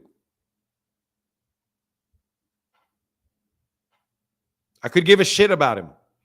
Good life, man. Ring IQ, man. Hope you're doing well. You're a good dude, I guess, in your life. Enjoy your life. I could give a shit about the dude.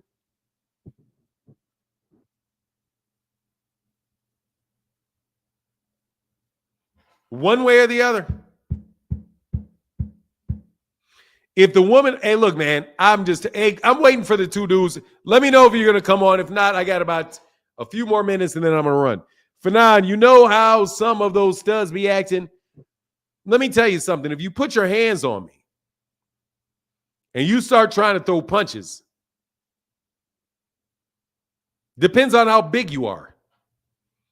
If you're over 200 pounds and you start throwing them punches and that shit hurts, I'm going to elbow you.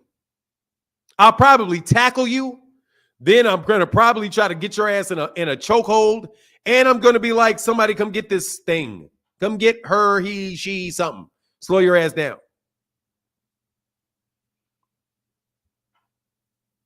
If you can fight, I'm going to punch you. Because I'm defending myself.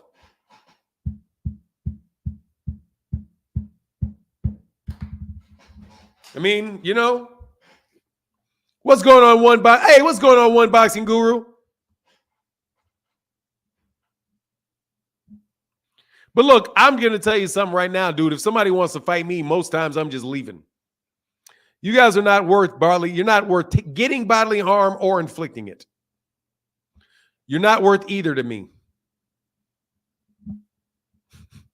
Fahim, I can't support that, dog. I can't support what he said.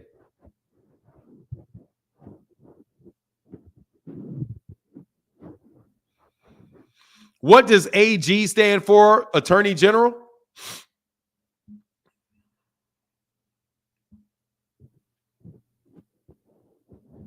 Look, man, I'm not going to start no beef with no ring IQ, dude. I know who that dude is. That dude knows who I am. Have a nice day, bro. I have absolutely no interest in talking to him. He can have whatever viewpoint he wants over there. Makes no difference to me, man. I know what his opinion is before he shares it a lot of times, but I haven't listened in a long time. Ever since he started, he did a couple diss videos on me, and I was like, okay, well, have a nice life. My link is right here, bro. Man, Layla Ali's a big girl. Man, I'm not hitting no girl. I'm not hitting Layla Ali. I ain't hitting Ann Wolf. I'm not hitting any of them, man. What you doing arguing with them long enough for that shit to even get there? Man, please. I'm leaving. You're not my wife. You're not my wife.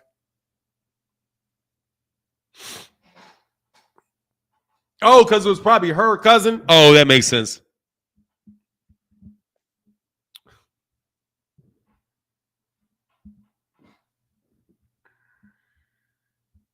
I don't even got a whole lot of time to talk and just be nice about it. For now, you with me? I got two things real quick, man. I'm gonna be real quick. I ain't got much to say. You let me get it all off yesterday. Dean, man, why you keep lying? I ain't went on no channel disguising my voice, man. I'm a man, man. You talking about? I ain't went on no channel disguising my voice. I show my face. You shouldn't show your face. Nah, let me not go there. The next thing, yeah, I ain't do that with dude claim. I wish you would stick up for me for now, man. I wasn't there. I couldn't tell you. I did not confirm nor deny because I didn't see it. I'm saying from our personal dealing, you could have been like, man, old Rollo usually gonna show his face and speak his opinion, right or wrong. You know. Hey man, I said I liked you, man. I mean, what else you want me to do, bro? I wasn't there.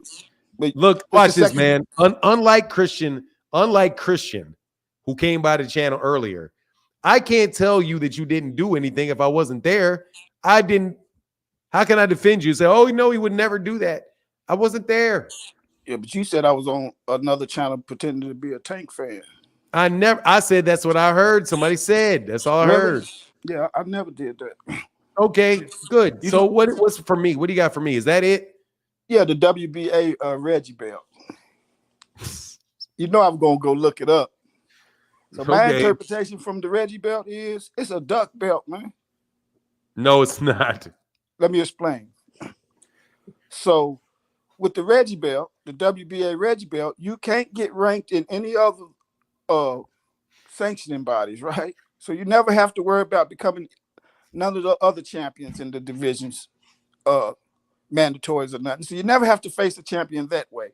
Then you never have to challenge the WBA champion. You got mandatories, but it's always going to be the 3rd, 4th, 5th, 6th rank because the good guys got the belts in the other divisions.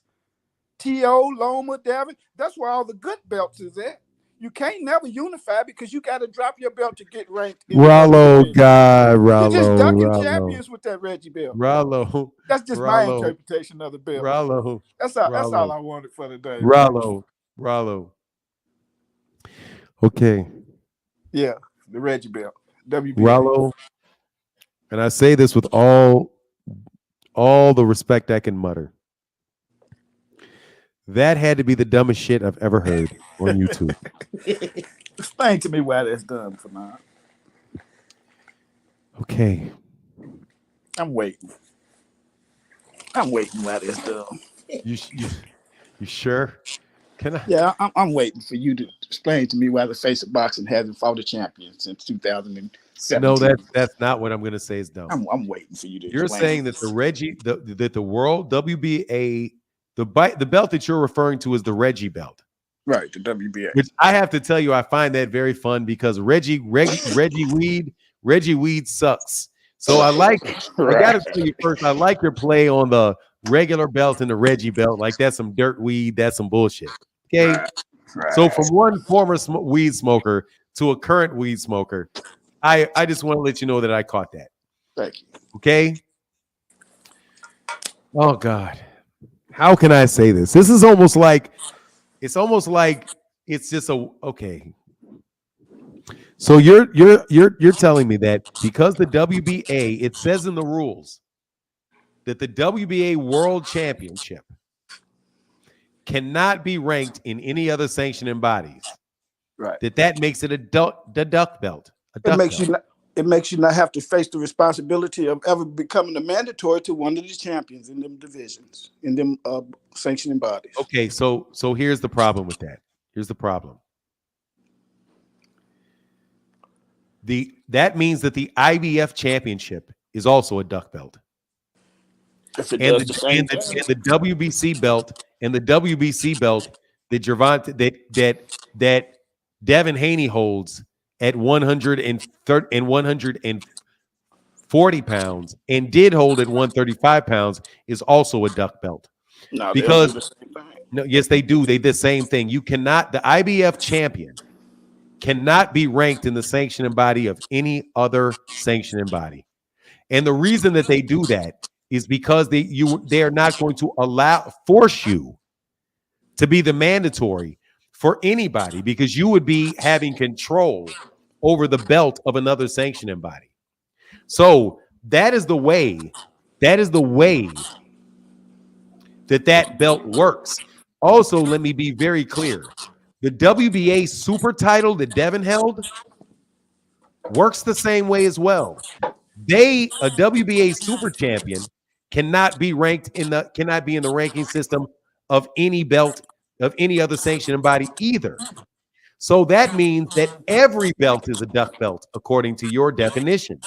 No, that's not. How about you let me stick to reading the rules? Yeah, and that's I'll not true. interpret the rules for you. That's not true though, man. It is. It's very true. So the IBF super champion, what is it? Let's just look. Let's do a little thing. Let me help you with this, sir. I'm going to pull up a screen for you. Okay. Yeah, the red belt puts him in a safe place. He don't got no challenges. Excuse me, sir. That belt means he has a mandatory. But right, anyway, which is let's always go going to here. be the third or fourth, fifth ranked dude in the division. No, it's going to be this. It's going to be usually the first. But let's just go to to these rankings, okay? Official rankings. And we're going to go to pick a weight class, man. Go to 135. What do you mean? Okay, you picked a weight class. Don't have a problem. We're going to go to lightweight. Well, that doesn't work because there is no IBF champion. There's no champions, right? So I need another weight class. I guess we can go to welterweight, can't we? We can go to welterweight. Yeah, we would welterweight. Yeah. Well, no, because there's too many champions there. That does because one guy holds too many belts. Let's go because that may be confusing. Let's go down to where there's 4 guys with 4 belts at 130 pounds.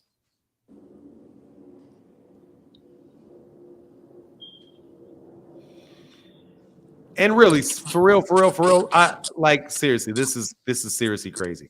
So let me go over here and I'll tell you exactly why, because this is boxing 101, boxing rules 101. Well, actually, it's not. I guess it's not. And maybe it's the reason why so many of you guys are so easy to get run amok by Bill and Devin Haney and the Devin Haney channels, because it's so easy to run you guys amok. So you can see these rankings. Can you read these rankings? Not really. I can't see that from now. All right. It's. I'm not yet. Hold on. I got it on the TV. Yeah, I see it. All right. So you see, super featherweight, lightweight. Okay. O'Shaquie Foster is the WBC champion, right? Right. Let's see if he's in the rankings of any other sanctioning body. That's not O'Shaquie Foster. This is not O'Shaquie Foster. Can you hit I'm going to hit your mute while I'm talking because you got this feedback, brother. This is not O'Shaquie Foster. None of these. That's not O'Shaquie. 14 is not O'Shaquie. 13 is not O'Shaquie. 12, 11, 10. And I'm looking over here at go down the ranking of WBA, and we're going to see if we see O'Shaquie Foster at number 1 in any of these. Is O'Shaquie on the first line, number 1 in any of these? No. Is O'Shaquie number 2 in any of these? No. Is that O'Shaquie at number 3? No. 4, no. 5, no. 6, no. 7, no. 8, no. 9, no. 10, no. 11, 12, 13, 14, or 15, no. So the WBC champion is not in any of these guys' rankings. So this guy, Oshaki, can never be the mandatory for any of these because he's not in the rankings. Now let's go to Lamont Roach. Let's see if we see Lamont Roach in the rankings of the WBC. Nope. Let's see if Lamont Roach is in the rankings of the IBF. Nope. Let's see if Lamont Roach is in the rankings of the WBO. Nope. Yeah, they hold primary belts though, right? Excuse me, sir. I just want clarification. They hold primary belts, right? You didn't say anything about the primary belts. You said the WBA World Championship. I said the WBA Reggie belt, and then you let me go to somebody. Let me go to somebody. Let's go to somebody. Let's go to somebody with the excuse me, sir. Let me go to the WBA and see if Emmanuel Stanionis. Emmanuel Stanionis. No, first of all, no. This guy is Gervonta Davis is the only champion listed at lightweight. Because this was already gone. They didn't just change it because Devin already dropped this. You said it was a duck belt. Let me be clear. Right, you said it was a duck belt because it said it in the rules that you don't get listed in the rankings of another sanctioning body. And then what I said was none of the champions get ranked in any of the sanctioning bodies. So the WBC would be a duck belt, the IBF would be a duck belt, and the WBO would be a duck belt. So it doesn't matter whether the WBA is a primary or secondary one. It does. It absolutely does. I think you're missing the point. What's the point? It says that I'm second, not number one, and he just been satisfied with staying at that second spot, meaning that belt allows him not to have to worry about getting ranked in any other one. So somebody can say, Tank was a mandatory to do, but he ducked. He ain't got to worry about that. He ain't going in none of them other three. He just in the WBA. But for some reason, he is satisfied with the secondary belt instead of. He doesn't have the secondary belt. No, not no more. He don't. But for 4 years. There you go. So but first of all, dude, no, your concept was because it says in the rules that you cannot be ranked in another sanctioning body, that makes the belt a duck belt. And then I explained it to you. You try to use primary champions. No. What you said was, and I clarified it, Rollo. You said that if a belt does not allow you to be ranked in another sanctioning body, that makes that belt a duck belt. That's what you said. And then I said that would apply to every other belt. I think you're taking it out of context, man. I'm not taking it out of context. I clarified before I said it. And then I said, are you sure? I don't think you're right for now. I think you missing what I'm saying. Again, you said I'm not right, Rollo. I think you don't think I'm right about what? That the other belts, the other champions cannot be named mandatory for another champion? I'm not arguing primary. They are the champions. They don't need to. They the champions. I'm saying that this dude got a belt that says he's second best. But because of this belt, he never has to get ranked to fight other champions. Fucking Rollo. Look, man, I've been talking a long time, man. You're just changing. You're changing what you said. I'm not. What do you mean? Yes, you are, man. I'm coming with the same what you theory. said. Maybe you ain't understanding it. You're changing what you said. How? Because you said that the belt is a duck belt. Because that belt, the guy that holds that belt, is not allowed to be ranked in any of the sanctioning bodies. Therefore, that's why excuse me, sir. That's why you said the belt was a duck belt. Right. And then I said in response that all that applies to all the other belts. And then you said, no, it doesn't. So it don't apply to these primary champions because they are the champion. It does apply to them. It applies to them. The fact applies to them. They are not ranked in other sanctioning bodies because they are a titleist in a division. Right. You can't get no higher. They're the champion.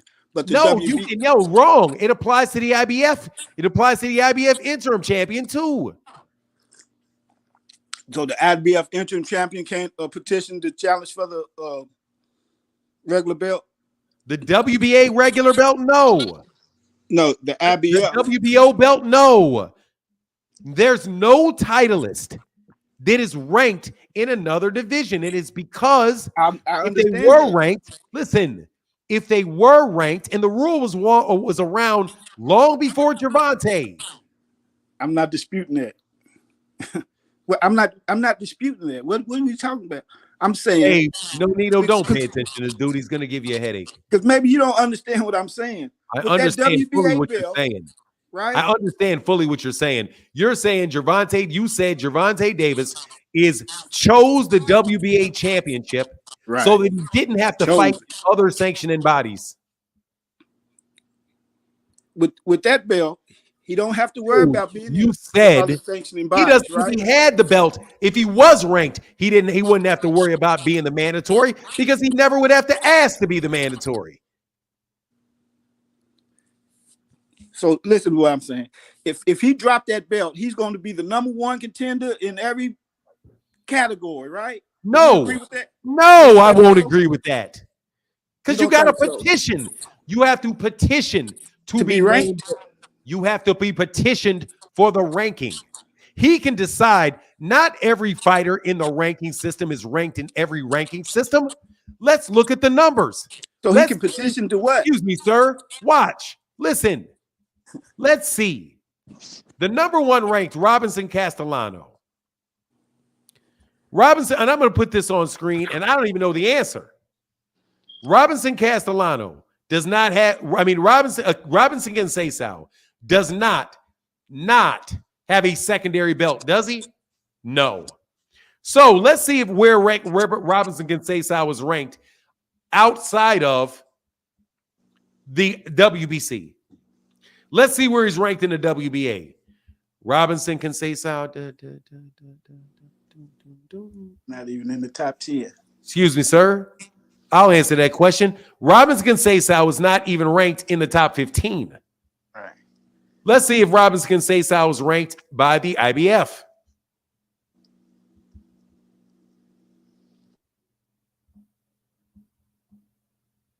No. Let's see if Robinson Conceição is ranked by the WBO.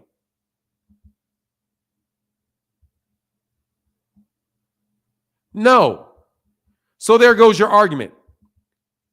Robinson Conceição does not have a secondary. Excuse me. Robinson Conceição does not have a secondary belt, but yet he is still only ranked He's only ranked by the WBC. So he is ranked #2 by the WBC. Let's see who's ranked #1 by the WBA. I'm saying, what's the point? My point is that what you said was wrong. Gervonta Davis would not necessarily be the mandatory. I didn't say mandatory. He wouldn't even be in position to be named the mandatory for the other sanctioning bodies, even if he was in it. So you don't think he would be ranked at the top of them divisions if he dropped that? Man, you have now changed your point for the third time. My point been the same the whole time. No, it's not. The first thing you said was it's a duck belt because he has it so that he won't be because it prevents you from being ranked in other sanctioning bodies. Correct. Then I said, no, you got to be quiet and listen to this because then I got to go. After that, you said, well, no, what I meant was he has that secondary belt so that he won't get ranked in the other things. And if he didn't have that, then he would be ranked in the other sanctioning bodies. So then I brought up the Robinson Conceição, who doesn't have a secondary belt, and he's only ranked in one sanctioning body. It is not ranked in the other 3. So Gervonta Davis most definitely could still be in the ranking system in the WBA and not be ranked by the other sanctioning bodies because you actually have to ask people to rank you. All he would have to do is not ask to be ranked. He doesn't have to have a championship to do that. All he has to do is not ask to be ranked. So I mean, what is that? That's ducking, though. That's what I'm saying. I'm not talking about ducking because I'm just telling me that what you said was wrong. Will you now tell me? Just admit that you were wrong about what you said. I don't believe I am, because that's ducking to me. If you are You not didn't worried, say he was ducking. You said that he had the belt for specific reasons, and it was a duck belt. Come on, man. Right, and I'm trying to explain to you how for 4 years he ain't fought a champion at 135. When I went and read the rules, I understood it. How could he been? He's a champion at 135, and other champions were fighting each other. I know it. He's the secondary champion. That's not what you brought up, though. You changing your point. I know that's the whole thing. He's not fighting. It's not the whole champions. thing. Your whole thing is that you're just talking shit now. Okay, that's enough. Okay, see you later. Oh no, man! Freaking King of Kings said. King of Kings said. King of C said, "You tell him, Rollo. Who cares about facts anyway?" Rollo, do you have anything to say on the way out? I'm saying you ain't gonna let me explain it. I let you explain. But you're not things, man. But you're not though, man. You know what I'm saying? Yeah, I know what you're saying. It's a duck belt. He don't never have to worry about being ranked in the other divisions because he got that belt. If he dropped the belt, then you don't think they're gonna rank Gervonta Tank Davis #1 in one of them divisions, which is gonna cause the fans to say, "Man, you #1 in the IBF." No, I don't. No, I don't. #1 in the WBF. No, Why I you don't. The champion? No, I So he don't. ain't gotta worry about them. No, I don't think that they would rank him #1 in all of those divisions just because he. No, I don't think that. So the according to y'all, the best lightweight in the world right now would not be ranked in none of the divisions high. Come on, man. He don't got to be ranked. If he asks him not to, don't rank me, man. Come on, man. We don't see the duck move with the WBL belt. He ain't never got to challenge the champion. So he is the champion. In second place. He is the champion. He's the secondary champion. No, he's the champion. Now he is, but for 4 years, he was the secondary champion who never challenged the champion, right? And I when I asked you yesterday why he never challenged champion.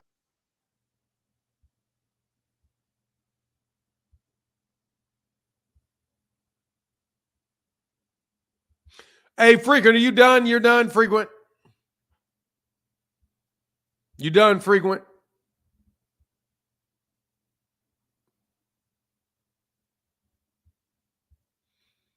Are you done, Frequent? You're not going to get on here, Frequent?